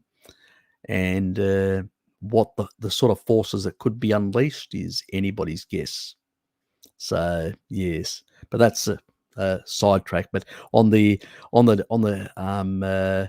health side of things, I think that the agenda there is very Wagnerized in Germany, and very dangerous in terms of the sort of misanthropic sort of policies that are being pursued, Stefan. And I will not be surprised that if Germany does not bring in quotas on meat consumption, and also also legislation to limit meat production and distribution. I would not be surprised at all. If there's a country in Europe that's going to do it, it's most likely going to be Germany. So it is a worry. You guys need to pick up your act over there, and you need to campaign against this nonsense, because these people are going to be pushing this agenda very hard from here on. It's all part of the Green New Deal and sort of Wagnerized diets, kibble diets that are being promoted, and this could sweep many parts of Europe. It's already getting traction in Britain, in Germany, and in some of the Scandinavian countries like Norway in particular, and it's frightening what's happening. So you guys really need to pick up your act, because these forces, see, in America it's very hard to do it because there's strong pro-meat forces there, but in Europe, the pro-animal foods and are not as strong. The other forces are much stronger because of the strong environmental movements and all that. And you guys are really pushing. You're going to be struggling if you don't act and start revealing some of the nonsense out there in regards to these Wagnerized lifestyles and diets. So, I mean, I think in Denmark there's been a couple of taxes already. So, yeah, I think it's Denmark, where they've actually brought some taxes and some stuff like that in terms of animal products. So it's not going to stop there, guys. It is not going to stop there. It's going to get worse. And the problem is with Europe, because of the European Union, they're a powerful entity. They start putting in regulations at the Brussels level to restrict certain things. It affects the countries who are trading with them to comply in order to get access to the European market. That's the problem, that Europe can unleash a pro-Wagnerized lifestyle beyond its borders through its restrictive regulations and trade sort of implications of that sort of stuff. That's my big freaking worry with Europe. And Anyway, I've gone on a bit of a rant there. For some reason, Hungary has a bunch of cutting edge things going on, from the paleo cancer clinic to deuterium plants. Yeah, it does. Look, the research originally comes from Russia. That's where but the problem is, in Russia, it was all disjointed. There was never, you could say, government support for a lot of this. A lot of these researchers Hungarian researchers under the Soviet system, had gone and actually studied in Russia, picked up a lot of these research, came back, but because it was a smaller group, but they were well organized in Hungary, they really built up a bit of a, let's say, a strong element in the academia there, because it's a small academia. And so when you had these big numbers coming back from Russia with these ideas, they really sort of dominated a large parts of academia. That's why it's so strong in Hungary compared to other countries. It's just an accident of history. It's just one of those bizarre accidents of history that happened. But they did not actually focus too much on the circadian rhythm research and the photonic research and all that Jack talks about, Jack Kruse and stuff like that also was developed in Russia by some really innovative scientists. But the Hungarians focused on the deuterium side, and they've made a lot of work. They actually have a conference nearly every year. Laszlo goes to it occasionally and all that. And they talk about all this sort of stuff and show their research and all that they're doing on these areas. One of the, what was it? I think it was about 2 years ago. what's his name? God, the guy that is actually down in Miami that does the research for the Navy SEALs and the ketone esters. Oh God, you know the guy that I'm talking about. D'Agostino, yes, Antonio D'Agostino. That guy, the Italian American guy, he basically was at one of the conferences there. So,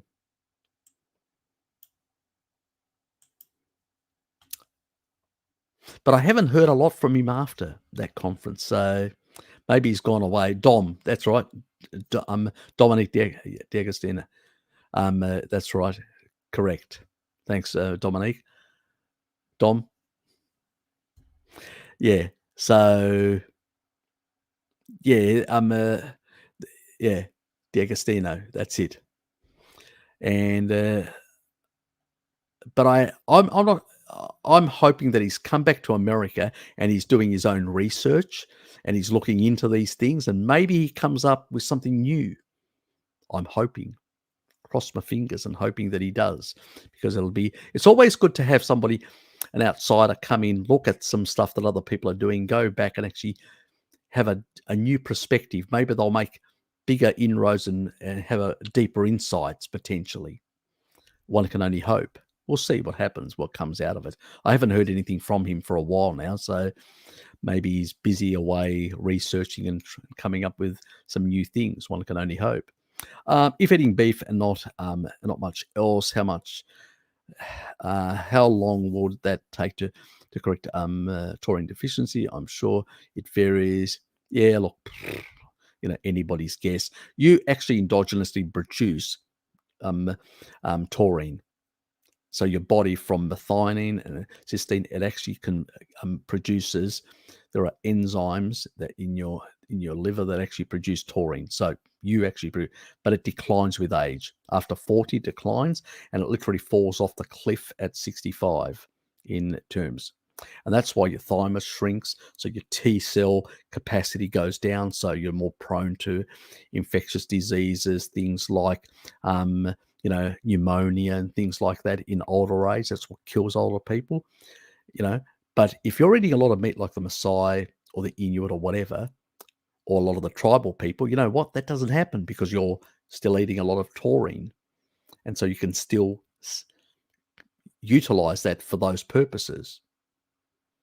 So, yeah, that's the sort of issue. Again, we've changed in the West. We consume less animal foods. We expose ourselves less to the sun. We don't support those important immune parts of the immune system, the defense for our bodies. Well, that's why we suffer more in that regard. But yeah, taurine, I wouldn't call it a taurine deficiency. I would call it,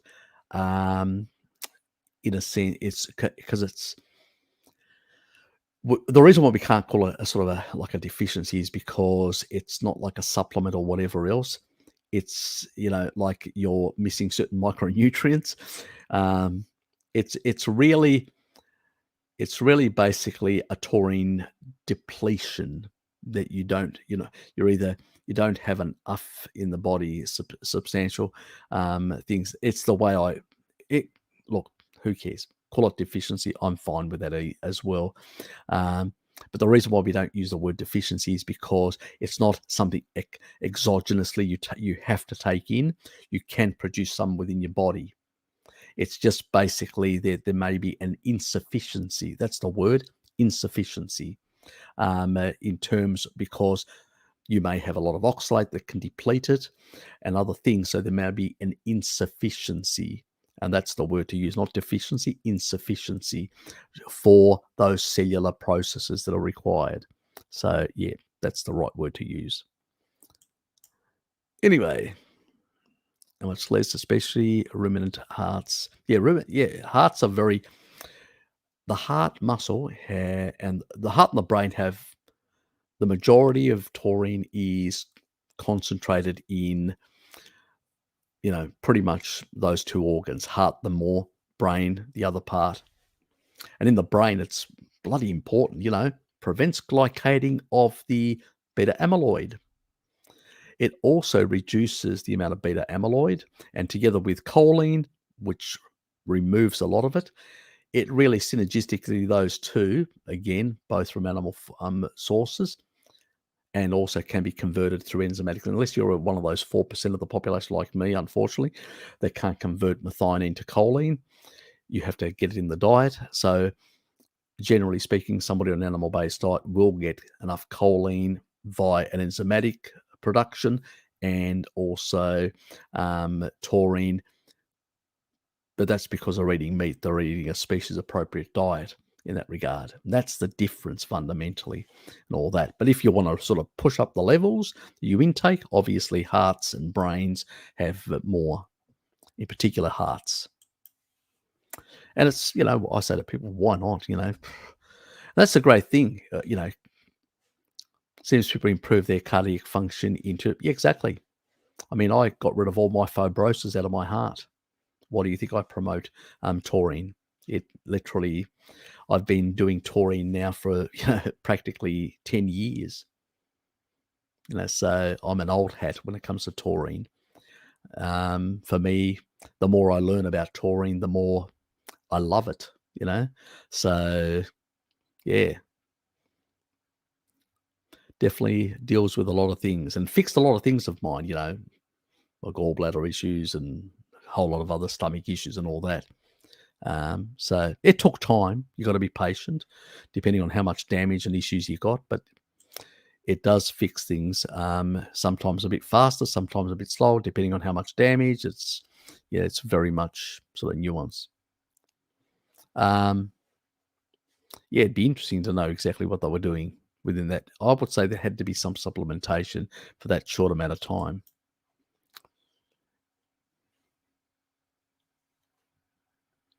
It was not available. That's right. Yeah, that's right. You had to get it through Canada. I think it was the case. Yes, through the Canadian website. Now, why did that jump again? Do not jump. Dotting people, I know one person supplemented, but it was not conclusive. Okay. Yep. Yeah, sometimes, yeah, the details. It's all in the details sometimes, but yes.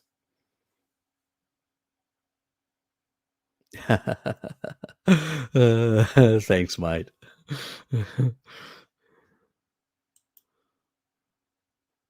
That's a nice way of describing it. It is. Look, it is a really friendly, comfortable place. We just sit around and just chat amongst ourselves. So that's really the style. So it's just a virtualized sort of a family, like a family gathering. We sit around, and we don't care. Some people are eating at the time, drinking something or whatever. They'll go away, they'll go to the toilet, they go and have a shower or go and pray or go and do whatever they want to do. And then they'll come back and we'll continue having chats and all that.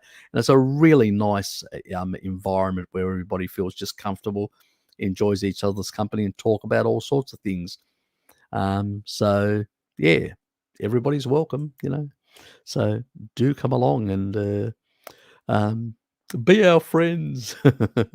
Roy is the master of taurine. Take my stuff as anecdotes only. Oh yes, yes, that Roy bloke is. Have you come across Doreen Locke regarding deuterium? Never heard of the name. Is a she. Oh, okay. She may be worth a read. I was covered quite extensive and may have some information you can pick out. Seems self-taught. Okay. I'll Google her. I'll try and find her. Yeah. Never know. Maybe I can get her on. That would be interesting. Ask her whether she wants to come on. Maybe have a do a thing with her on deuterium and then get her on a live stream. Yeah, I think that would be a great idea if she'd come on. I don't know. Worth a try. Anyway, thanks for that, Bert. German tourists steal the sunbeds. Don't defend them, Harry. A long-running joke in the UK. God almighty. You guys.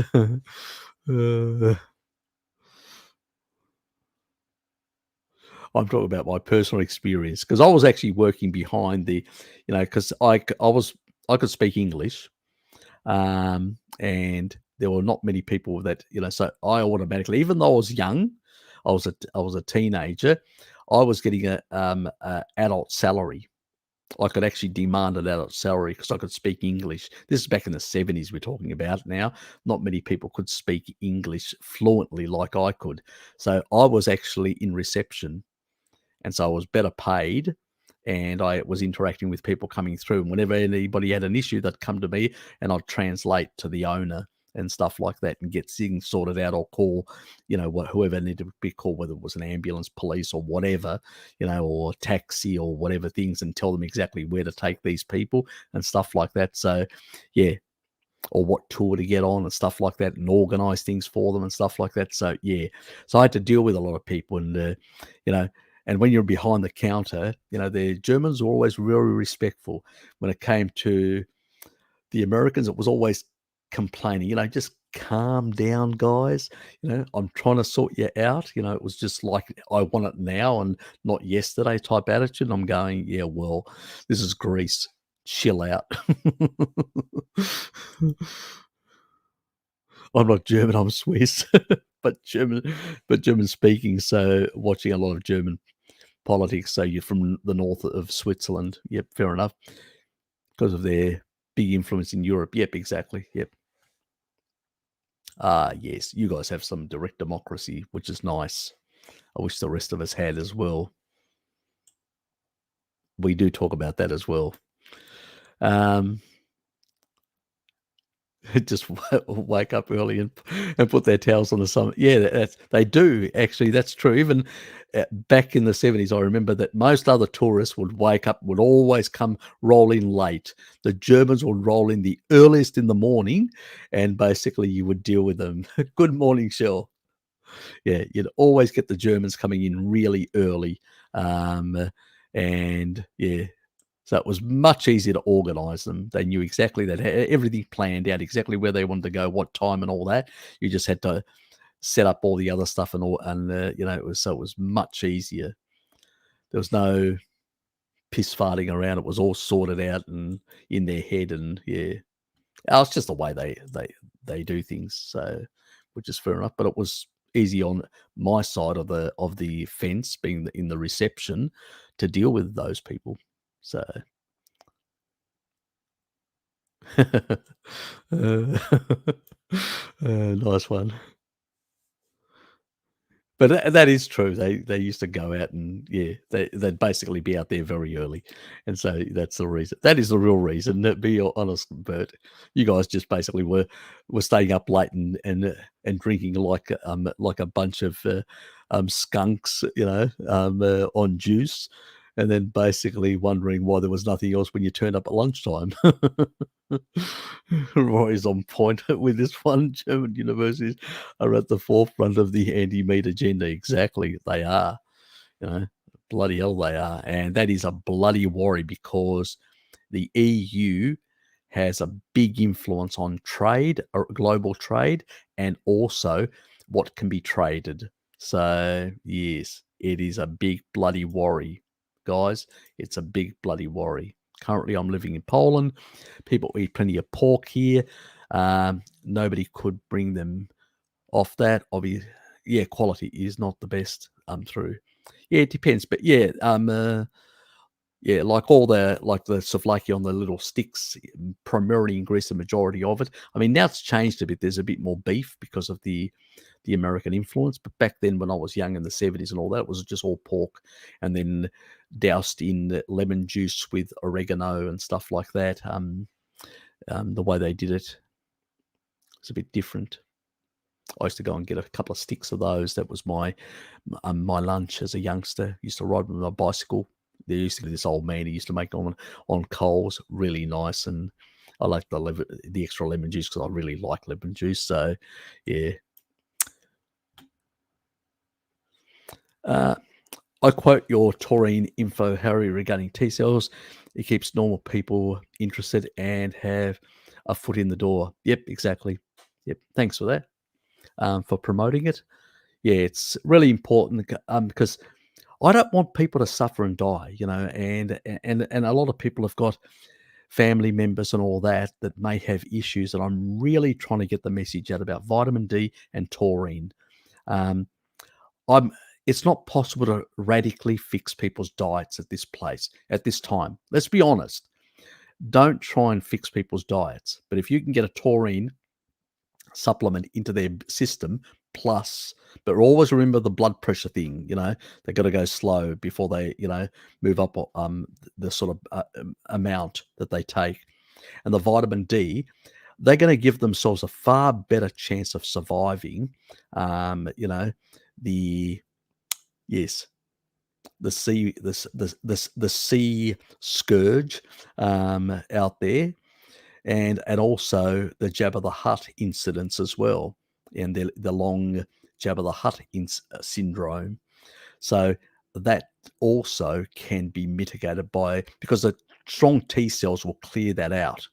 And that's what I noticed with this guy, with Andrew, the guy at work that I was talking about. He had cancer earlier and basically had lower T cell, count.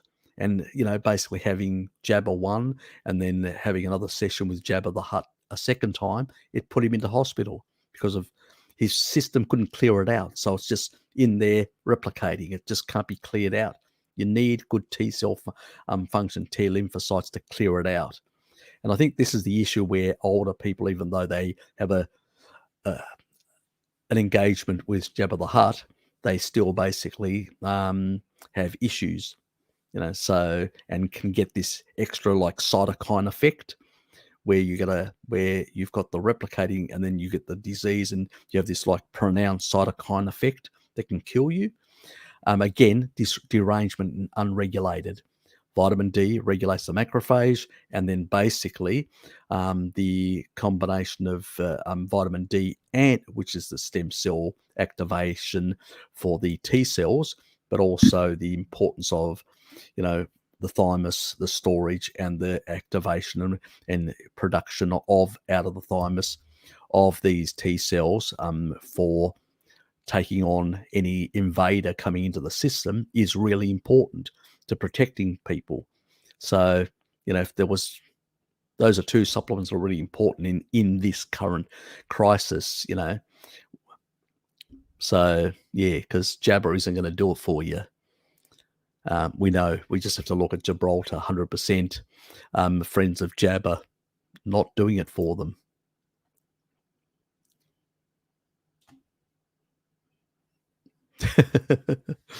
He gets around this. He gets around. He's Swiss. He's a northern Swiss, German-speaking Swiss, but he basically likes to focus on what's happening in other parts of Europe politically, especially the more influential countries. Plus, he basically has moved to Poland because maybe he's got some good job opportunities there. Maybe the food's better as well. I don't know. Should ask him. Yes, that was that one. Yes, do you think taurine could do anything about scarring in the intestines caused by hernia repair mesh? Uh, don't know, mate. Don't know. Yeah, that stuff is problematic. I've said to people they need to go back to the traditional hernia type operations and not that sort of stuff. That causes a lot of problems and a lot of scarring and all that. Look, taurine does fix scarring in organs and in a number of other tissue. Does it do it within that area? Absolutely don't know. If it sorts out scarring in other tissue, would it sort out scarring in that tissue? Potentially. It does have the ability to break down fibrotic tissue and fix that sort of stuff. But dosing, no idea. How long? No idea. Any research? None that I know of. I've actually looked into it because a friend of mine, Polish friend of mine, was actually dealing with, because he actually did with this sort of mesh as well. Problem is there's no real research out there. It's because it's more recent, this technology. There's been no research to look at, issues relating to it or how to sort it out. So, until we start seeing like they're doing rat studies with mesh to see, and then trying different foods and different compounds to see what happens, we have zilch on that. So I could not, you know, not going to hurt, you know. Extra taurine, good for you for many things, for your brain, for your immune system, for many things. Sorting out your heart, your gallbladder, your liver, and all sorts of things. So not going to harm you. Definitely not going to harm you, and it's worth a try. Why not? I'd give it a try. Hell yes. Nothing to lose. How are things in Poland? I'm in the process of getting Polish citizenship. I'm thinking of leaving the UK because the COVID hysteria. Poland, is Poland any better? Okay, that's a pretty radical move, John. But I can understand. It is crazy what's happening in some parts of the world at the moment.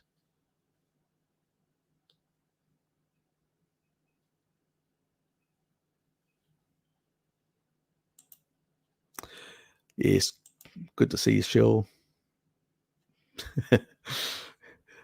Yes, what do they say? The early bird gets the worm.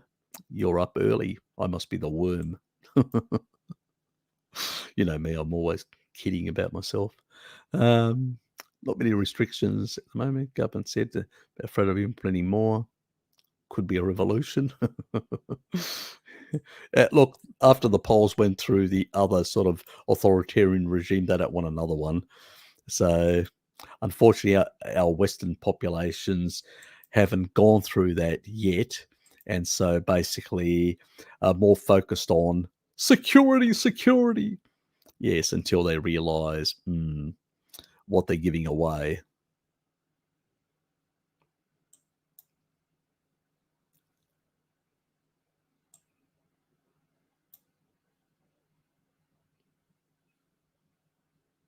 Ah, yes.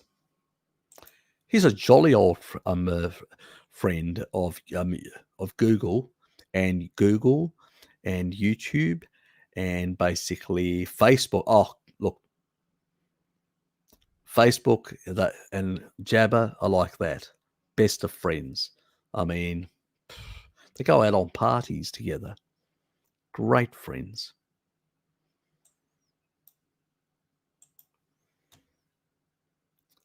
Just to bring some peace of mind mentally, Jabber is highly unlikely in the rest of. Yes, yes. Yeah, it's interesting to see what's going to happen.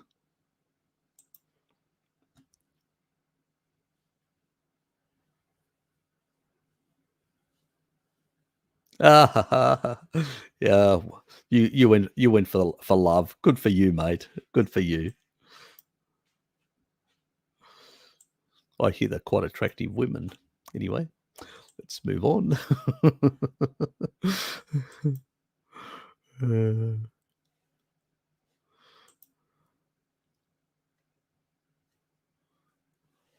what what kind of foods are good for acid reflux? Well, the more you acidify your stomach, the more you can actually seal the top valve. It's actually low acidity that actually creates additional sort of out of the pancreas, additional um, uh, sort of acidifiers to try and actually increase the acidity of the stomach. So that's really what's causing it. And sometimes it can be a H. pylori issue that actually is suppressing the ability to acidify. Stomach has to acidify to a certain level in order to seal above. Then no acid reflux. Guess what? Go and check my video on the stomach. I actually did a video covering the stomach, which covers how taurine and also salt's very important in terms of better acidification of the stomach and better functioning of the stomach. So let me just find that video for you. Where the hell I've got it? Let me just back to 100%. Mm-hmm.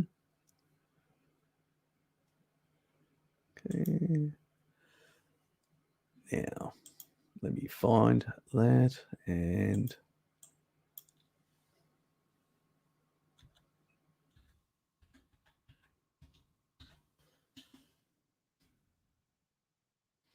how do we improve stomach function?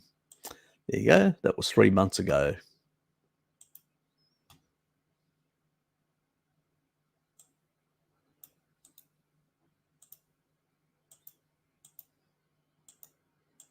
There will be a follow on that with some additional details. So it's a work in progress. It's part of the gut restoration thing. Some stuff that I'm looking for shell as well. So it's a work in progress at the moment. I just want to cover all factors because sometimes even with a boron and some other things, I actually missed out a few things. So I just, it's my nature to be perfectionist at these things without, I don't want to do no harm, so to speak, with other people. So do check that out. Video. Thanks for answering, Harry. Yep, you're welcome. Yep, good idea. Go up to 3. Do 1 in the morning and 2 in the evening, like Dad does. Worms are protein, right? I love your sense of humor, Shell. I love your sense of humor.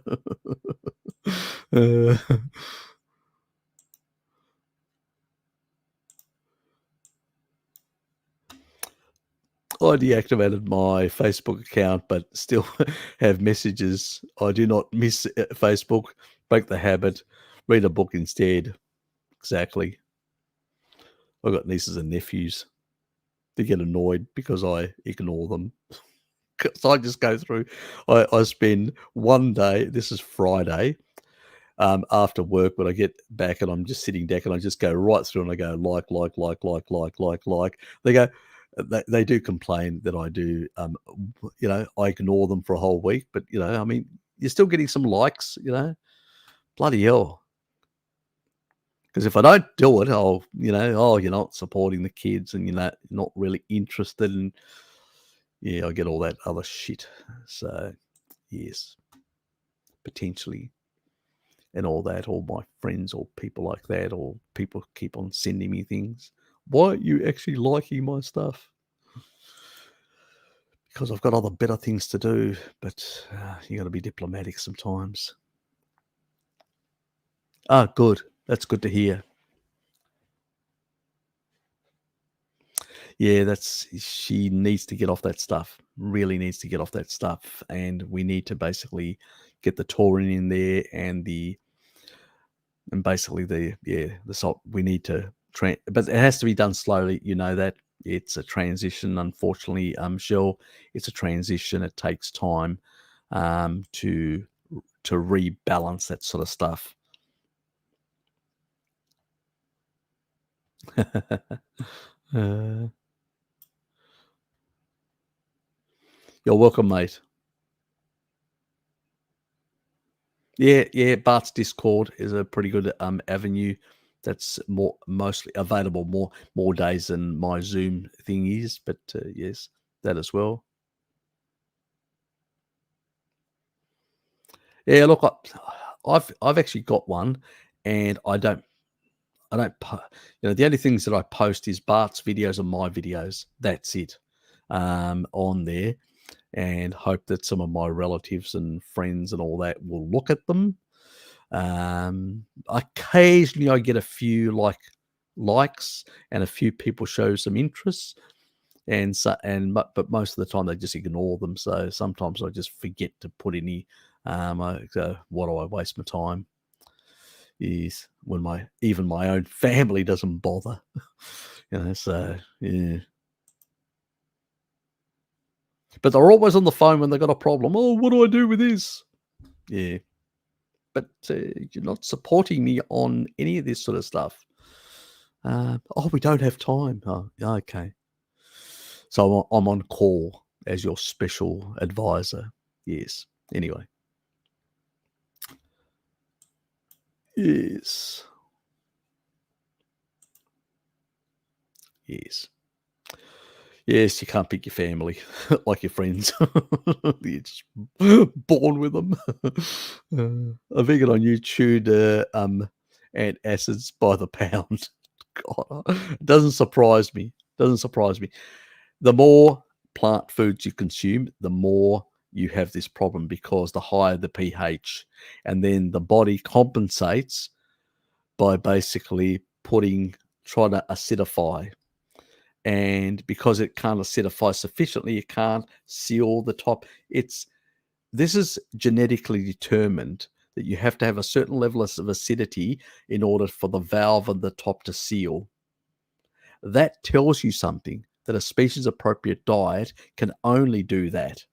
So what is a species appropriate diet? Meat that has taurine, that basically increases acidity and improves stomach function. So if you're not eating animal foods, you can't acidify sufficiently, you can't seal that lock, that top. That tells you that the ancestral and genetics are designed for meat.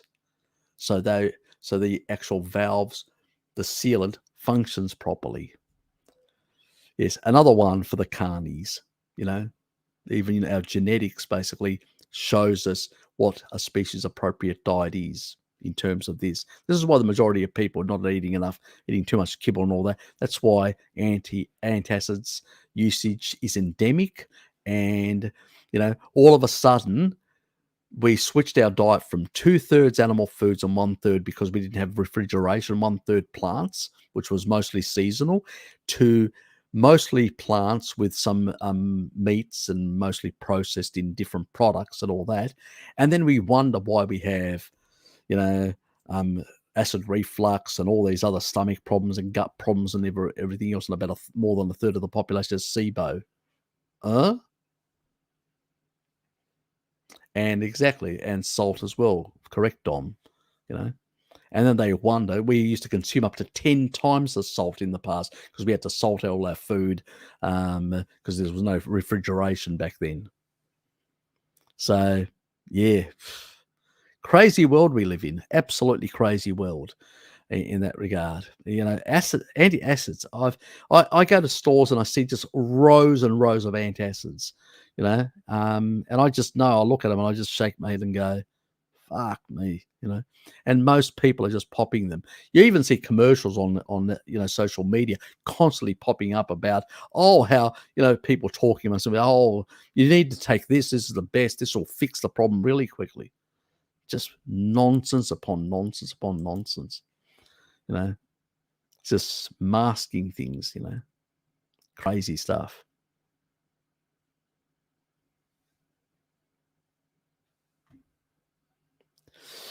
Doesn't it has a raw emoji? I wouldn't be surprised.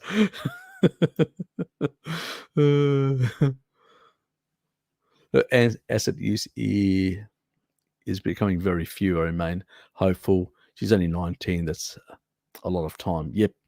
Look, you got her on the right path, Shell. You're on the right path. You've got to be patient. She's young. She's got issues. Got to be patient. She'll get there. Just be persistent.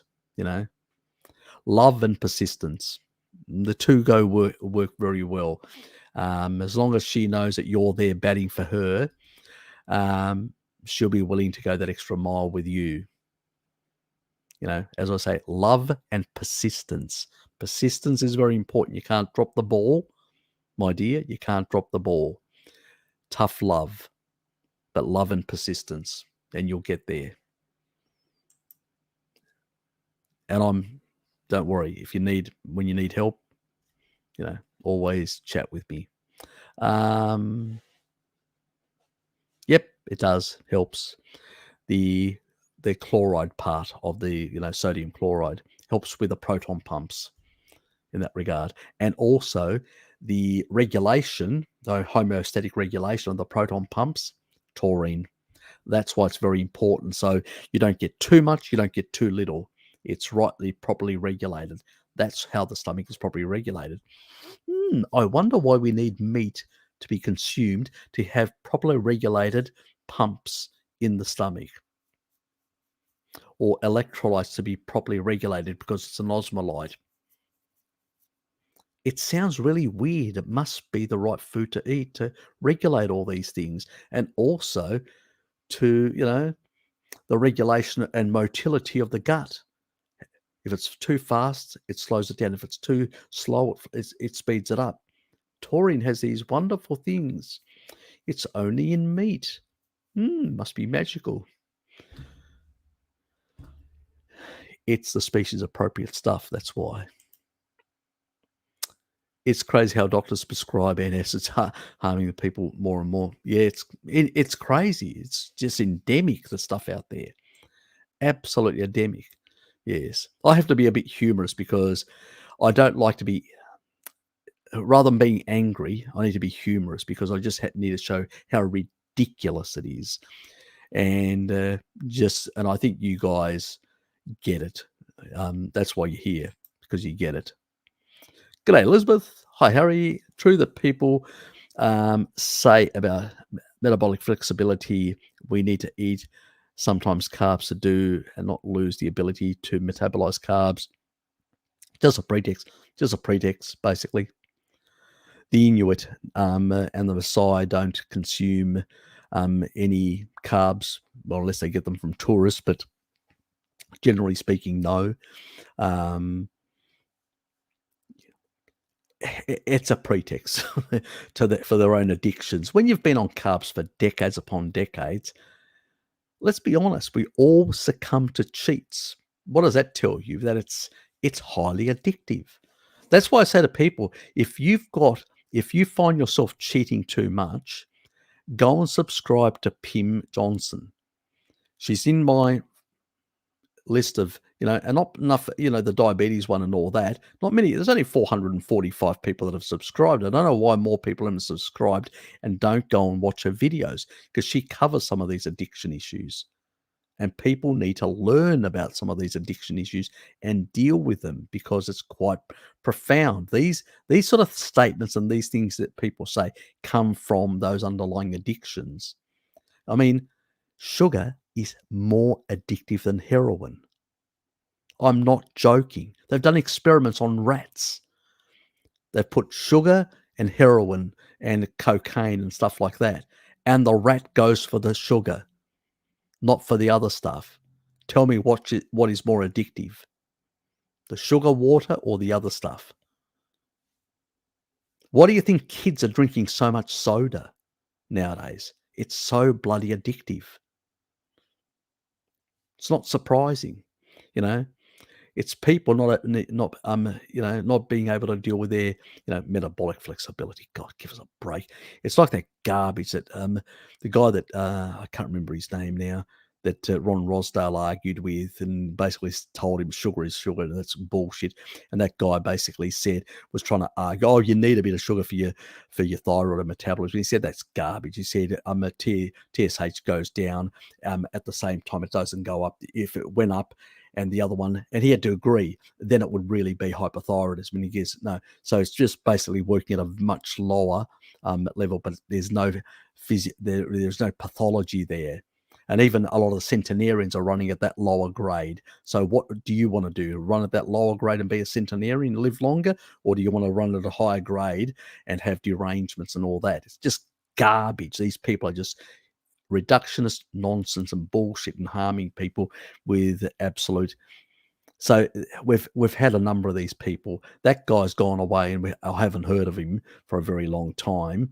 I haven't seen him around at all. So he basically was blown off, and now we've got the sort of people moving towards the Ray Peats of the world that are arguing the same bullshit, and Salad Boy and a few others. And so it's just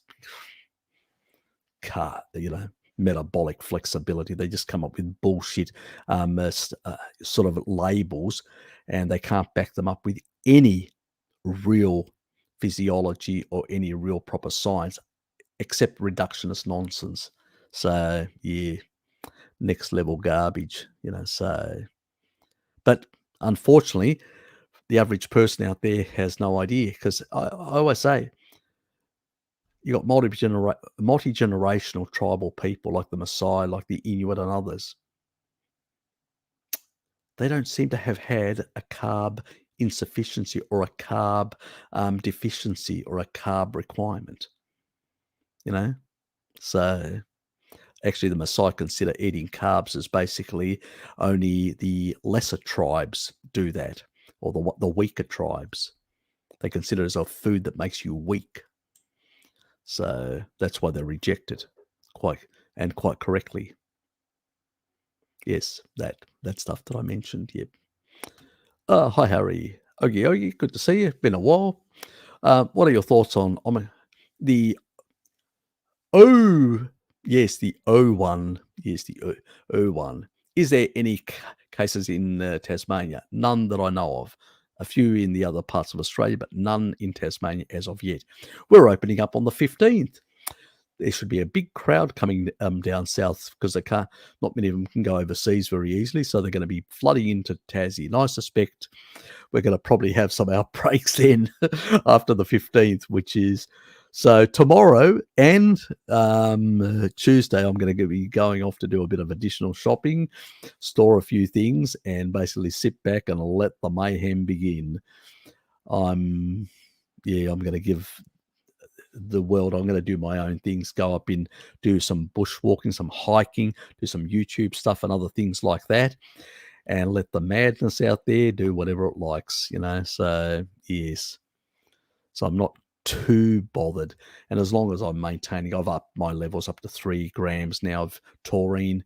My vitamin D levels are good. My taurine, keeping up and I'm going to do a 3-day, I'm thinking, should I? Because I did it not too long. Actually, I was thinking of doing a 3-day fast, and then a friend of mine actually said, "Why? Why, Harry? You don't need to." I'm sort of maybe I don't. In that regard, wasn't too long ago. I did a reset of dry fast, so yeah, that would have cleared out, and then I did a lot of taurine after that and vitamin D, so that would have rebuilt my healthy UT cells, and would have blown away all the senescent T cells, the old ones. So probably don't need it. So I think my body's pretty robust.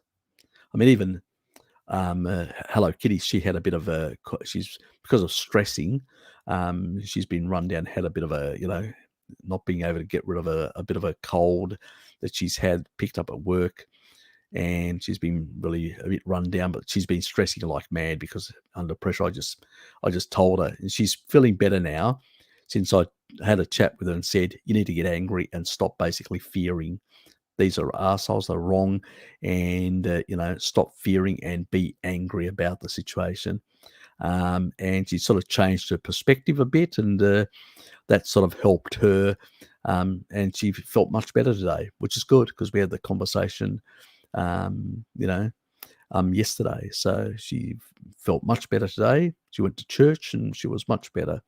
And she also, I got a new subscriber out of her as well from a friend of hers that she met at church that was basically works as a pharmacist. So that's interesting. I hope she comes and checks out some of my material. So that was nice of Hello Kitty to introduce my channel to someone that she knew, that she met in church. But I was around her all the time, so I didn't, so pretty much my immune system is, I think, pretty good in that regard, because there was a lot of other people at work coughing and sneezing constantly. Didn't affect me at all. So I would say my immune system is in pretty good nick. So I'm absolutely not worried about the thing itself. I'm more concerned about the lunacy and the madness around the place, so that's what worries me more, so yeah. Australia's become a really weird place, let's put it that way, with a lot of people. It's really, yeah, I don't know, it's crazy. I don't like the current Australia the way it is, and a lot of other my friends don't either. It's just, when you don't feel comfortable in your own country, and you don't feel comfortable to express yourself like you could before, something wrong with your country, is my opinion.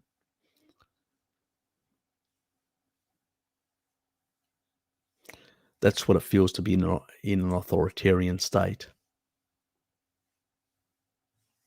Yeah, exactly. And your body can produce as much as you like, and it can produce a small amount of fructose as well, out of that glucose that produced by gluconeogenesis for your reproductive systems and a few other parts of the body, in the brain, and a few other areas. So you only need a very tiny amount, even of fructose. So it's pretty much irrelevant. You don't need to eat it.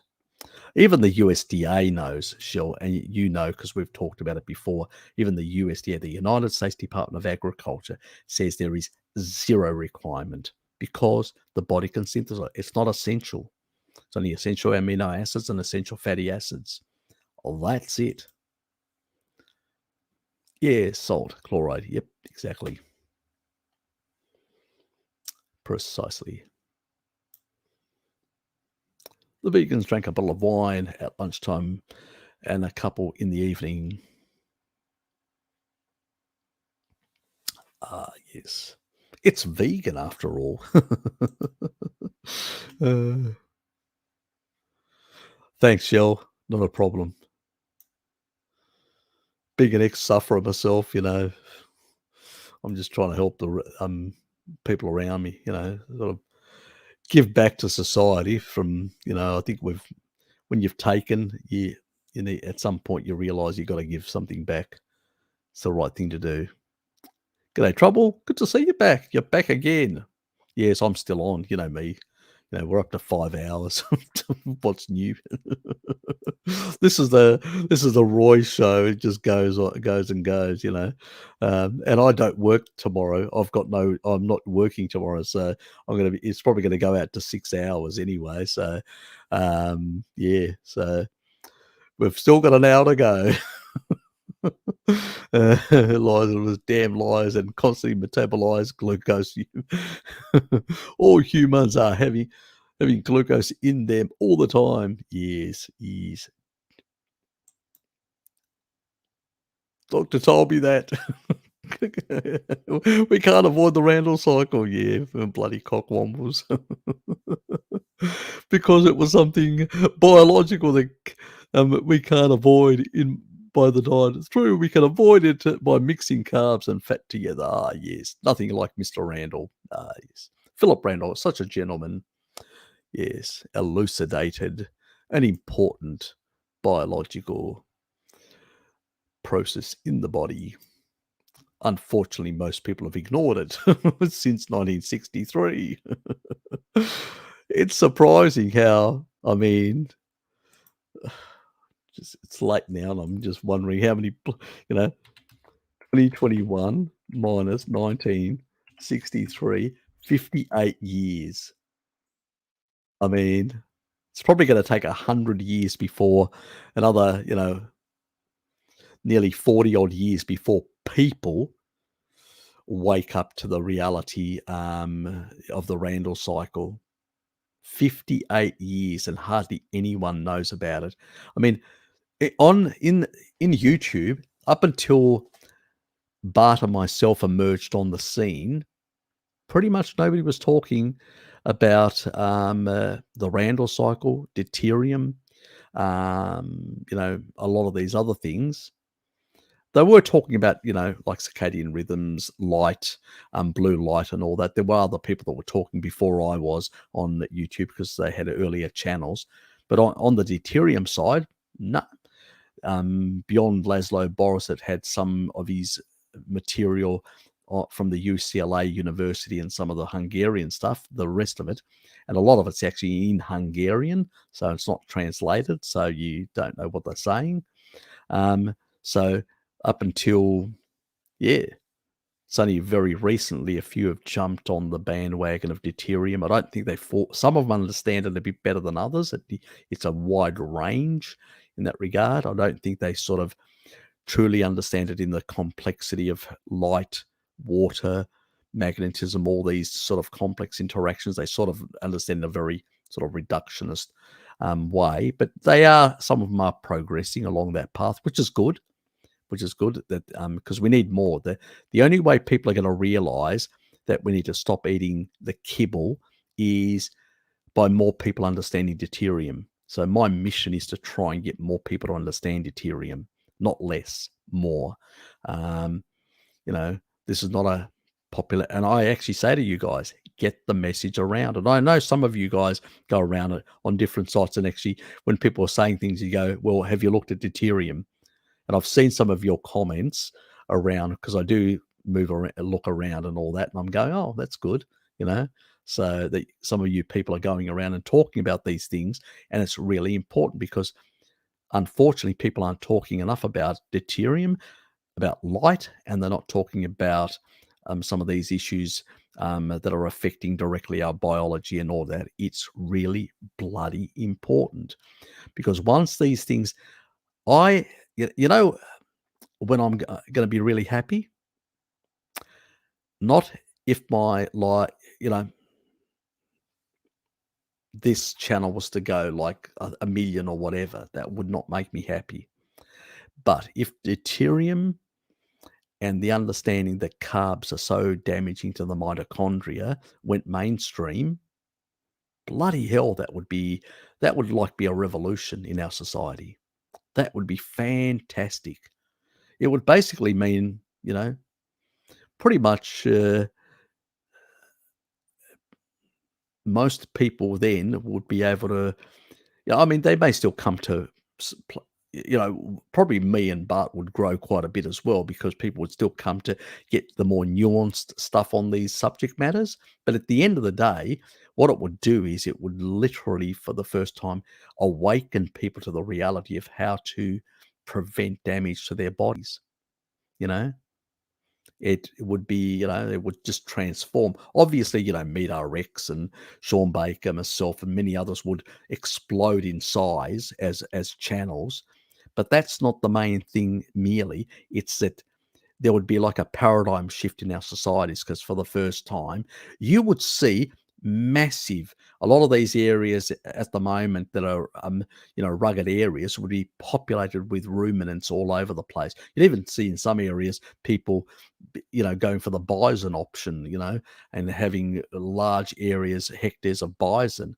That's what would happen. It would be a fantastic future of, you know, pastoral, like a pastoral paradise on this planet. So I would love that. That would be great. It'd make all the foods that I eat very cheap, which would be fantastic, and the kibble prohibitively expensive for the addicts, and they can have their addicted shit, you know. So it would be a great world to live in that regard. So that's why I want this information to get out, because the deuterium one really nails the energy production side, you know, which is really important. And some of the other stuff, you know, how the digestive system works and all that, how these animal products really make those things work properly.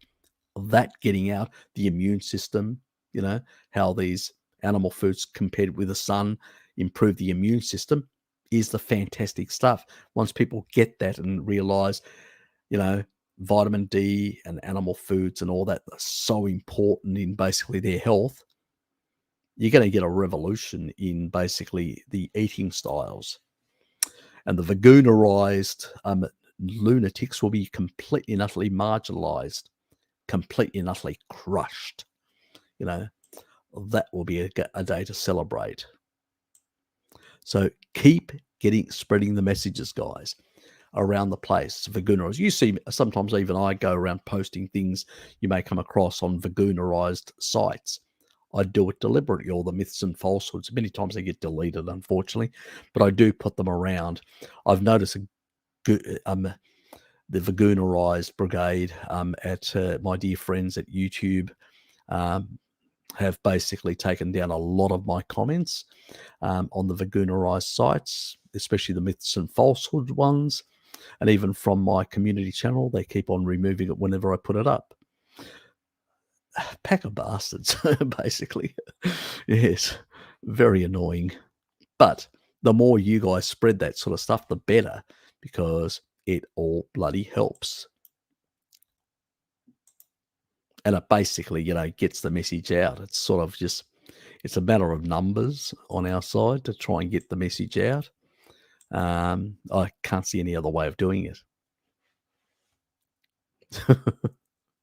Alex, you and Dom will stay forever nearly if you don't have anything other pressing things. Patience, why so can't be okay to eat cake and salad? Yes, yes, yes. I know exactly. Yeah, they say that carbs and then the other sort of stuff. I mean, they're all the same. They all turn into sugar anyway. It's just nonsense, you know. It's all like the glycemic index and complex carbohydrates and simple carbohydrates, as if they all turn into bloody sugar. You know, they all raise your blood sugar levels. They all cause issues in the long run. They all cause glycation. It's a lot of fabricated science has actually been produced for a very long time. When you look at it and realize, and you go, yeah, yeah, they got no idea. They're just drug pushers and you know, and basically people that cut people open and stitch them back together. Basically, body mechanics, as I call them, and drug pushers and body mechanics. Pretty much. So don't expect much from them. You just have to look at some of them, you know, in the way, you know, like one doctor in the Greek community telling some other Greek old ladies how to eat, and he's basically like a 10-ton Tessie, like a, you know, you can't even get in his car. He's that over obese, morbidly obese, and he's trying to advise these old ladies how to eat. It's just, you know, just the image is just going, what the, yeah. He claims genetics for his issue. What a load of garbage. I'd give him a couple of steaks and he'd see how genetics had nothing to do with it. But the problem is he'd never eat them.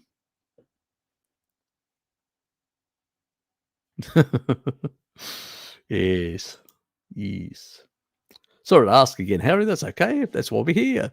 But metabolic flexibility, because here in Mexico, many keto channels said that sometimes we need to eat carbs because the body will don't know how to use them.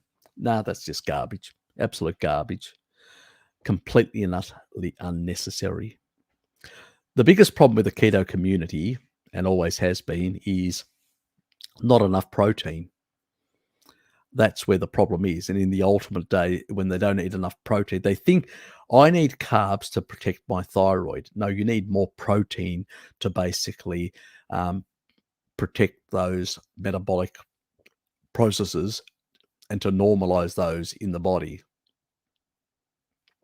I need to take supplements to fix my electrolytes. No, you just need to eat more meat that will give you more taurine, that the osmotic effects as an osmolyte that taurine is, does automatically regulate those electrolytes. The more meat you have, the less problems you have in regulating the electrolytes. That is why tribal people that eat shitloads of meat don't have problems with electrolytes.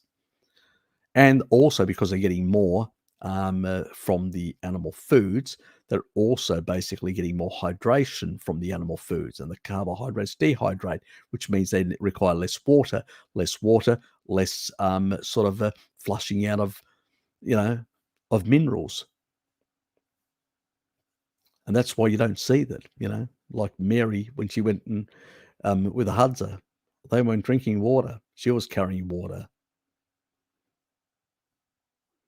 And when we had that discussion, I actually explained why I don't consume water, and there's not an issue. And I said, my urine, sometimes I'm concerned that it's too light because I have some of this water, you know, occasionally, especially if my coffees, maybe I'm getting too much because I'm also producing from my own fat. You know, you always produce 10% more. So, you know, and I've done an experiment where I've cut all water, no coffee, zero water, completely nothing, zilch, just from fat. And guess what happens? My urine goes slightly yellow. And that's normal. You look at animals, when they piss out, it's normal. It's yellow. There is no animal in nature that pisses out clear water. It's all yellowy. It's to flush out garbage, not water. It's not to flush out water. You're not supposed to be flushing out water and flushing out electrolytes. You're supposed to be regulating all that sort of stuff, getting enough meat to regulate it and all that, and extracting any extra water requirements from the fat. And then any excess, getting rid of that. Small amounts. And that's why you're not urinating all the time. And that's why I can be here for hours without having going for a piss. Got it? Even though I'm drinking a bit, I still don't have the urge. That's the sort of difference. Where if you're a vegan, you'd be fucking in the toilet every second hour. You know? Or people that consume water like there's no tomorrow. Litres and litres of it. High deuterium shit, as I call it. You know? That's the problem. We've just... When you get a dehydrating diet, which is a lot of carbohydrates, which dehydrate you, they produce 0.44%. That means the water content means that you are deficient. Every single gram of carbohydrates you consume, you create well over 60% of deficiency in terms of water. That's why you're fucking thirsty on a carbohydrate diet. These fucking cockwombles. One, they keep insulin too low by having not enough protein and dumping out a lot of fluids and electrolytes. And then on top of that, they hydrate like mad. And they go and buy expensive supplements. I need my magnesium. I need my potassium. I need... Oh, fucking hell. You need a brain transplant. That's what you bloody need. You know? As if tribal people like the Huds or whatever else are running around with fucking magnesium powders and stuff like that. The excretion rate is quite low if you are regulating those extracellular fluids, which is your blood fluid and the cellular fluids. You know, that's what taurine's supposed to do. Eat fucking meat and you'll regulate them properly and you won't have those big issues. You know, it's absolutely a joke. You know, in that regard. And that's why these people, because they're eating carbs, they're dehydrating themselves by not getting enough meat, they're not regulating their electrolytes, they're not regulating, and they're over-consuming, and all they're doing is the stuff that they get rid of, they go and buy it expensively and replace it. It's ridiculous what the keto low-carb community's turned into. Basically another sort of like the naturopaths, another basically supplement pushing community. Yes, it's highly ridiculous. I don't even like the word supplement. I use these things strategically for short-term interventions to correct things or transition people or things like that. But if you've been transitioned and you're actually operating properly, you don't need these things, you know. Most of mine are powders. Most of the stuff that I buy is powders, taurine, MSM, you know, like sulfur powders, you know, choline, because sometimes I can't be fucked. You know, eating eggs. I eat quite a few, and then because I need the choline because I can't synthesize it from methionine, just one of those 4%. Unfortunately, my ancestors consumed a lot of organ meats, and so we became dependent on the food supply, like the Irish with the cod liver became down-regulated conversion. They need the animal food to get the retinol, you know. It's just the way it is. So I've got to look back at what my ancestors did and do the same thing. If I want to, I could take the supplement, but I could eat the food and get the additional stuff that will keep me healthier. So it's that sort of stuff. Yeah, it's a crazy bloody world. Eat stuff to dehydrate and then flush everything out with high deuterium and cause even more dehydration. It's funny how more water, because of the deuterium side that people don't understand, you end up even making yourself even more dehydrated when you drink too much water, especially tap water that's higher in deuterium. Sourdough bread made by my husband has to be locked away in this Is it worth it? Is it worse than heroin? God, I love you. So he still loves his bread, does he? Hubby. Uh, I'll leave you to sort that out. At least he's basically fermenting it and all that. He's doing it in a traditional way. It could be worse in that way, but definitely doesn't need it. Maybe he should be watching some of my videos. That would help him um, realize how unnecessary and what a waste of energy and time to do that, create that stuff. My personal opinion, I wouldn't waste my time. That's why I love the carnivore diet. It's actually reduced the amount of preparation, food preparation, and cooking and stuff that I have to do. It's wonderful. And even tribal people, they just go out, kill the animal, cook it up and eat it, They don't have to go through all this food processing and all these, garnishing and all this sort of stuff. They probably look at us and go, those guys are crazy, the amount of work that they do just to make a meal, and usually a crappy meal with just poor nutrition. Yeah. So it's wacky and wild. I need to drink a bit more of this, unfortunately.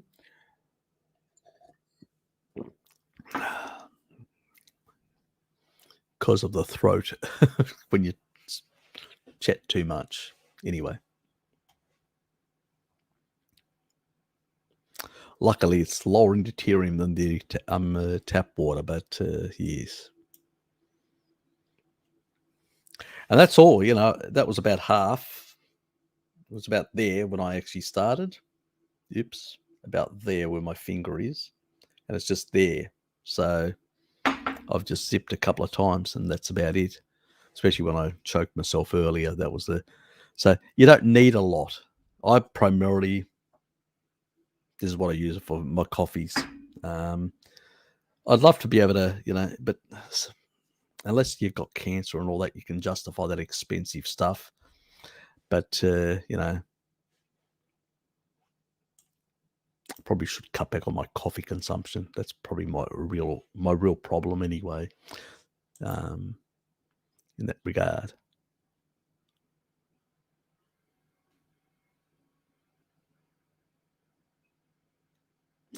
Pretty much, very much so. Yeah, you're right, I'm sure. But that's up to Elizabeth to decide. Yeah, but she's probably getting a lot of misinformation there.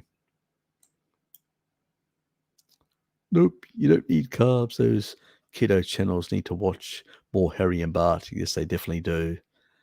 Unfortunately, they are still in those other paradigms. Listening to the stream last night and still listening this morning in the gym, in the shops, everywhere. Portable Harry, LO. Actually, I'll tell you one thing, Jonathan. I actually looked at the stats and I realized that the majority of my subscribers actually watch me on their phone. Yeah, on a mobile device. They don't actually watch me on a computer or other things. The second most is the computer, but that's lower percentages, and then all these other tablets, and even I know the younger ones are actually watching me on their consoles. Actually, not even on phone or on their consoles while they're playing games, and they will actually watch me on their consoles, which is hilarious. That yes. They're basically stopping their gaming to watch Harry. So that was I saw that and I just smiled when I saw that. I said, "Oh, that's nice," because I do have about a quarter of them are younger, in their 20s. There's about a quarter in that sort of slightly older. Then in that sort of middle age type is the other group, and then another quarter in the older bracket, older than me. So it's my sort of subscribers are split, very wide. I've got from very young to very old. So really interesting. It's nice to know that people from such wide, diverse age groups find me interesting. So yeah, thanks, Jonathan.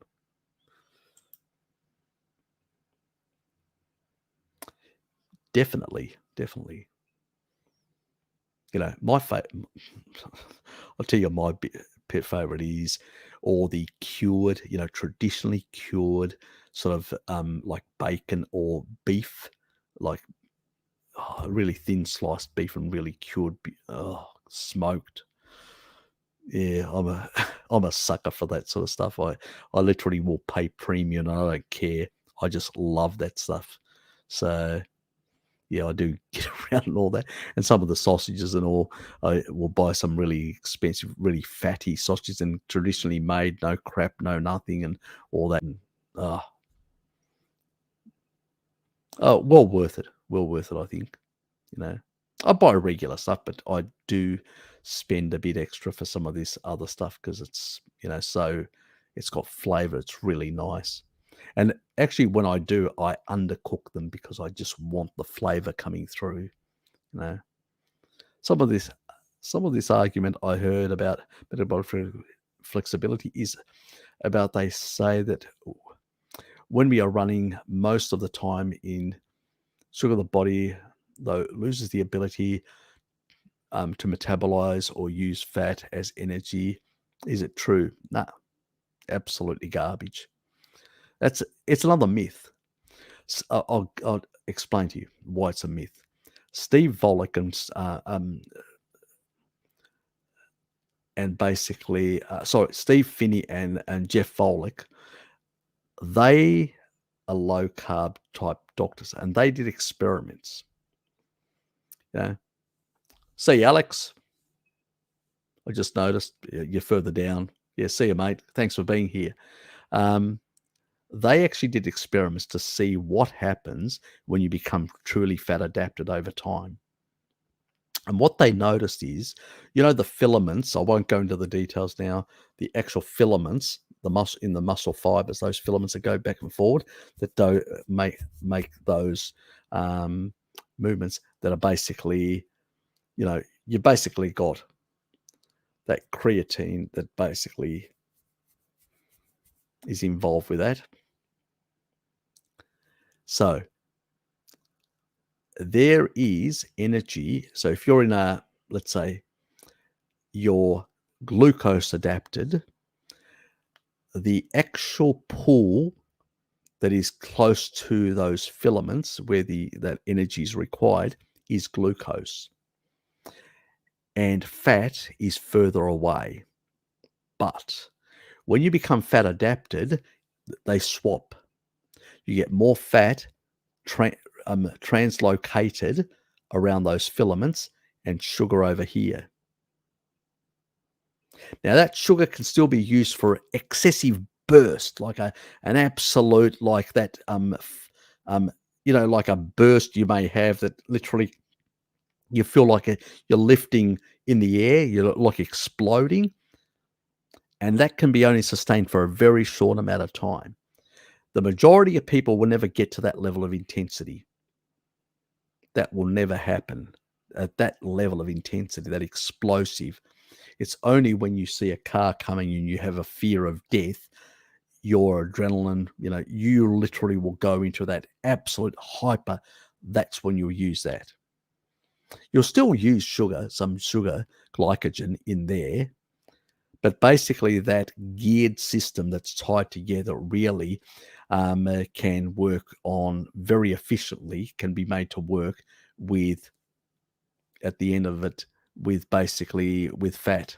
You get a translocation, and they've proven it with biopsies. So it's not, it's not a thought experiment. These people have got athletes who basically became fat adapted, and these are cyclists as well. You would think very fast, you would need a lot of glucose and all that, which a lot of cyclists traditionally have used. And these guys are basically taking biopsies of these muscle biopsies that actually have seen this translocation. So yes, once you you don't need the so-called flexibility. That's just bullshit. And at the end of the day, energy is energy. You can only get so much movements of those filaments. Adding one fuel or another isn't going to make a much difference. That explosive thing is very momentary. You don't even get it. Even when you're sprinting a sprint race or whatever, there's still fat being oxidized. That excessively high sort of, between death and survival, which is beyond, that explosive thing happens beyond even a sprint runner would do. That is a state where the body just switches nearly everything off and just goes bang, you know, completely. And that's really hard for somebody to do just as part of a training or part of a sprint. That is when I've actually felt that, when I nearly got run over by a vehicle and I felt like I was floating in the air. That's how fast. I couldn't believe I moved it so fast. That was just absolute explosive. Very short time, but absolute explosion. Got away from the vehicle within, probably a meter and a half. I couldn't believe it. I'd never, because I've been track and field. I've done that sort of stuff. Never felt that explosive stuff. Yeah, that is the only time at that point that you'll probably use that sort of energy. And that will last for very little momentarily. And you'll feel literally wasted right after that point, because you can't sustain that sort of level of explosivity.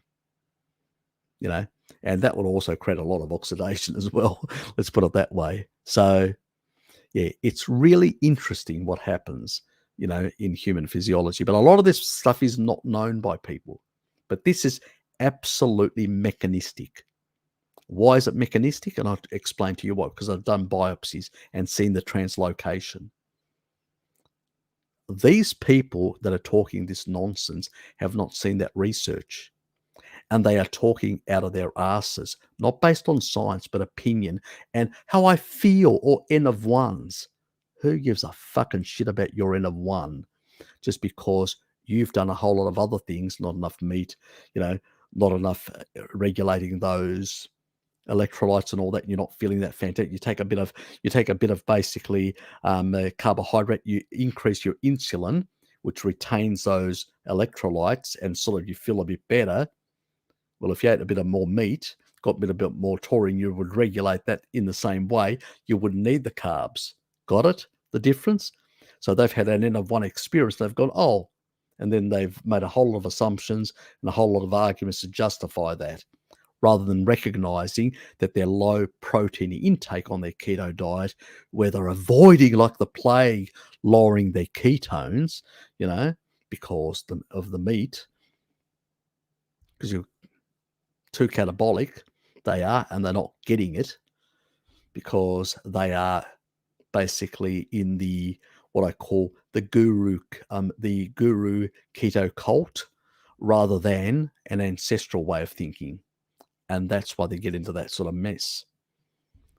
So yeah, and that's why they end up then down that reductionist road, like Salad Boy has, and many others have gone down the reductionist road. You need carbs to sort of sort things out. No, you're just pushing up insulin, retaining some fluids, retaining certain electrolytes, and it seems like it's sort of working. But long term, if you do it worse, you're going to create other derangements and issues, and that's what happens because they don't get it. They haven't made this mental connection because they don't have the level of intelligence or capacity to do that. Unfortunately, most of them, I find when I actually talk to these people, I go, yes, your IQ isn't that high, is it? You can't make the connections. You can spout and repeat like a parrot certain reductionist nonsense, but you can't really make those important connections in your head to understand why these systems are not being regulated properly. And so once they jump on one bandwagon, they just go, it's the new cult. That's why I've never promoted myself as a sort of a carnivore cult sort of thing. Oh, you gotta eat everything meat. If you don't even put any I put definitely lost my carnivore license a long time ago, because I do put rosemary and a bit of pepper and salt and stuff like that. And this is the problem with the cultish, whether you got Zverich on the one side from the vegan cult to the carnivore cult that he's created, or you've got some of the other crazies out there in the keto world. Same sort of nonsense. That's why they end up where they end up, back with Ray Peat and the carb eating people, and reducing their fat, the animal fat that is, lean meats and sugar. Yeah, just give them a few more years. That's where they mostly end. It's ridiculous. Yes. But unfortunately, yeah, that's what we've got to argue against, that sort of silliness.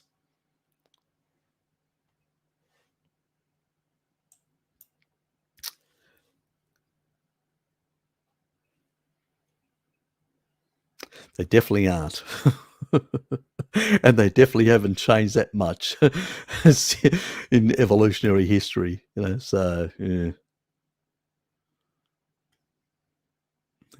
Definitely not. Ah, sounds good, sounds good. Oh, you're off to get some raw milk, aren't you? Yes. That's the thing I've missed, raw goat milk. Yeah. Oh, well,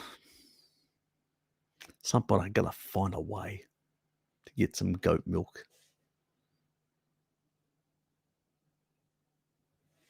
Hey, the last one went for 20, what it was, yeah, 27.5 hours to be more precise. Yeah, very much so. Perfectly said, Shell. Modern doctors. Uh, would you like this statin, my dear?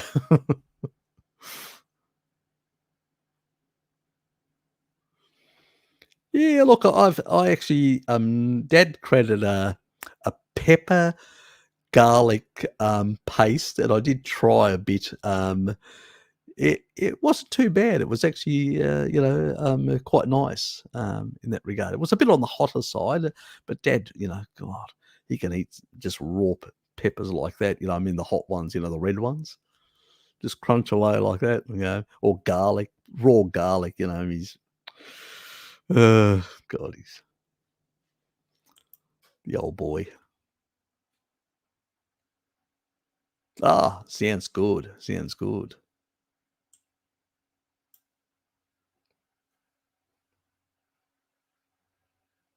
Actually, yeah.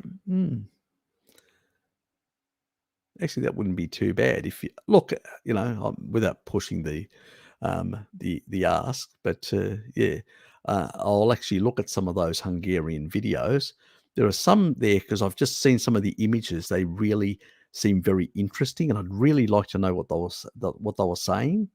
So yeah, and they do relate to some of the cancer stuff, and maybe there's some stuff that I've missed, and I would like to hear what they're actually saying, because some of the more international stuff, is more the general sort of stuff. I'd like to get into some of the nuancing of some of the therapeutic methods that they're using, and maybe some of the different types of quantities that they're giving the dogs, and work out exactly what is the amount that they're actually giving per kilo body weight in terms of what deuterium, so I can actually work out the exact deuterium profile for a human, because that would be really good. At the moment, I don't really know what it should be. So maybe, yes, send me an email and I'll send you a link of those ones that I would love translated, because I really need to know what the dosage is for the dogs, exactly what they're recommending. And how they're doing it in their experiments, because that will give me insights in kilo body weight for humans in terms of that. So, which would be very interesting. See you, Shell. Thanks for being here. Appreciate it. Take care. Exactly. And avoid. Exactly. That's exactly it. You get rid of Facebook. Exactly. Uh, I don't understand. Yeah, I'm in about 40 minutes. I'll pull the plug as well.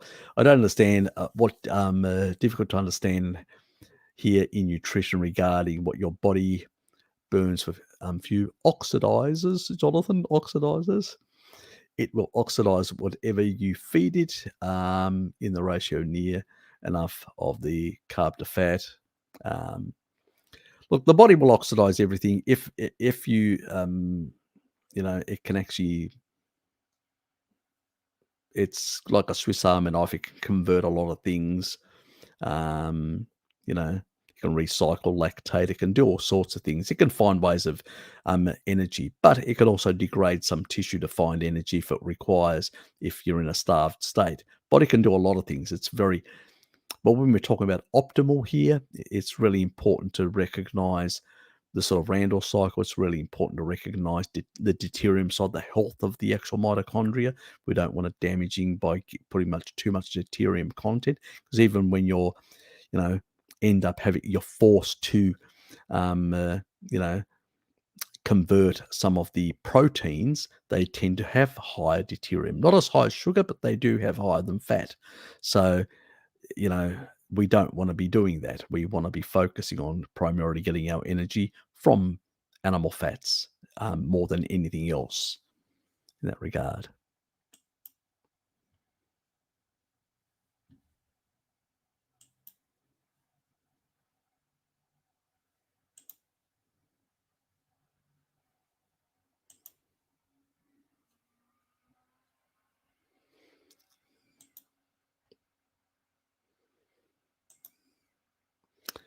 Eh,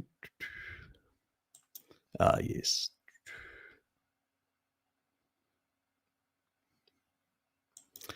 Definitely grounding. Really good stuff.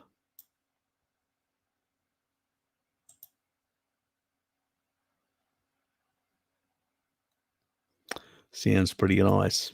Wonder what I'm going to make tomorrow. I haven't made up my mind. So,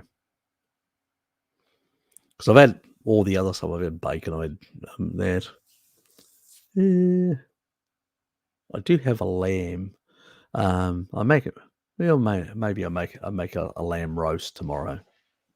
I think I may do that. About the Randall cycle, is it true we cannot avoid it by the diet? Here in Mexico, gurus said that you cannot avoid by not mixing carbs and fats. That's actually wrong. If you consume fat and sugar below your energy requirements for the day, you will not engage the Randall cycle. So if your cells do not get into excess energy levels, no, it's only when you actually get excess levels, and then as that increases, the gradient of the activation goes up.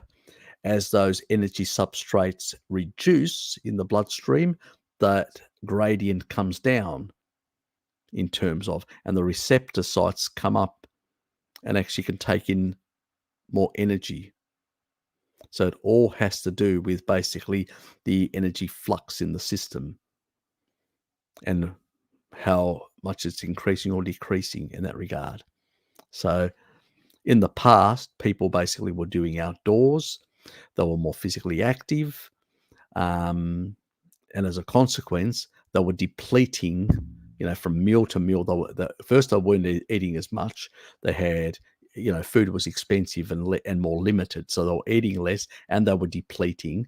And so, even though they were having mixed sources, they were never achieving, sufficient energy surplus in the system to actually activate the Randall cycle. And if they did, it would be momentarily, and the gradient would drop off, and then those receptors would come to the surface and take in more energy and take it out of the bloodstream. So, yeah, that's the difference. Where nowadays people are working in offices, sitting around and eating far more excessive amounts of refined stuff, which actually the energy flux is much quicker into the system, plus the sedentary. So it's way easier to engage the Randall cycle. That's the difference. The lifestyle has changed, and the source, that means the quickness of the energy flux into the system, seed oils and refined sugars can get into the motility of those through the digestive system is much faster. So that will bring up the sort of the gradient much quicker. And you need to take that into consideration, the difference in lifestyle and composition due to refinement processing. Something that people don't take into consideration. They think, because when we say that basically all carbs, even complex carbs, will turn into basically sugar, that's true. That's exactly true. But the quickness, the motility, that means how quickly they get through the system and into the bloodstream, that can depend on what the gradients is going to be. Even for somebody who's sedentary, what the gradients can be. That can, because it's not getting in fast enough, because it's not being, it needs to be processed more by the digestive system in order to be broken down to become available. Because of that, the consequence of that is you'll get a lower, the flux will be much lower, the gradient. That's the only difference. And it's basically the difference between a processed and non-processed. And there is no difference. So if you actually get, so it's not this sort of, fiber and all that. They've done experiments, nothing to do with fiber. It's actually how long it takes to basically within the digestive to break it down to be able to be used in a refined way. It doesn't really have to do a lot of processing the body. It's much easier to take it in, both the refined oils and the refined sugars. And when somebody's sedentary, they will end up engaging much faster. They're missing that point. And it's nothing to do with fiber. It's the complexity of the breakdown, how much enzyme activity is required to break it down. And so that time is different. There's a differential in time in terms of breaking it down and absorbing it. So more effort, so to speak. And that extra effort also it will basically utilize more of that energy. So it will actually also have an effect on the gradient. So this is the complexity of the interaction of, all these moving parts. That's the sort of things I focus in. And that's why I understand why people say, well, we used to do that in the years, but all these changes have changed in terms of the dynamics, what happens in the body because of you're socializing differently, you're working differently, all these different, the refinement of something will actually, the influx will be quicker. All these little things, when you take them into account, then things make sense. The problem is these people don't make sense because they are thinking in reductionist terms. They're not thinking in complex systems interacting and different. All these enzymes are just think of them as machines in factories that need to do something before they can move it to the next scale. You've got a car, you need to put certain components before you can move to the next scale. If that car is like doesn't have a top, well, you need to do less. That's considered a bit more refined. You can go to the next step much quicker. That's the sort of difference in terms of influx of energy and all that can be different, the timing and stuff like that. So there's a lot of those different things that people don't take into consideration. So when they look back, they miss all that relationship. Something that I don't miss because I do look at the detail relationships and evolutionary changes in eating patterns and lifestyle and work patterns, which impact the way energy is utilized within an organism. Very important. Something these so-called gurus miss completely because they can't understand. They sort of, it's either those nutrients and they view them in a reductionist way and they're just ignoring the whole social economic relationship between the human, their digestion and all this sort of stuff. So they miss so much. Yes, they want the simple reductionist way of viewing, and then that's why they fall into these traps of going down the pathways. Oh, it's this or that or whatever, or yes,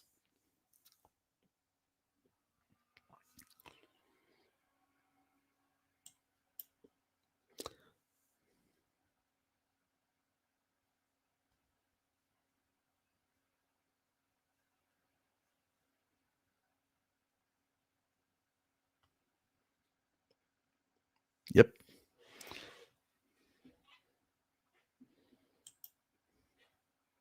Yeah, and you see it that in the reverse, if you take all the fat down and you basically go real high sugar, you basically also have a similar effect as well. The difference is the other one is nutrient deficient. That's a vegan diet. It's like a fasting mimicking diet.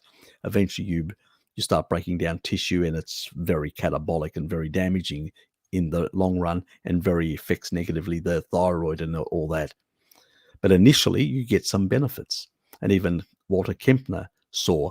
And the stuff that I showed earlier, those the chats that I had with Pim Johnson, that first one on the dietary guidelines and all that, I actually covered that and actually show it and explain that information. So you can actually see it from the low fat side of things, how the disengagement of the Randall cycle, but the other issues relating to that. That's why we call it the Church of Anorexia Vegana. It's not accidental, because we know it's like a fasting mimicking diet, and in the end it becomes very catabolic and you break down your body in a bad way, and you end up with a lot of health issues for a whole lot of other reasons. It's not accidental. So please, if people haven't gone and seen that video, go and check it. It's on one of my playlists of the first chat that I did with Pim. It will be an eye opener for you people to understand. You'll also understand why the low fat craze started and how it was influenced by Walter, and how other people misunderstood a lot of what Walter was saying and took it in a different direction. You can avoid the Randall cycle switching if you don't put carbs in your mouth. Very much so. Very much so. And also, if you don't put any fat in your mouth and you're only eating carbs, the other way around as well. But you can't sustain the other one. That's called the vegan diet, and eventually it will cause you massive deficiencies and massive health problems. Unless you're on a veganerized diet of the new fashion, which is the vegan sad diet 2.0. And then you're like a sad dieter on a vegan style with seed oils and refined sugars. And you're definitely engaging the Randall cycle then, because it's sugar and refined sugars in high amounts, like the modern day vegans do. And then you'll definitely end up with not only engaging the Randall cycle, but also becoming quite fat. And you see them, the fat vegan doing the eating all their Beyond Burgers and all this other garbage of sugar and oils, and basically plant fats. And then the other ones, the traditional vegans that are basically doing fasting mimicking diets and literally wasting away. It's the two extremes in that community. So yes, very much so.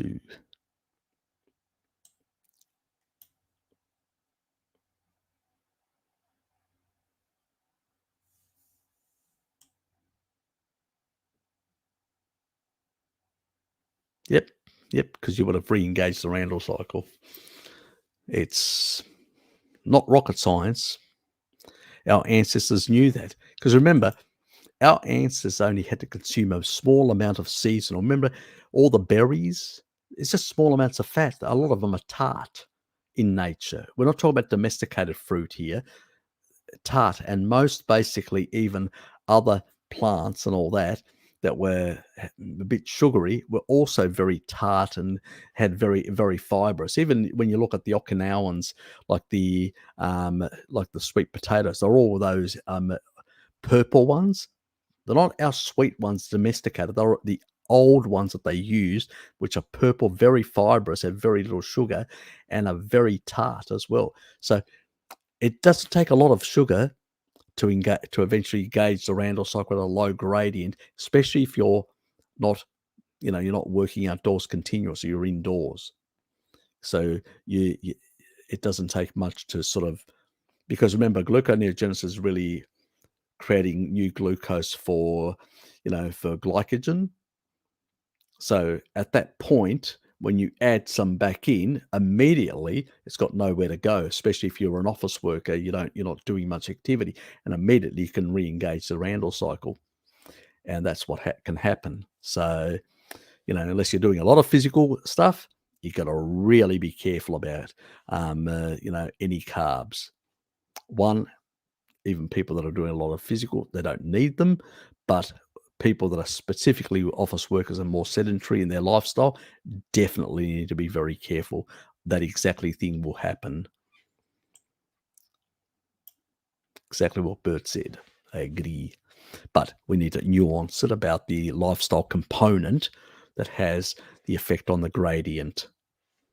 You always, when you're talking about Randall cycle gradient, think lifestyle factors as well that are interplaying with how you're eating. That explains then why some people can eat some carbs, but they're bodybuilding and all that, and just putting it back as glycogen and not engaging the Randall cycle because they're staying below that gradient, that lower in terms of the energy um, utilization. So those are the differences. Those are the nuances. But that's why, even a lot of athletes pound and use, a lot of carbs, carb load. And then eventually they're not efficient enough in dealing with them and they start getting fat and then they stop because they're starting to get too many injuries. They stop and they just blow out. And you see a lot of them, ex-swimmers, ex-that, fat as, engaging with the Randall cycle big time. So, yes, and having a lot of derangements because of a lot of the high deuterium foods they've been eating for years. And so they've got even poor utilization capacity because they've done so much mitochondrial damage.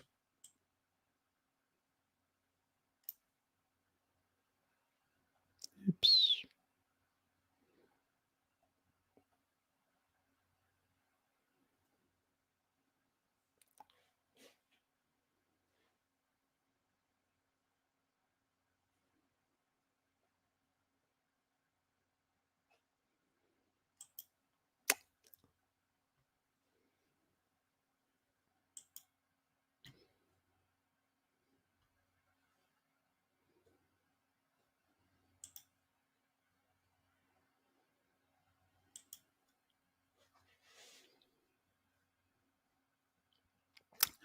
I'll take a look at it after.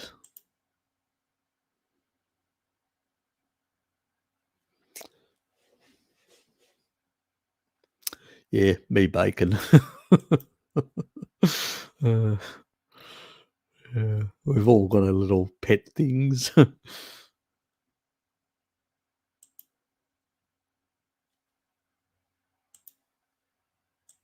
Oops.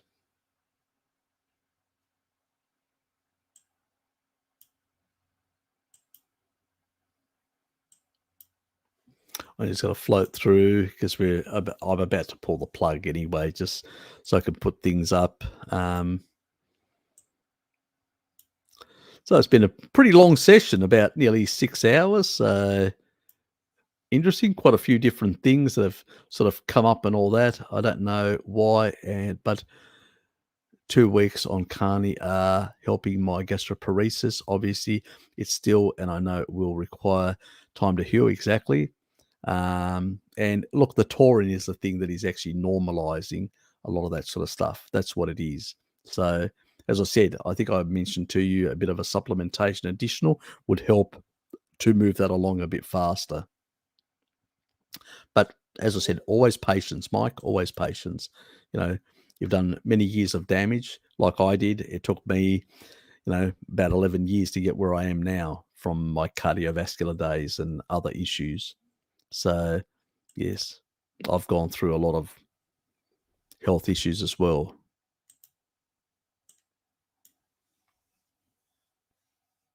Yeah, he's pretty good. He's pretty good. He's sorted out his thyroid and all that, and he's eating a more species appropriate diet. He's supporting his thyroid with good nutrition, plus with the sun getting his vitamin D right up to that 80 nanograms per deciliter, which is exactly where I said you have to be to reverse your autoimmunity. I said, this is what the research shows. That's where you need to get. And he got there, and yeah, it's sort of, he feels fantastic. And now his mother and all that are they are shifting. His parents are shifting because they're going, our son's just reversed all this sort of stuff just by eating more animal foods. There's something in it, and they are starting to shifting. They're shifting their own thinking and changing their own ways, which is fantastic to see that his parents are getting better as well. So his mum's got still a few issues, but I've asked him to send me some info, and I'll help him out there with her. So yeah, I'm still behind, aren't I? God, Harry Bart confused a little bit last time. He said glycogenesis was demand process, and then he said that if you eat too much protein, it can be converted sugar. So is it? It is demand driven. It is demand driven. Did he? Maybe. I don't know. Maybe in that regard. Look, when there is a absolute, I think you can actually get that. There is some research that shows that can happen at the margins, but it's mostly due to basically people. The experiments that I've seen, they've always been with like powders, like protein powders, not food, but protein. And I've actually mentioned in my previous live stream, because I've done some experiments where I've actually eaten like massive amounts of meat, where I've brought my ketones down and my blood sugar after 2 hours had dropped down to 3.7 millimoles. That's nearly getting into the levels of what is called hyperglycemia. So the complete opposite. You know what I mean? So my body couldn't keep up with producing enough glucose in a sense, if you want to. But it wasn't a problem because it was using long chain fat, so it wasn't an issue in that regard. All that actually happened was the following. By going so high, what it did was I wasn't actually having any dairy or anything like that day, and the body was basically going, oh shit, we're not getting any dairy in, so we're not getting any carbohydrates whatsoever in. So it immediately, basically what it did was it took the whatever glycogen that was actually, or demand driven, that and other sources, and it literally sucked them quickly and created a sort of like a peripheral sort of resistance to prevent those tissues taking that up, and it shuttled that majority of stuff to the brain, because the ketones have come slightly down because of that elevation that happened with the actual extra protein. So it had to shuttle more of that up. It's the complete opposite, and I've done the experiment on myself. The complete opposite. It is demand driven in that regard. But will the body generate? Yes, it will generate, because it can generate from more, because it's trying to. So sometimes you may, I noticed that a number of hours later, it did go up slightly because it was trying to compensate. Remember, these counter-regulatory systems are not perfect, and they will overshoot slightly. That doesn't mean it's not demand driven. It's still demand driven, but it can overshoot. It's that overshooting. The body isn't like a perfect, like a every down to a milli amount or whatever. It overshoots. It's the reality, and that's why it does sometimes. When you do certain funny things, it can cause derangements by overshooting. Same thing with too much electrolytes or too much, it can actually cause some overshooting and all that, until it gets back into a sort of a homeostatic and finds a new sort of level or whatever. That, I think, yeah, sometimes he needs to explain those things a bit better, a bit more carefully, what he actually means, because we both agree in demand driven. Still, the demand is driving it, but he needs to explain that influx and that change in utilization, because the utilization is a different thing than demand driven. That can shift those up or down, and then the body has to compensate by going, oh shit, I need more, and then it pumps out far more, thinking that it may still need that. But if you basically then just sit on the couch and do nothing, guess what's going to happen? It's going to rise slightly. But if you do physical activity, we'll put it in glycogen and all that, and it will sort of temper down. So it depends. But the body doesn't know what you're about to do.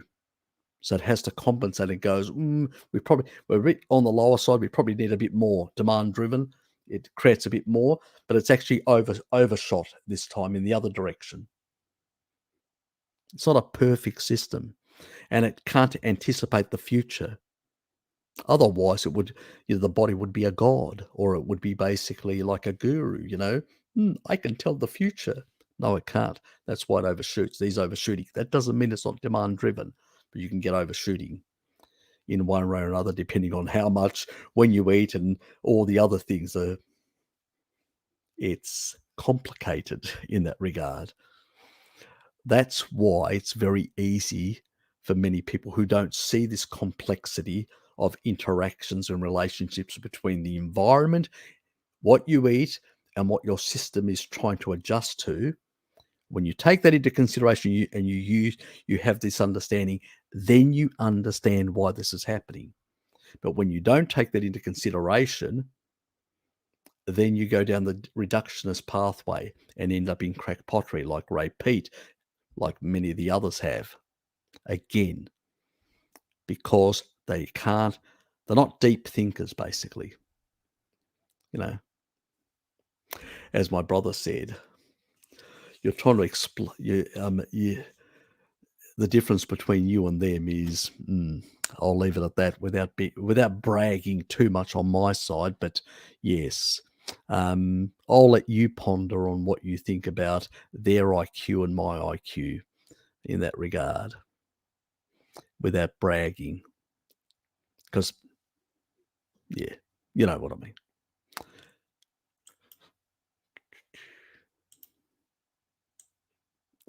But sometimes you want to really rub it into those characters because they're a fucking bunch of knuckleheads. Anyway, my personal opinion.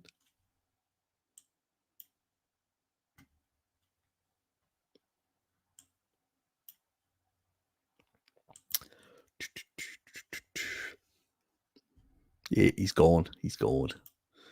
Did he come back? I think or did somebody else make a comment about his going away and getting some yummy milk?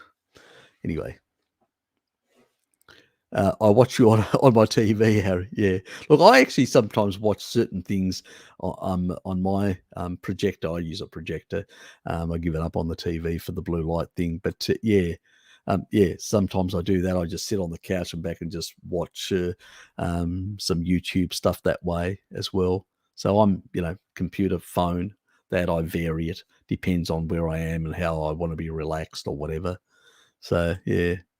But I was surprised to see how many people, it was, well over 50%, pretty much watch me on the phone. So, interesting. I know one guy in Australia, he's a truck driver. He drives around. He just actually literally watches me while he's driving around. So, everybody's got their style of the way that what they do.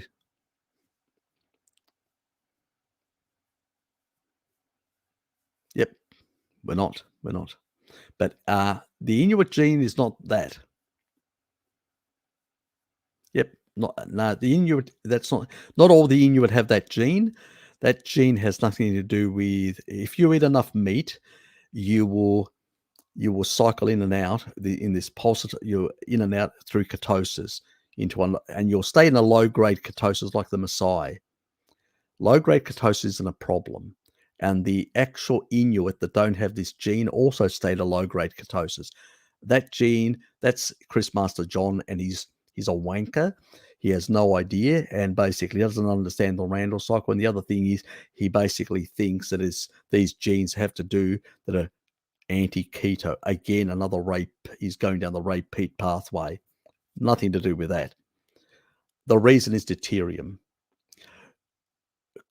Ketones cannot furnish to these people. They cannot furnish a number of long chain, low deuterium water. They're in an environment where they've got no sun for most of the time. They can't deplete. They've got an environment where the water content is high in deuterium, and they need long chain fats to dilute the deuterium that's coming into their system.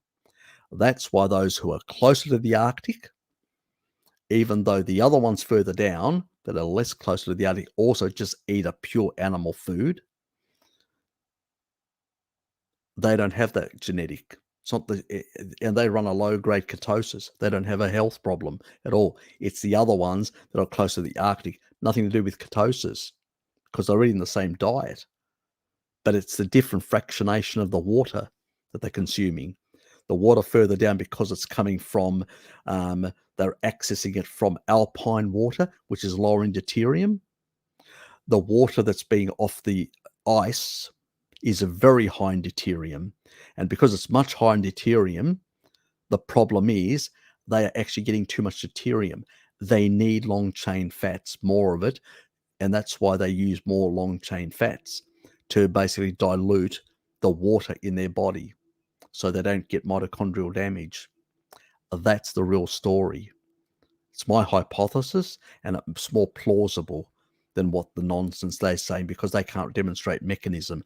I can demonstrate mechanism, why it's happening as a deuterium related issue, where they just talk nonsense and can't even show cause and effect and actual mechanism why. Again, as I said, there are some people who can engage their brain in a more sophisticated way, and then some others that just, go for the simple answers and stuff like that. So you say no more in that regard.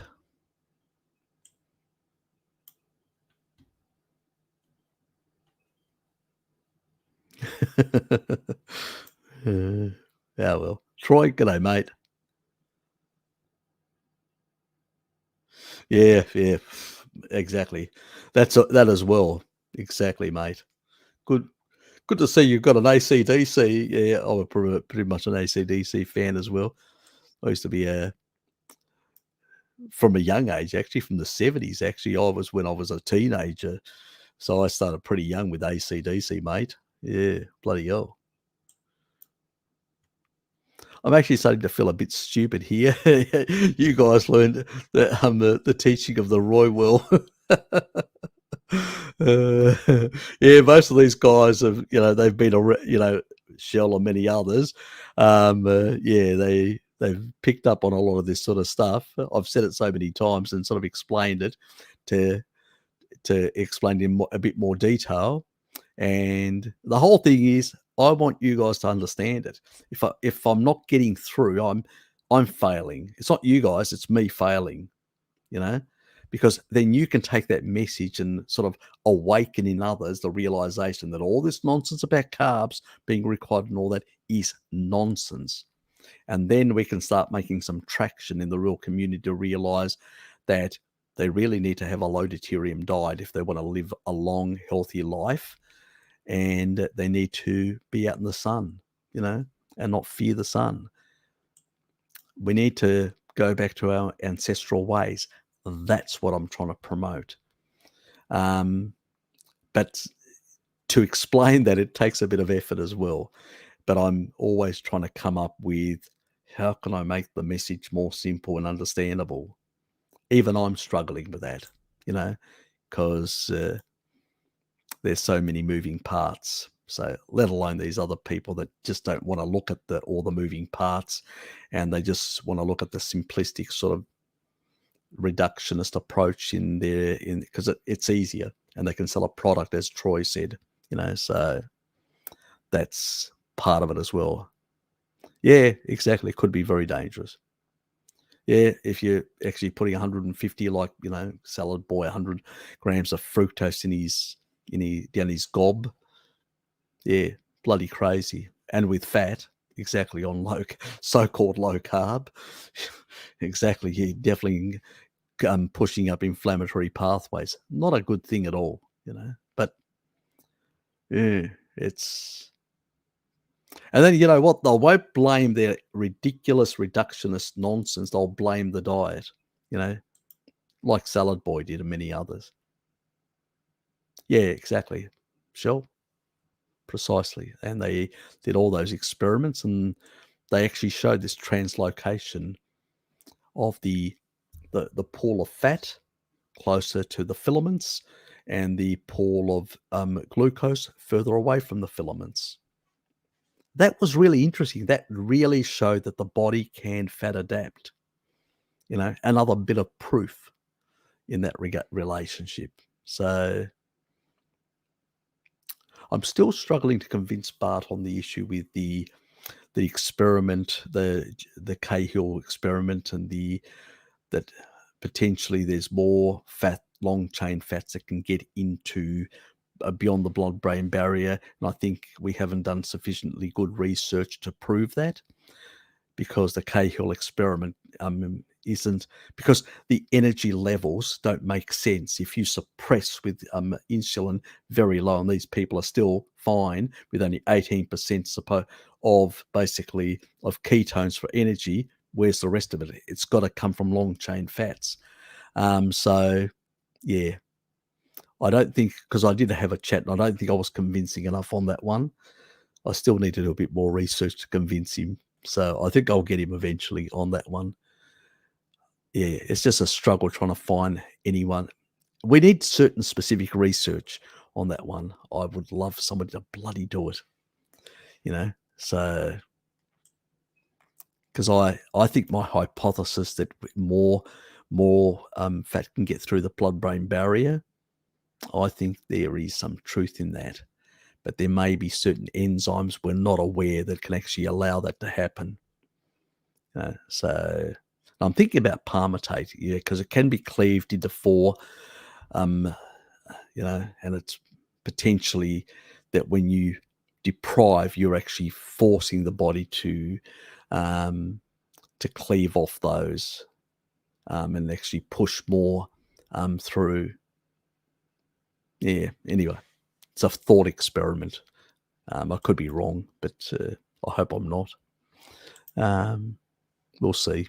Somebody's bound to do an experiment sometime in the future.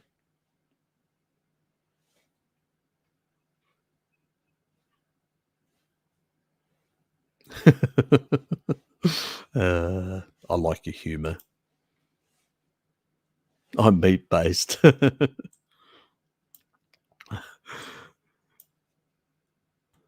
See you, mate. Good having you here. Take care. A few here have milk, apparently less of an insulin spike. Yeah, it is. End of the day. So you feel like trying out. Barke and Harry have going full carnivore day one and also cause trouble. Yes, yes, yes. I mean, look, today I didn't have any milk. I didn't have any milk yesterday. I'll probably have some tomorrow. I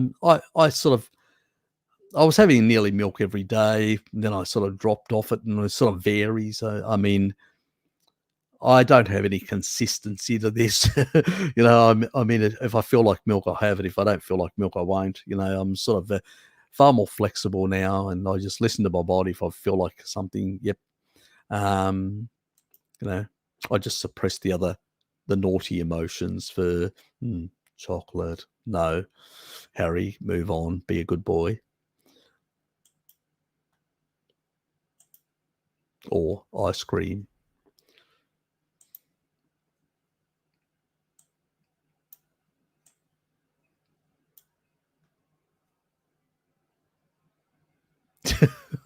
Aren't they injecting directly?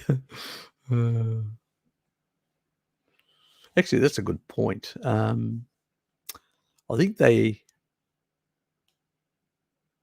can't remember now. It was about 2 years ago when I saw that video. Actually, not 2. No, what am I saying? It's 2021. God, that was even earlier. Is it 3 or 4 years ago? So, actually, I don't remember. So it's been a while.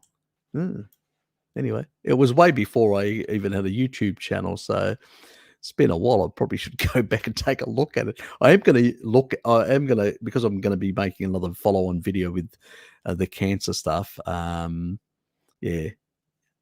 So Indy was the one that actually, because she's got breast cancer, and and I'm doing a follow up in that relation between the other one. She's going to go and look at that, but I'm doing a follow up on some stuff that I'm sort of need to cover in that regard.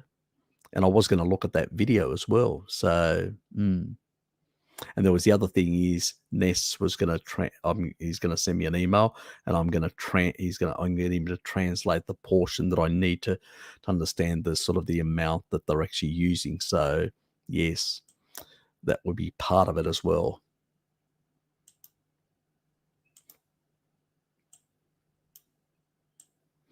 Because with protocols, have to try and work out dosing and stuff like that. It's really important.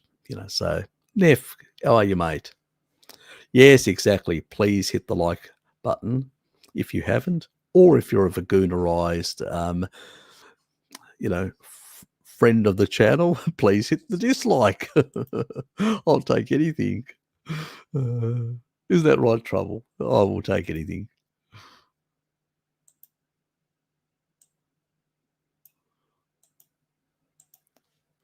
Good morning, Harry. You just get up, there's your coffee and cream over here. It's calories, the measure of heat. Is there another matrix to measure energy intake usage, food for your daily requirements?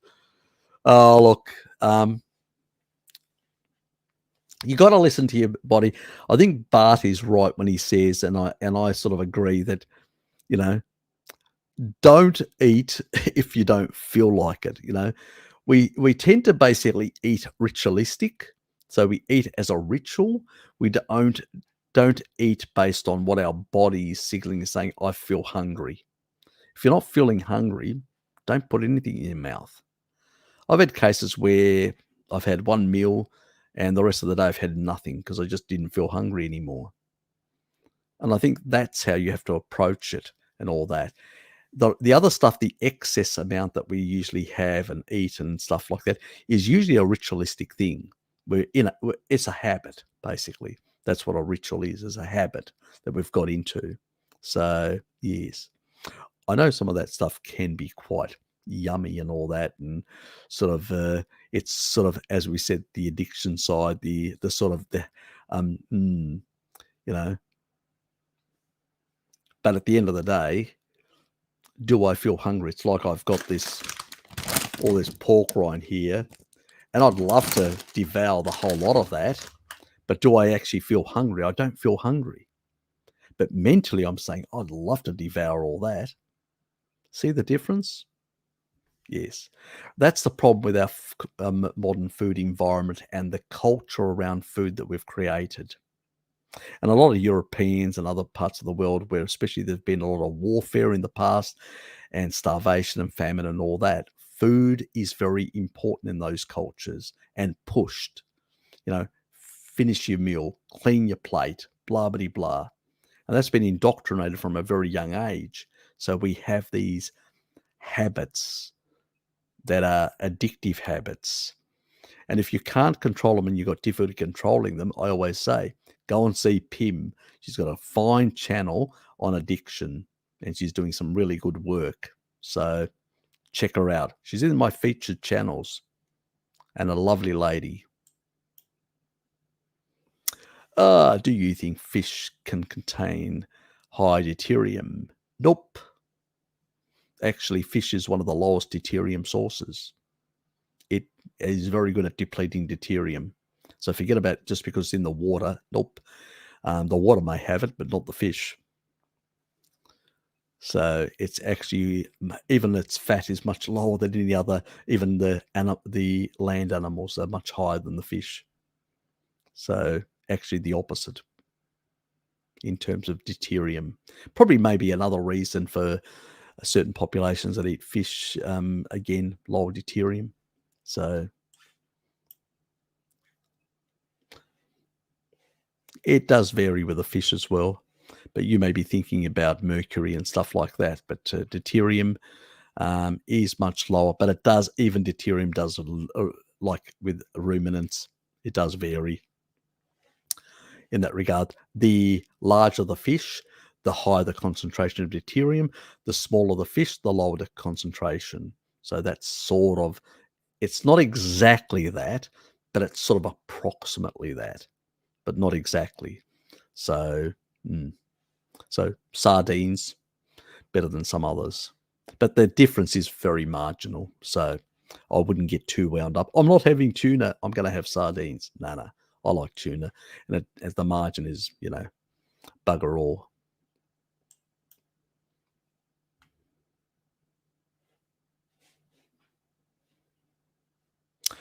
I'm not sure actually if it's lower than sardines or anything like that. I don't think so. Sardines are very high. Well, actually, it may be. It may be. Um, the fish that are higher in DHA tend to be lower in deuterium. So, yeah, potentially. Potentially. It's not always a rule of thumb, exact rule of thumb, but they tend to be. Yeah, yeah. Actually, Ness, I'm not 100% sure. I know that they are lower because, the ones that have got higher DHA, but at the end of the day, we're not talking about massive differences here to really get concerned about. So I wouldn't, yeah, it's not a deal breaker, so to speak. So I wouldn't get too concerned in that regard. But now you've got to be thinking, something that I'd like to know, what the deuterium content of different fish is. Yes, another thing to look into. Calories are a great measure of the chemical reaction like a stove, not a biochemical like a living organism exactly. Yeah, pretty much nonsense. Yes, if I ever turn into a bomb calorimeter, yes, then I'll consider myself a calorie burning machine. But until then, I basically consider myself an energy oxidizing system that derives its energy from those biochemical and also from those quantum biological processes that are happening in my mitochondria. So, yes, I think that's where I derive my energy. Carnival really must be healthy when you can sit here and talk for 6 hours and not getting exhausted. Now I can go for 12, 13, bloody whatever. I can't believe the energy that I have. If I go back when I was, look, you have to remember, I've been doing this for some time now, about 10 years since my cardiovascular issue when I had my chest ripped open.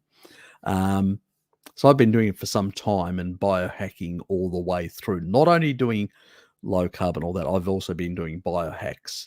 So that's why I sort of look a bit younger and all that. So I've been doing a lot of biohacks and other things like that. So uh, I push the envelope on a number of fronts. But I'm also careful I don't overdo it and all that because I do know that there can be some risks with some of that sort of stuff. So I always taper back how far I go with some of these things. But yeah, I'm always looking for some ways of manipulating certain biological pathways. Yes, I have to say that. But yeah, the carnivore diet in general, I find furnishes me with far more energy in that regard and stamina and stuff like that compared to anything else in the past. So yeah, it does make a difference. And I'm the same at work. I'm just plowing away like mad. Um, you know, so I can't say I don't think that you'd get a vegan, for 6 hours or 6.5 hours now, sitting here talking off the cuff and coming up with answers off the cuff and all that, and having a sharp mind after having the whole day doing a morning session, a whole lot of other things, and actually going 3:30 to bed, getting 6.5 hours sleep, waking up, doing another first live stream, going out, doing a bit of exercise, coming back, going off doing some shopping, coming back, and then preparing having a meal and all that sort of stuff, and then starting on a live stream and now being on there for 6.5 hours.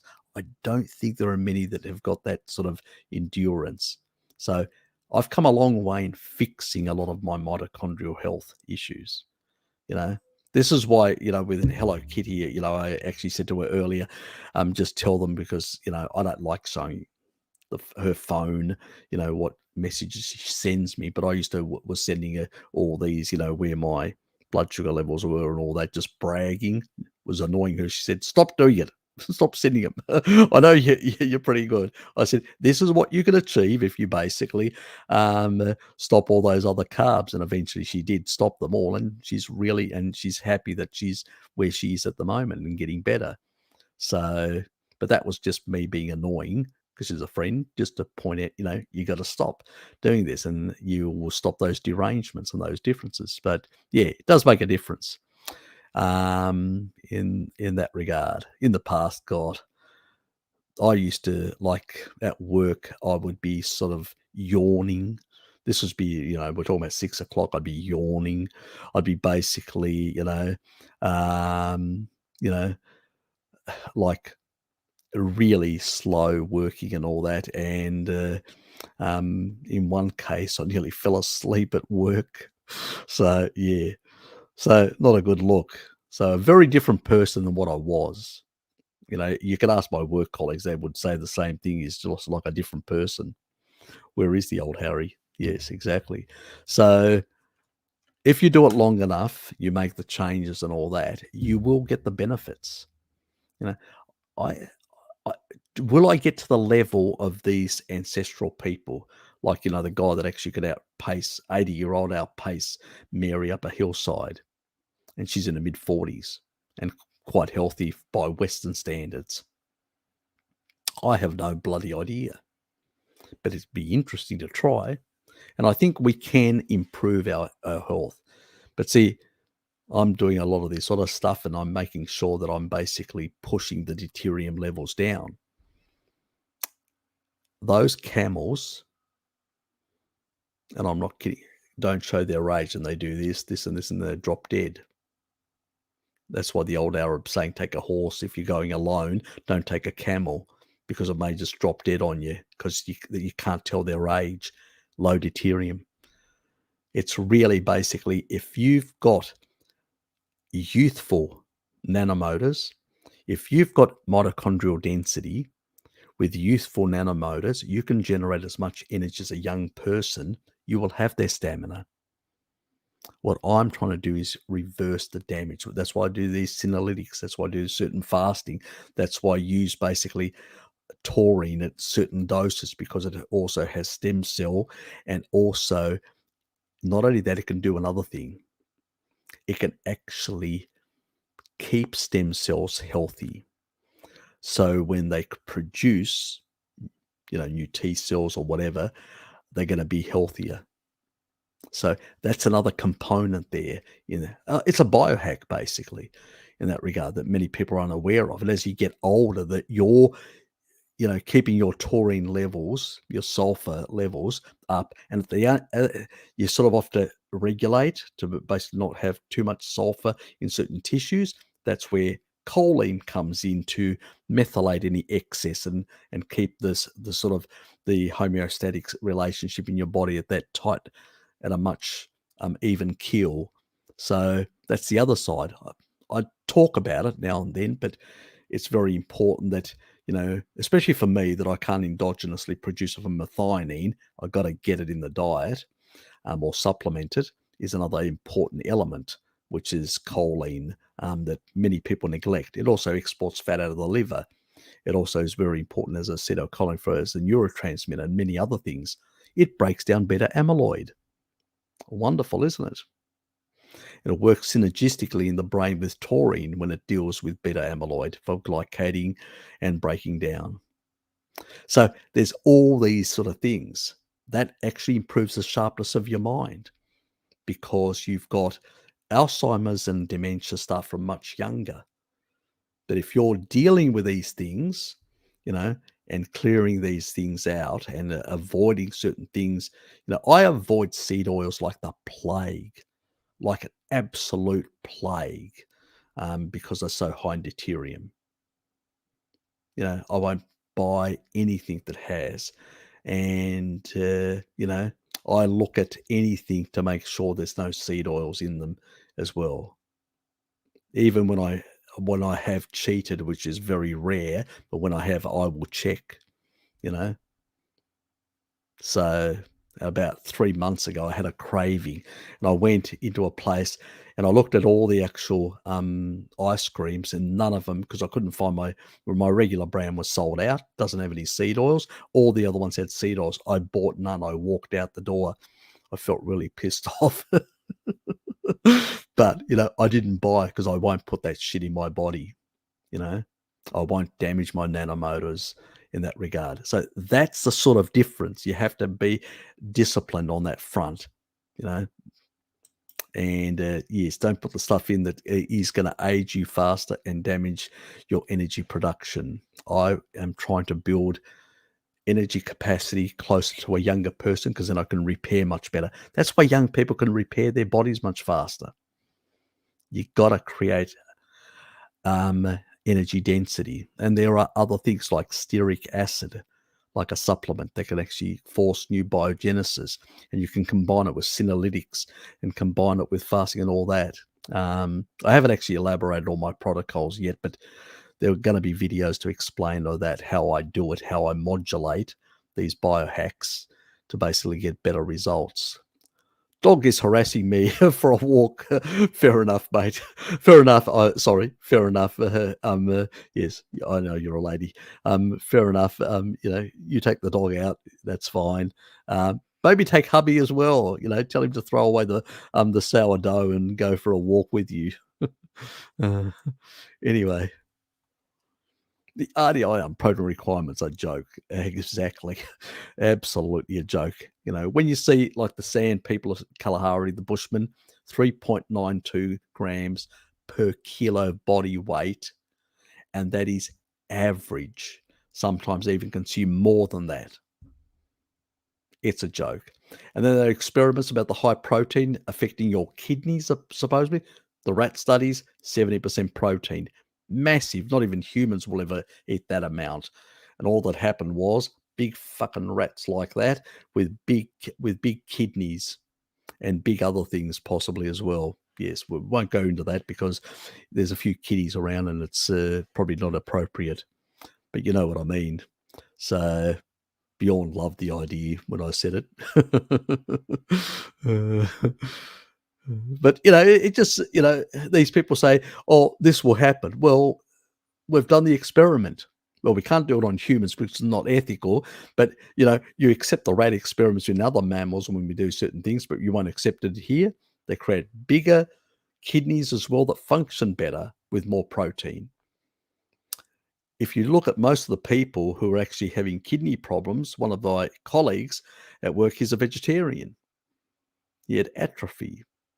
My father had kidney issues and all that because he wasn't eating enough meat, as I've told you guys in the past. Got him back on the meat and all that, cut back on his carbs and all that. Guess what? All that fibrosis and all that, and put him on the taurine, went away.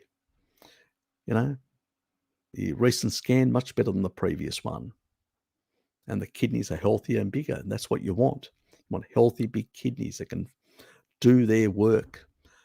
The diseased kidneys are the ones that atrophy. So, yeah, get the protein in and the taurine in, which comes with the package, is called meat. Simple as that. Yeah, it's garbage. Unfortunately, sure, far too much. Only closer to the Arctic. I always say it's the latitude and whether you've got access to it, the water supply access, and it's usually ice high, the alpine water lower. So the genetic differences between the two groups are for that reason. There's a good reason for that.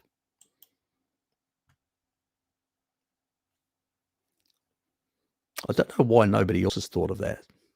Again, you know why they don't think about that? Because they don't think laterally. They think about the body and they go, oh, these people are eating a lot of meat. They're getting this sort of thing. This is reduction thinking. Oh, it must be because keto is bad or ketosis is bad. Rather than thinking, what is their environment like? Their food is similar to this other group, but this group doesn't show this problem. This group does. Now it's like they say, well, so it's not the food. It must be some other element. Let's investigate some other element.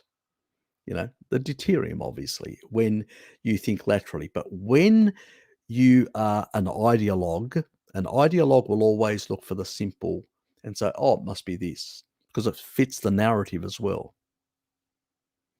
you know. But somebody who's a seeker of truth or understanding will basically consider all the aspects, and in that way will understand what is most plausible and what isn't. But unfortunately, we don't have this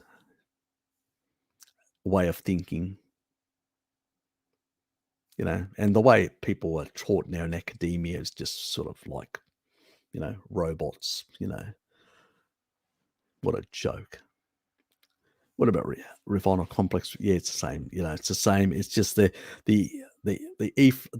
the flux is going to be different. It all turns into sugar at the end of the day, but it's the flux that may, based on physical activities, movements, whether you're sedentary, it's not going to make much difference. If you're more physical, it will, because the flux will be slower, because it needs to be broken down more enzymatic steps, which means that the flux is going to be slower. As a consequence, with movement, you're using, there's greater energy utilization, which means also the gradient is going to be lower in terms of Randall cycle activation, and you can come out of it much quicker.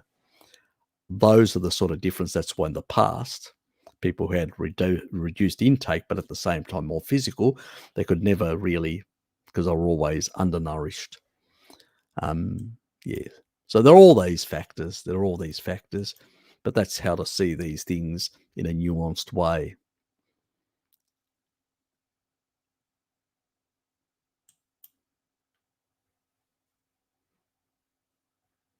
I actually love these answers. I do actually, because it gives me an opportunity to go into some of these details and sort of look at the all the aspects, all the moving parts.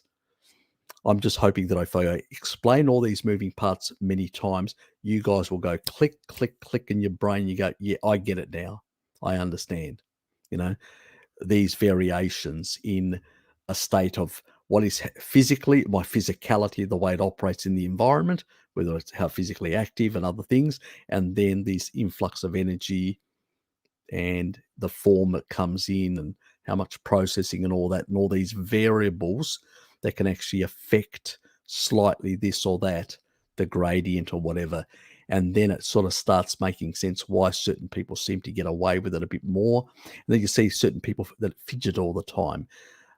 They are actually utilizing more energy because of that fidgeting.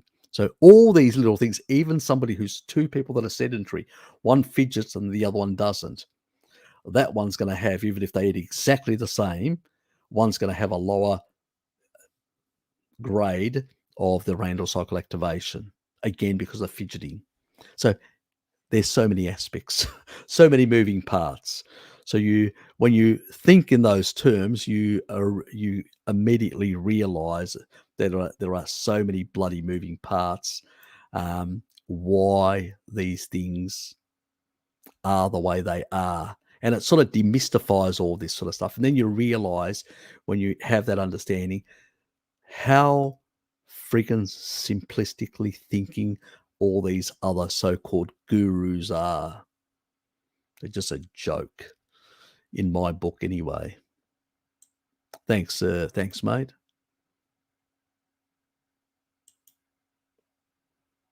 If they were only, I got here, I'll tell you one reason. It's when you value truth and knowledge over your own ego. I do have it. We all have an ego. Don't get me wrong. I'm not trying to say that I don't. That would be bullshit. Um, and I had a big ego when I was younger. Believe me. That's why I was pretty good in politics and all that. But I've got my faith back, and I've changed quite a bit since then. But the thing is, what's the purpose of it? Spending so much time learning just to learn garbage. What, to recite garbage? What a waste of a life. I say to these people, what a waste of a life. Really, you know.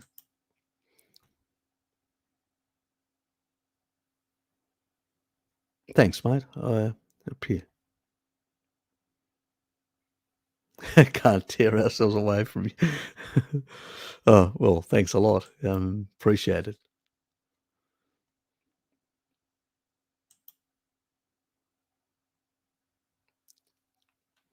Exactly. That is exactly it. Spot on, Bert. Exactly. It's the deuterium point and nothing else. Well, remember that they are still using. A lot of people think that Inuit use a lot of fish, but it's actually they use seal fat for cooking primarily. But they still use some water, which is basically ice water. If you're on the and that's very high in deuterium because there's very low UV, which is the problem. And so there is an accumulation. I know that carbon actually increases the actual gradient of deuterium. It affects the hydrogen ions, the way they interact and tend to acquire more neutrons. So it's interesting, that sort of stuff. And it's probably the reason why it sort of tends to be much higher. It's even higher than tap water, our tap water. So that's the sort of difference. And I think that being in that sort of environment for far too long would have created these pressures, in a sense, in this population to switch to using glucose and long chain fats for their energy. You know, in terms to get more of that energy that they required, pretty much. So yeah, it doesn't make any other sense, in a sense, when you look at it, because you have to explain what's happening further south, which is similar population eating the similar food, but getting a different water source. It's the only difference, the water source.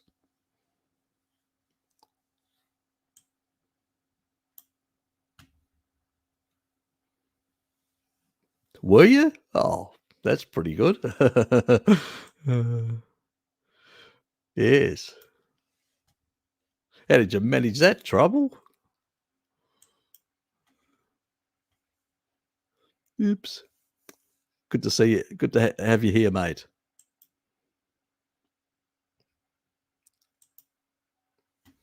Oh, you're late. You're late, my dear llama. You're late. Ah, yes. For the love of beef jerky, goat milk. I wish I could get some raw goat milk myself. And the whole free range eggs. Uh, oh, please enable transcription on your minutes. I'll do it after, because you have to actually play it right through. And then it actually, I don't know what, it's something to do with StreamYard, but, you know, so it's just the way it is, unfortunately.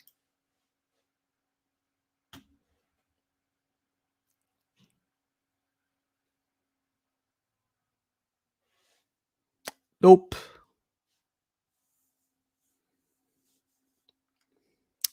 Oh, if you take in too much energy of any sort, I think I've explained this before. Remember when I've in a number of streams I've said all your energy that comes in from your eating goes into chylomicrons.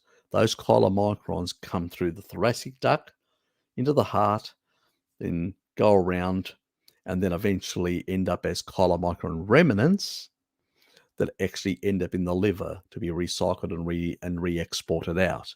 But before they go to the liver and they go to the adipose tissue, to the fat cells, and they drop some cargo off. So when you eat fat, you store away fat, but you can always access it because your insulin is low, your glucagon is up, your insulin to glucagon ratio is about 1.3, which we've discussed multiple times. And so you could always access the energy. When you're engaging the Randall cycle, that's when you can't access this is what happens to the standard dieters. They can't access the energy. So what happens? They go into a hypoglycemic shock. So two things can happen. One, you can get extra energy, or if you do that chronically, your metabolic rate comes down to compensate for the lower energy in the system, because it can't tap. The high insulin won't allow you to tap because hormone sensitive lipase can't be activated, can't tap the actual fat cells. But when you're on a carnivorous diet and you've got low insulin in terms of insulin to glucagon ratio, you can tap the fat in terms of hormone sensitive lipase. So when you're eating fat, that hormone sensitive lipase gets down regulated, even in a low insulin state. So he's right about that. And if you eat too much, you will store some of that and you'll just use that. But eventually you're going to stop eating. So when you do stop eating, then your body will release, because hormone sensitive lipase will go up because insulin's still down. You haven't taken any carbs to push it up. So that insulin is still down in terms of glucagon. It's being tempered by glucagon. And then when there's less energy in the system, the body's going to say, oops, a signal. And hormone sensitive lipase goes up, releases more free fatty acids, fats into the system as energy. That's how it's supposed to work. That's how our ancestors went. They gorged on this big animal. They built up their fat stores as they were gorging. And then when they weren't eating, they were utilizing those fat stores. It's energy. It's basically stored energy. You store it, and when you're not eating, you use it. Because it was very difficult in the past to get glucose, to get sugar beyond seasonal. So it wasn't available. It just wasn't available. It was seasonal at the end of summer and the early part of autumn, what we call the fall. That's when it was available. So it was a very limited time. And so at that point, only then did you engage the Randall cycle. The rest of the year, you were just basically either hunting, not so successful, had a few days where you weren't getting much food. The rest of the energy was coming basically from the fat stores. So yes, if you basically do fat bombs and you're eating continuously and all that, yeah, you're in storage mode, but you still can access it when you're not eating. That's the difference between a Randall cycle state where you disengage that ability. But that's where you need to be mindful, and you basically need to read your mind and say, do I feel hungry? No. It's like, do I need this extra energy when I've got plenty around my stomach? No. I just desire it. That's a different thing. What I was saying earlier, it's not a requirement. What this diet does, or this way of living does, it does give you some level of satiety. It's the reason why I say to people, if you want to lose fat, for instance, like those rats that were given very high 70% protein. So 70% protein, they were only as a proportion of what they were intaking, only 30% was coming from fat. As a consequence, the rest of the energy that they require will come from their fat stores. That's how it's supposed to work. So you eat more protein, you provide the building blocks that you need, and then the body will tap into the fat stores. It'll only tap into protein once it's run out of fat stores, and you'll know that because you'll be super lean with a six pack. So it's what the bodybuilders do. They go high protein, cut all the sugar, cut all the fat, and literally have like, you know, chicken breasts and stuff like that. It's appalling food, the way they eat it and all this, and with powders and stuff like that. But that's how they cut. That's called a cut, you know. So it's not complicated. It's been done by bodybuilders for a very long time, you know. You cut back the energy sources and you force the body to take from the body the energy. So it's, you know, nothing new. I don't disagree with Bart. He understands this. He just is a bit more blasé about how he doesn't go into the nuancing of it. I do criticize him about that. I said, you should nuance it a bit more. He said, oh, you know, he says, the focus of my videos isn't, the stuff isn't that. It's more the entertainment. I go, oh, fine. He says, I do videos. I can go and check my disc, my other stuff that I've got. Everybody's got their own style, patience or whatever, you know, so we've got our different things. But in the end of the day, he would agree with me on this issue. There'd be no disagreement because that is normal physiology. When you take in fat, your chylomicrons will drop it off around the body, will drop off to the actual adipose tissue. Part of that fat that is not, as the chylomicron goes to all the different, every 10 seconds, you'll have release of these sort of, when you have a meal and they circulate around, then they'll eventually go back. And how long they circulate will depend on the ApoE, which is that video that I did with Pim, if people want to understand that part of the story. I'm not going to explain it here because I've done a video. And so that is the sort of story of energy, the way it's being moved around and all that, and the way it's being utilized and stored and all that. If we didn't have the capacity to store energy, we wouldn't exist. We wouldn't be able to venture beyond. This is what the chimps, like the male chimps, have a storage capacity of 0.005% of their actual body mass. Very little storage. So they've got very little onboard energy. So they don't have the capacity to venture very far. We, on the other hand, have got massive storage capacity, which we can actually use to move very long distances without any food, plus provide energy for our brains for a very long time. There are tribal people in the Amazon that actually eat every 3 days. And they gorge to build up those fat stores on that day. And the other days are just eating from their own fat stores. They're getting their energy. We've just lost the way of actually eating in a tribal way, in a traditional way. And that's the reason why we eat not merely just for our needs or our requirements or our hunger, listening to our body. We eat for the love of it, basically. We've been trained and addicted to food. We've got a food culture which tells us, compels us to eat more. That's the problem. And yes, excess energy will get stored. That's the whole purpose of it. Always has been. If you couldn't store it, you wouldn't have it available on a rainy day.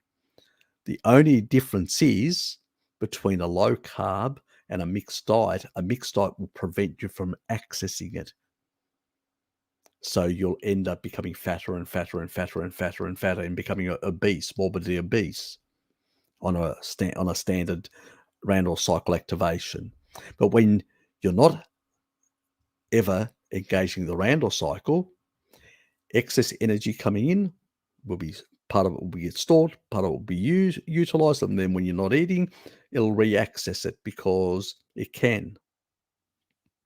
And so this could happen to your body weight, up and down, or go quite down if you stop eating for a couple of days and then come back up a bit and do all this. And those are the sort of differences. And how if you eat 1 meal a day, as an example, and it's more protein heavy, you'll actually end up having to use more of your stored fat stores. But if you get too low, obviously, then you'll start catabolizing your system, like what happens with the vegans, So the traditional raw vegans and stuff like that, same thing. So, and that's why they get so skinny, but they lose a lot of tissue as well as a consequence because they don't understand the physiology, how it's supposed to work. So I hope I've made a few inroads in explaining some of that stuff, Yes, nothing like whole eggs.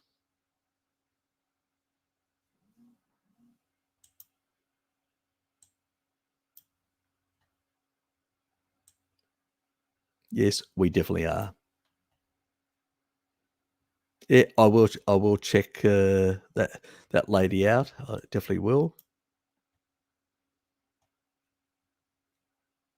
Yeah, it definitely is, but I can tell you, it's very easy to drink a lot of cream and have fat bombs and eat shitloads of these little sort of carnivore treats, or what I call, um, carnivore, snacks.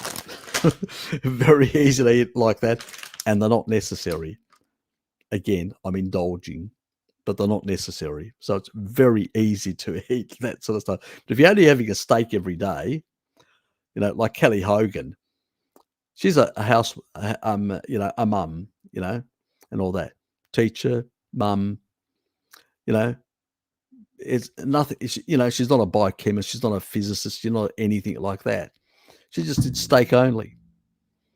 Physically active, did steak only, no fat bombs, no nothing like that. She just leaned out. Oops. So more protein, some fat on the meat.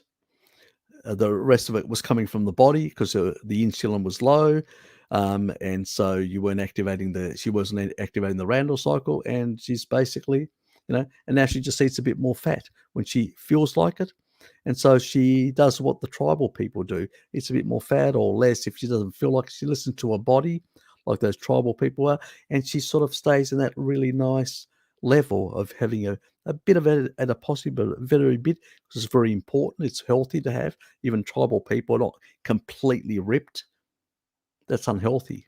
That's fine if you want to be on stage as a bodybuilder, but that's the sort of difference. And that is the way, you know, and that's the funny thing. We talk about all these complicated things, and this woman has worked out it's not that bloody difficult, you know. You guys come here hopefully for the extra biohacks and sort of understanding how it's really actually works because you're interested. But for most people, all they need to go and listen is to Kelly Hogan. She understands how to eat. It's simple as that.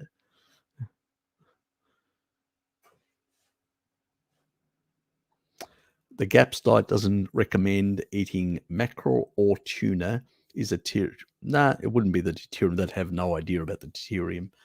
Um, GAPS diet doesn't recommend. I've got no idea why that it wouldn't recommend mackerel. I suspect they wouldn't recommend it for mercury, and there they've got it completely wrong because there's more selenium than I've done that video with the selenium mercury ratio. That's the reason why tuna is considered high mercury, but the reality is there's more selenium in it, which chelates with selenide, so the ratio is much lower between selenium to mercury. Sorry, mercury to selenium, or the other way. Yeah. Anyway, it's the relationship between there's very little mercury, even though it's considered high in terms of fish concentration, but there's so much selenium in it, chelates it and gets rid of it, and it's also below that really dangerous threshold. So they get fixated on that part. That's why they say, oh, don't have mackerel, don't have tuna, it's got too much mercury. That's the reason. The reality is they're missing the other point. It's a selenide from selenium that chelates and takes it out of the system, so it's a non-issue. So yes, again, reductionism without focusing on the mercury, but not realizing the other part of the complex biochemistry that can happen when there are other elements at play. And yes, they are not nuancing it enough in that regard. Mm.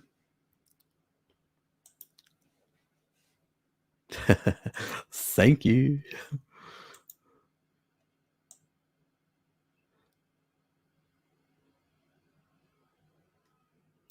Harry beats a xenomorph. I don't even who is the xenomorph characters out there that I've got no idea about. God. Descendant of the Super Serpanos. Oh, yes. My ancestry is from the Peloponnese, where the Spartans and the Corinthians, pretty much within all that sort of. Speaking of cell analytics, I did 2-day Phytotin treatment for 3 months of the summer. Definitely started looking younger, and I'm in my mid-40s. Gonna do a good soon because I've had 3 months off. Yep, yep. I'm about to do mine as well in January, basically. So I'll be doing the other next 3 months, January, February, and March, and then taking a 3-month sabbatical and then back into it later on. So, yes. So pretty much, don't know, yeah. But, yeah, not more of I did speak to Paul, this is one of the guys here in Tasmania, and he actually, described I'm trying to remember now, what did he say? He had like a sort of a dizzy, I'm not sure whether a dizzy spell or other effect when he had his, and I said to him, "Look, Paul, I have." This was in the Zoom session. I said, "Paul, I've got no idea why that would. I haven't seen anything in the literature whatsoever. So I'm interested if anybody else has had Pfizer and has some sort of like any You know, he does feel better. Don't get me wrong. He, like you, he does feel better. He feels like he's feeling younger and that it's sorting things out. But there may be some genetics in the way certain people respond slightly because it does suppress slightly mTOR, and it may be that some people it it may affect them more. It may have a more suppressive effect on mTOR, feeling like it's zapping them a bit or whatever, um, in terms of energy in that regard. So it'd be very interesting, because there is no, when we look at the literature, there's no real toxicity or any other issue. It's just a senolytic that knocks out senescent cells. Um, so it'd be really interesting to see whether anybody else has had such an experience. So,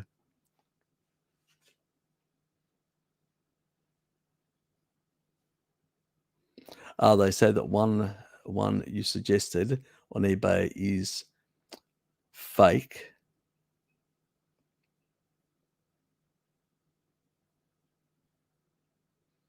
Yeah, I actually get the one on iHerb. Somebody asked me, "Is there any other place at the time?" And I said, "Well, there is a one on eBay, but I didn't. I think I said I didn't know enough about it, but I don't buy the one on eBay, and I don't buy any of the other stuff." And I did say about one of them that I actually found on eBay was also dodgy. I did say that actually. So I didn't suggest that. I actually said that it was dodgy because it was connected back to some sort of company in the UAE, when you went through the links. And so I was a bit, and I'd heard a few stories, and I did mention that in that regard. So, um, yeah. But yeah, there can be some issues, but the one that I get is the one which is on iHerb. That's the only one I get. I don't recommend any others. So I think I've actually put it up on screen before, the one that I get. Um, I'll just put it on there now. It's the easiest way.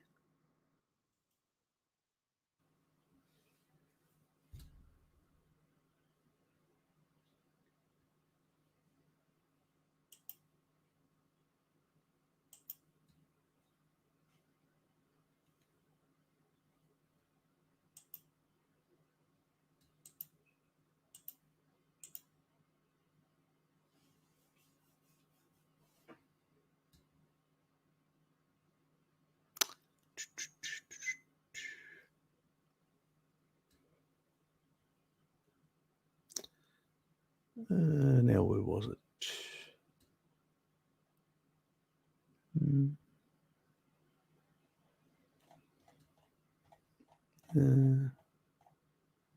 Where's my list?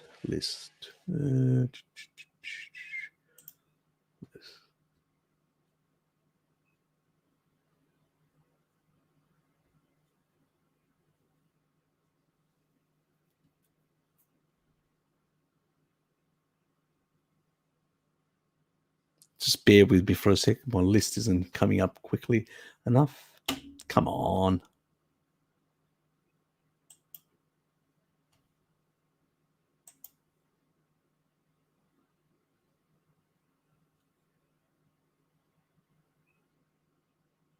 Oh, got about bloody time.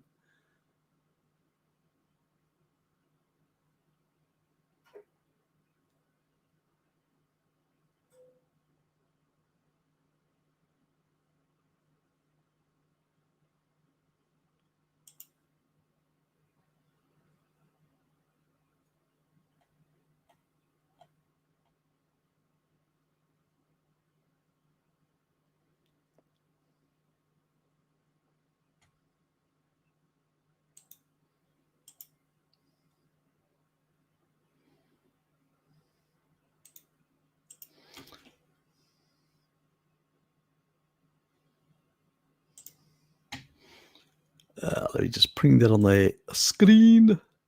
Share.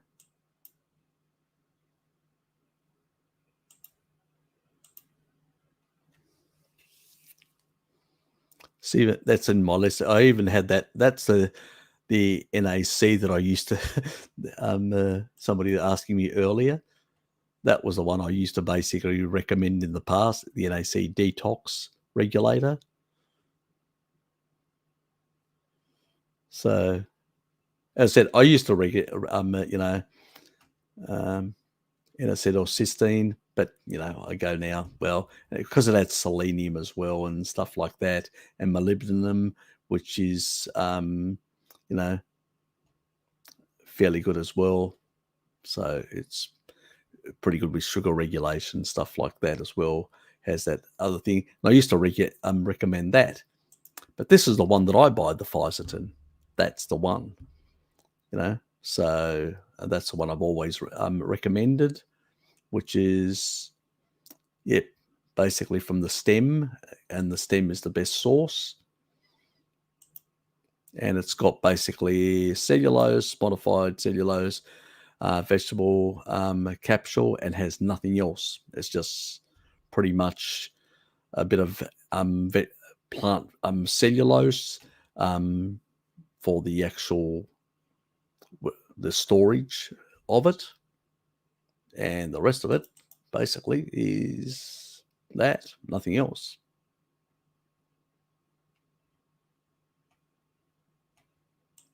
So it does have other purposes, like it's a bioflavonoid, antioxidant that helps maintain glutathione levels and mitochondrial function in the presence of oxidative stress. But it does have a lot of other roles. And yes, the highest source is strawberries in that regard. But this is the one that I actually recommend. So I'm sure I actually criticized the other one from memory, because this is in my list, as you can see, in my lists of stuff that I've got here, that the advanced orthomolecular stuff, the probiotic one, which actually has a bit of a reset thing. That's for another video that I haven't discussed yet. Those are the sort of things, the coconut oil, vitamin D, so I honestly cannot remember recommending anything. I think the only thing I can remember is actually criticizing the stuff on those other,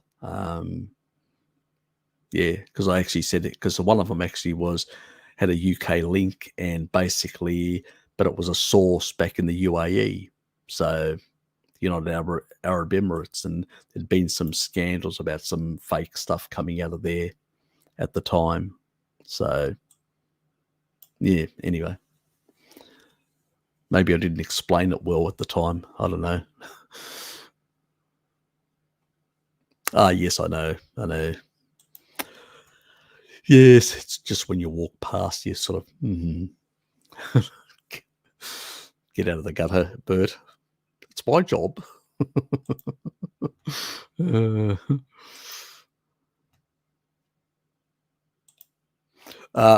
Go and ask Hello Kitty when she ever bloody comes on, in that regard. So I think I may get ice cream maybe this week. Maybe I get lucky. Yeah, I actually did. I actually did the, I've actually got it in my, where is it? It's in my list here. What is in the first? Here it is. Always keep it in my list just in case anybody asks me about it. And it's there's the Italian style one. There's the Himalayan one. That one, that's that there. What I actually got. And this is the unseasoned. You've got to get the unseasoned because you don't want any seasoning. You want to control that.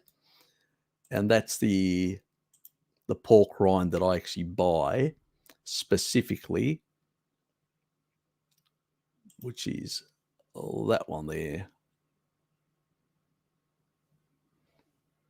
And the nice thing about that, it's from the US, and it's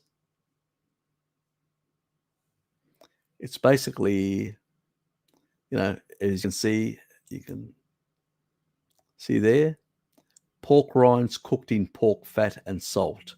That's it.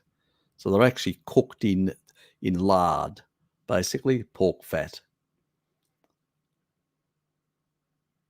And so pretty much, zero carbs, some sodium, and the rest is just basically, pretty much fat and a bit of protein.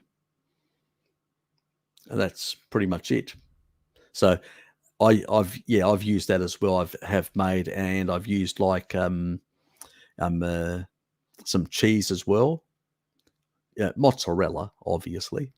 For that, and created a base and done that as well. So that was really yummy. I can tell you, Bruce, I did actually enjoy it. So I actually made one, and then I sort of pigged out. I went back and made another. So yeah, that was nice. How about another? So yeah, gotta be careful. Yes, that ingredient. Thanks, Jill.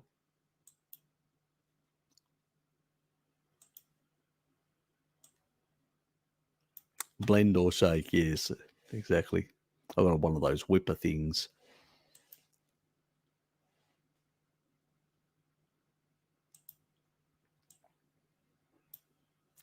Oops.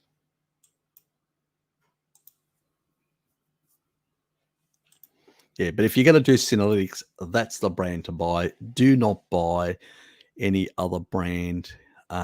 That's a good brand. Yes, it is a bit more pricey, but it is a reliable brand.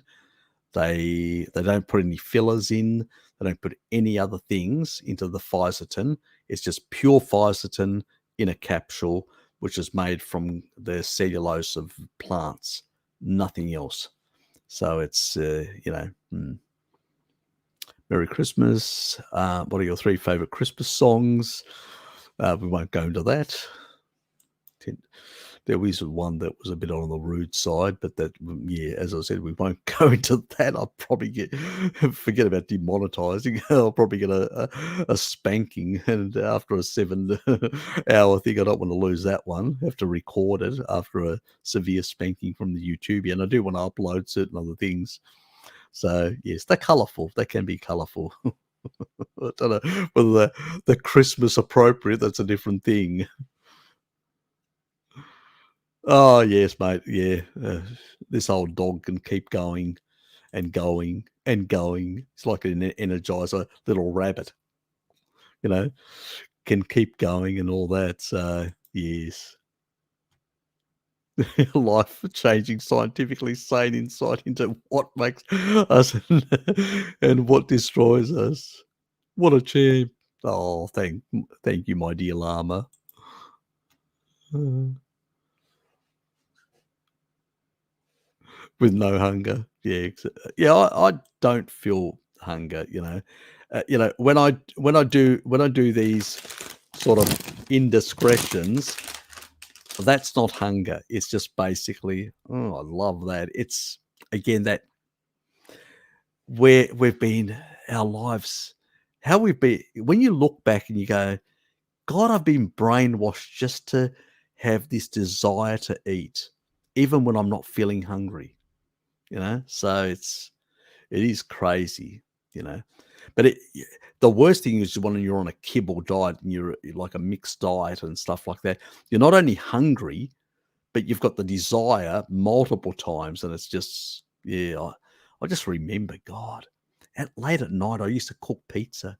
I had pizza trays in my, although we're talking about the not the best pizzas, but exactly. And bloody hell, I used to consume a lot of pizza. Thanks, mate.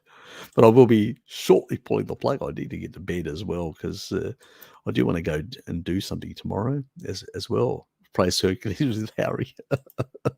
Let's not go that far. He's a real legend. He's great. Chicken, ham, meat, cookies. Yeah, yeah. She does all sorts of stuff. She's really fantastic. I mean, I sometimes say, I wish I was a child, and she was my mum. She'd be fantastic. She's really got a nice character. Sometimes she does those comedy things, where she gets on and talks about the carnival community and that sort of comical approach, that humor. I really love that. That really, mm, I think her husband is a very lucky man. Let's put it that way. That's probably the best compliment I could give her.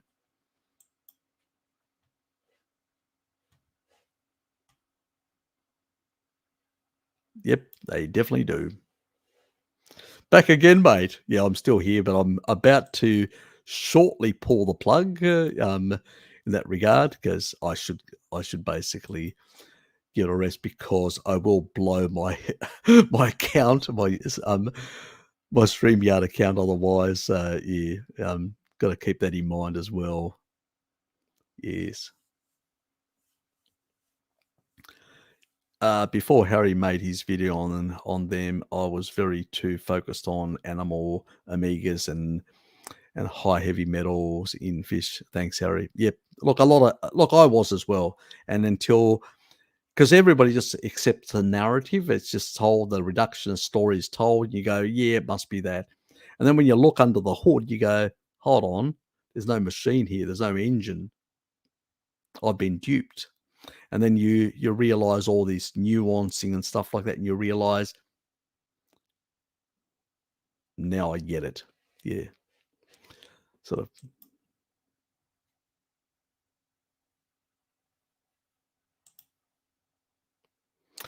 It's actually what happens is, Ness, is I've talked about certain things, and then all of a sudden in my head pops another idea, and I go, I just realized another connection, and I make other connections and all that. Because when I'm talking, I always think. It's a bit of a habit of mine. I don't know. Some people think that it's a bad habit, but anyway, that I can sort of string so many relationships. It's just the way my mind works. I see patterns. I see relations. I'm always trying to find how this connects with that and all that. And is there a contradiction in that connection? And does the one invalidate the other? Because that's what a true thinker or scientist does. You're always questioning whether, And then when I think about something like that, I could alter some of my thinking, but it will be in the degrees required to basically so it is consistent with all the other experimental or the other information, and that's the sort of adjustments that need to be made sometimes. It's you know, and what it gives you is a deeper understanding. So, which is pretty much, yes, the thing about it.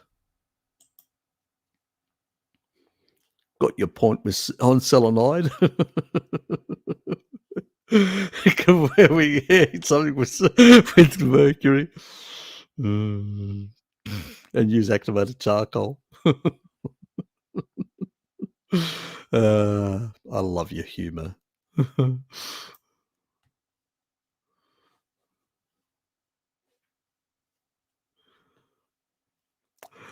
Pretty much, according to the rats.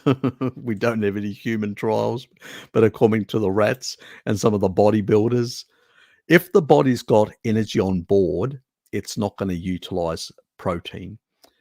Protein is only utilized after your fat stores, when you're really cut and ripped and your fat stores are very low, that's when something like that will happen. And you will know because you will start feeling some symptoms of rapid starvation and you'll start feeling, I need more energy because there's none on board. And it's very hard to get energy from protein. There's a lot of, processes that happen in place. It's very energy intensive and your energy will drop off as a consequence if you go really deplete your fat stores. And it's not very healthy either because you still need some fat stores like visceral fat, not a lot, but some around the organs to provide, like immediate energy, close by immediate energy. So, you know, people that say you got to have zero visceral fat, I go, so you want organ failure? Is that what you're saying? It's just ridiculous things. You don't want a lot of visceral fat, but you still need some because it has a purpose of providing immediate energy to those muscle tissues, whatever they are, your or basically even your heart, your other organs are very significant muscle tissue. So, but you don't need excess. So you'll know because you'll start, yeah, and you'll be able to see it in the mirror. You're excessively ripped and you can't see any fat whatsoever. Yes, you'll know, maybe I've gone too far in ripping myself. Yes. And you'll start getting those sort of like signals, I'm really starving signals. So, I mean, like, you know, that's why they call it rabbit starvation. I mean, you're in this I need to get energy sort of thing. So you'll know the feeling. I've never felt it, but it will be a very different feeling than what you've felt before. Something maybe your ancestors felt at one moment, but a lot of us, because of the food environment we live in, have probably never felt them, and most likely will never will feel. But if you really go that extra mile and get really ripped, you will feel it. This is what happens with bodybuilders. They get on stage, they rip themselves down to basically nothing. They get into this rabbit starvation. And right after that, when they finish, they binge like mad. Now, if they were to just eat animal fat with protein, they would maintain all year round that physique with a bit more extra fat. They would rip and then put a bit extra fat on and go that year. But what happens to all these bodybuilders? They blow out and become, muscular fat because they don't go for you know, the animal fat and protein. They go directly for the burritos, the potato chips, and all that. They hit all this sort of stuff ravenously because in that sort of very low fat store state where they are just ravenous and they binge like mad. And you ask anybody in the bodybuilding profession, that is exactly what happens. They are binging like fucking mad, like there's no tomorrow, because they've deprived them and ripped themselves. They've got a lot of discipline to do that. Most people don't. To be able to cut so hard, you've got to have a lot of mental discipline. But then At that point, the brain just goes, "Fuck this, I'm starving," and they literally would devour anything in front of them, and that's what they had. And then you get into this cycle of binging like mad. It's not a very healthy sport, let's put it that way. But yes, that's what sort of happens in that environment. I think people sort of miss that sort of nuance sort of stuff. Yeah, it's really good. I really enjoyed. I've got 2 packs in there. So I definitely like making my little treats now and then. I'm less concerned about being a bodybuilder on stage, so to speak. I've thought about, ripping myself that, and I'm going, would I like to give all these nice little treats up? Probably not. But I said to Ling, look, next year I'm going to do a 3-month rip, just for the hell of it, just so, but I'm going to sort of restore part of my body fat again back, because I think it's a healthy thing. When you're in an older age, it's good. You actually get some major ailment or some major thing. The thing that will kill you is you lose a lot of fat, a lot of weight. You actually, and all that, and the vulnerabilities. If you don't have enough stores, that's what usually kills you. Actually, people having a bit of extra stuff as they get older actually is protective, rather than the other way around. So unless you're going to competition, stuff like that, or beauty pageant or whatever, I mean, yeah. If it doesn't say vegetable oil ingredients, can you assume pork rinds are cooked in lard? No, you can't. It has to say that they've been cooked in lard, or some will say they're cooked in lard, some will say they're cooked in tallow, which means beef fat, or sometimes I will say in dripping, which usually is one of the animal fats. It could be dripping, could be anything of the animal fats, sort of. Usually it is lamb. Unlikely in North America, it'd be more likely. In Australia, yes, but in North America, it'd be more likely tallow from beef.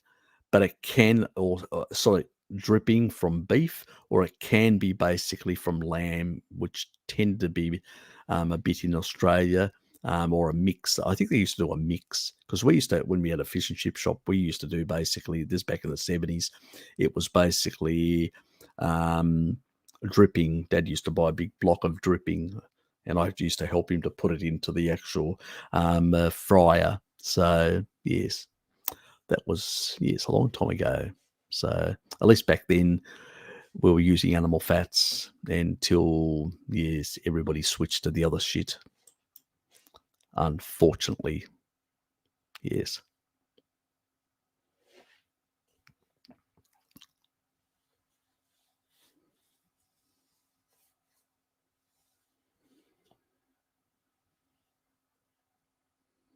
Yep, because you can't access the fat. See, that's the crazy thing about these people. Say, oh, you need to cycle and all that garbage. You know, you're going to basically you're going to raise insulin. You won't be able to access the fat. If you can't access the fat, one thing, you can't rip properly, and second thing, you're going to basically, end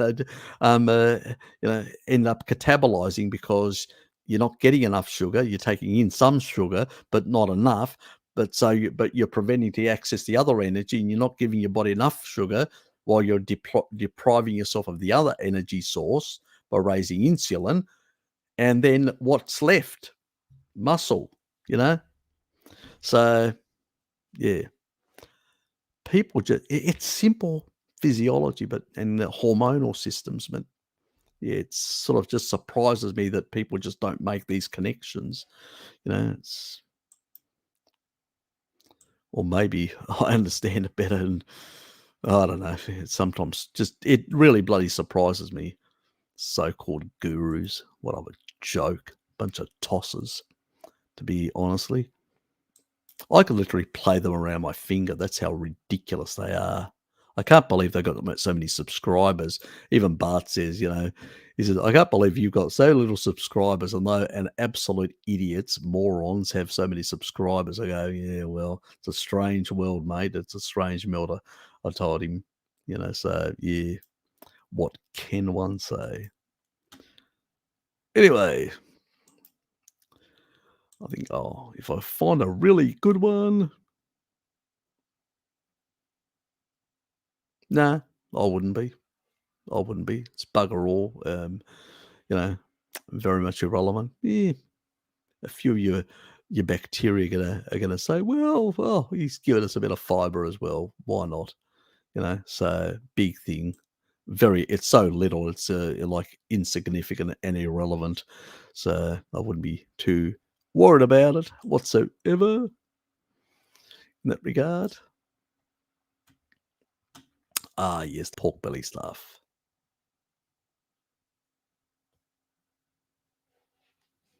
I know. Me too. So I do love fat. Sometimes I have to remind myself not to eat as much fat. So yes, I will have to deprive myself next year to do a bit of a rip, but that's sort of a more not. It's not for the community or anyone. That's for me. You know, so I'm not doing it for anyone else because Ling said, "Oh, you're doing it for anyone else." I said, "No, I'm doing it for myself." Um, you know, that's all I'm doing it just for myself, and so basically, yeah, I know that. Yeah, yeah, I'm still going. I'm pressed. Yeah, fair enough. Yeah, I'm about to pull the plug indie anyway. So yeah, in that regard, Wacky Toaster, where have you been? Here he is, Serpanos. I love your humour. That just gave me a hard on. Do you like my humour? Yeah, see that's what happens. It's tiredness. It's tiredness. Any concerns with stevia flavor drops that contain ingredients with natural flavors? Um, Actually, the one that doesn't have the bad aftertaste is the leaf extract. The leaf extract doesn't have. The other part definitely does. So, but it's again, playing on that addiction. I like my rhymes. Yeah, playing on that addiction. So yeah, but look, I'm not going to be the first one to point the finger, especially when I cheat. So all I can tell you, I tell you how the physiology works. You guys know, and then you make the choices at your own risk. Don't blame me. I'm just a messenger. Isn't that right, Shell? I'm just a messenger. Thank you, Shell. Yes, I will. I do intend to have a good week. Um, how are you not 7 hours behind chat? No, you are, not me. You are. Anyway, guys, thanks for being here. I actually, look, I enjoy these things. I know a lot of people don't. That's why I like, long Zoom sessions. I come in and out and all that and have a chat. Most people, I'm a very sociable person. I like, chatting with people. I like having fun. I like joking. I like teasing. You know, I mean, I think the only reason that Ling comes back constantly and all that, even though she knows I'm in a different relationship, is because she just loves that. I'm probably the only person that teases her more than anyone else. And she teases me as well, and a bit like that. And even with my brother, we have fun. We don't take ourselves too serious, and life is far too short to take yourself far too serious. You're welcome, mate. Appreciate you coming back again. So all that yeah, definitely, definitely, and I look forward to seeing people turn up at the next Zoom session. You know, I'm actually honestly, I'm thinking about, look, I've paid for it, so why not have it every weekend? I'm thinking about running it on a constant basis. I actually thought about it earlier as I was walking, and I said, "You don't have to be always there, Harry. It's not, I was saying to myself, it's not. It's there for everyone else. I don't want it to be Harry centric. This is the Harry centric thing. The live streams, the chats, the answers, the questions, and stuff like that. I actually want that to be a sort of a community based thing where people come and chat who are, subscribers and can interact with people and that sort of stuff. Good night as well. And that have got an opportunity to see, 'cause there's so many people from different parts. I mean, UAE, with Paul from down south in Hobart, so far away from different parts of the world, but had an opportunity to talk about their kids and young children and young people and the modern sort of things and stuff like that. And they noticed that there were very similarities between Australian kids and UAE kids and some of the sort of the modern food stuff that they're getting into, some of the things of, that it's harder to discipline them and all these sort of other things, so it's interesting, when people from so much diverse have an opportunity to interact, you can learn a lot about, other parts of the world and stuff like that, issues, problems, things like that, give you insights. So I do invite you to, I hope to see more of you at the Zoom sessions, the upcoming Zoom session. And I want to run them like on a, on a, on a weekly base, because it really, you know, thanks, mate. Exactly. We're really, it's an opportunity for you guys to interact and with a lot of people which are like-minded. We're sort of like a little bit of a family, as your UAE Biff actually says, and it's really nice here in Queensland. We're just about to be reinvaded by hordes from the south, basically. Well, the same thing's happening in Tasmania. From the new from New South Wales and Victoria, we're about to be also invaded as well. Apparently there was about 45 aircraft so to head before Christmas. Yeah, about 10,000 in these last couple of weeks. I did.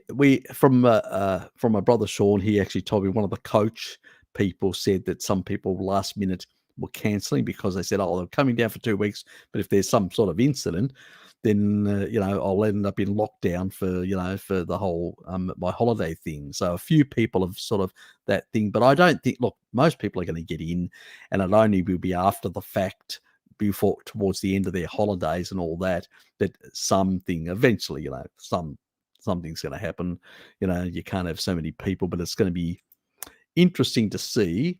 Yeah, that's a lot of people. 50,000 in 24 hours. Yeah, exactly. That's massive. But that's Queensland's a big tourist hub, where Hobart's slightly smaller. So in that regard, yes. Are you prepared, or are you planning your escape? She's not the only one. I'm just thinking of basically playing it low key. Tomorrow, I'm hiding. I'm actually going down tomorrow because we open up, on Wednesday. So I'm going around doing some shopping and stuff like that, and sort of getting a lot of that out of the way. So today and tomorrow. And then I'm just going to sit back, do my YouTube stuff, go up, walk, and do my bush walks and stuff like that, and just stay away from all the crazy stuff that I suspect will be happening. And all I'm going to do is take a face mask with me and put it in my pocket, just in case I see a police officer at a distance and all that, and I'll put it on only for that. But otherwise, it's just more because, you know. It's just crazy, I don't want to become another one of the statistic victims of the crazies at the moment. But yeah, weird. Even when I go down to Salamanca, I usually they give you a face mask and you have to compulsorily take one. So I usually and then I put it under my chin deliberately. And that's, mostly where I keep it. And, because you're having a meal, you're having a drink of coffee or whatever, but, bugger them, I'll just say, yeah. But there have been cases where, like the store holders, that somebody's gone past, and like Marion was telling me, one of the store holders down there, and she says, they came across, and because the guy came a couple of times across and saw me, actually told me, "Put your mask on," and all that. I mean, and if you look on the pack, it says it does not protect against viruses. Because it's not, I mean, if you want to protect against viruses, you need a whole suit, you know. It's basically to prevent all splattering and all that, the surgical masks. It's nonsense. This is like how crazy the sort of situation is. What do you do? Anyway, I better go. Thanks for being here. If it's too long, nobody will watch it. Anyway, take care, guys. Thanks for being here, and I'm out of here. Good night, good day, and I hope you had a good weekend, most of you. Some of you are at the tail end or just starting the Sunday.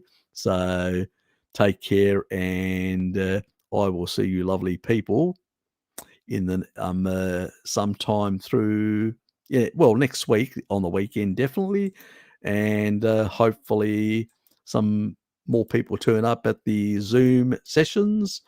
Looking forward to doing more of them. I'm actually really enjoying that sort of stuff. It's sort of nice. It's a nice environment, nice sort of ambience in that regard. Anyway, see you guys.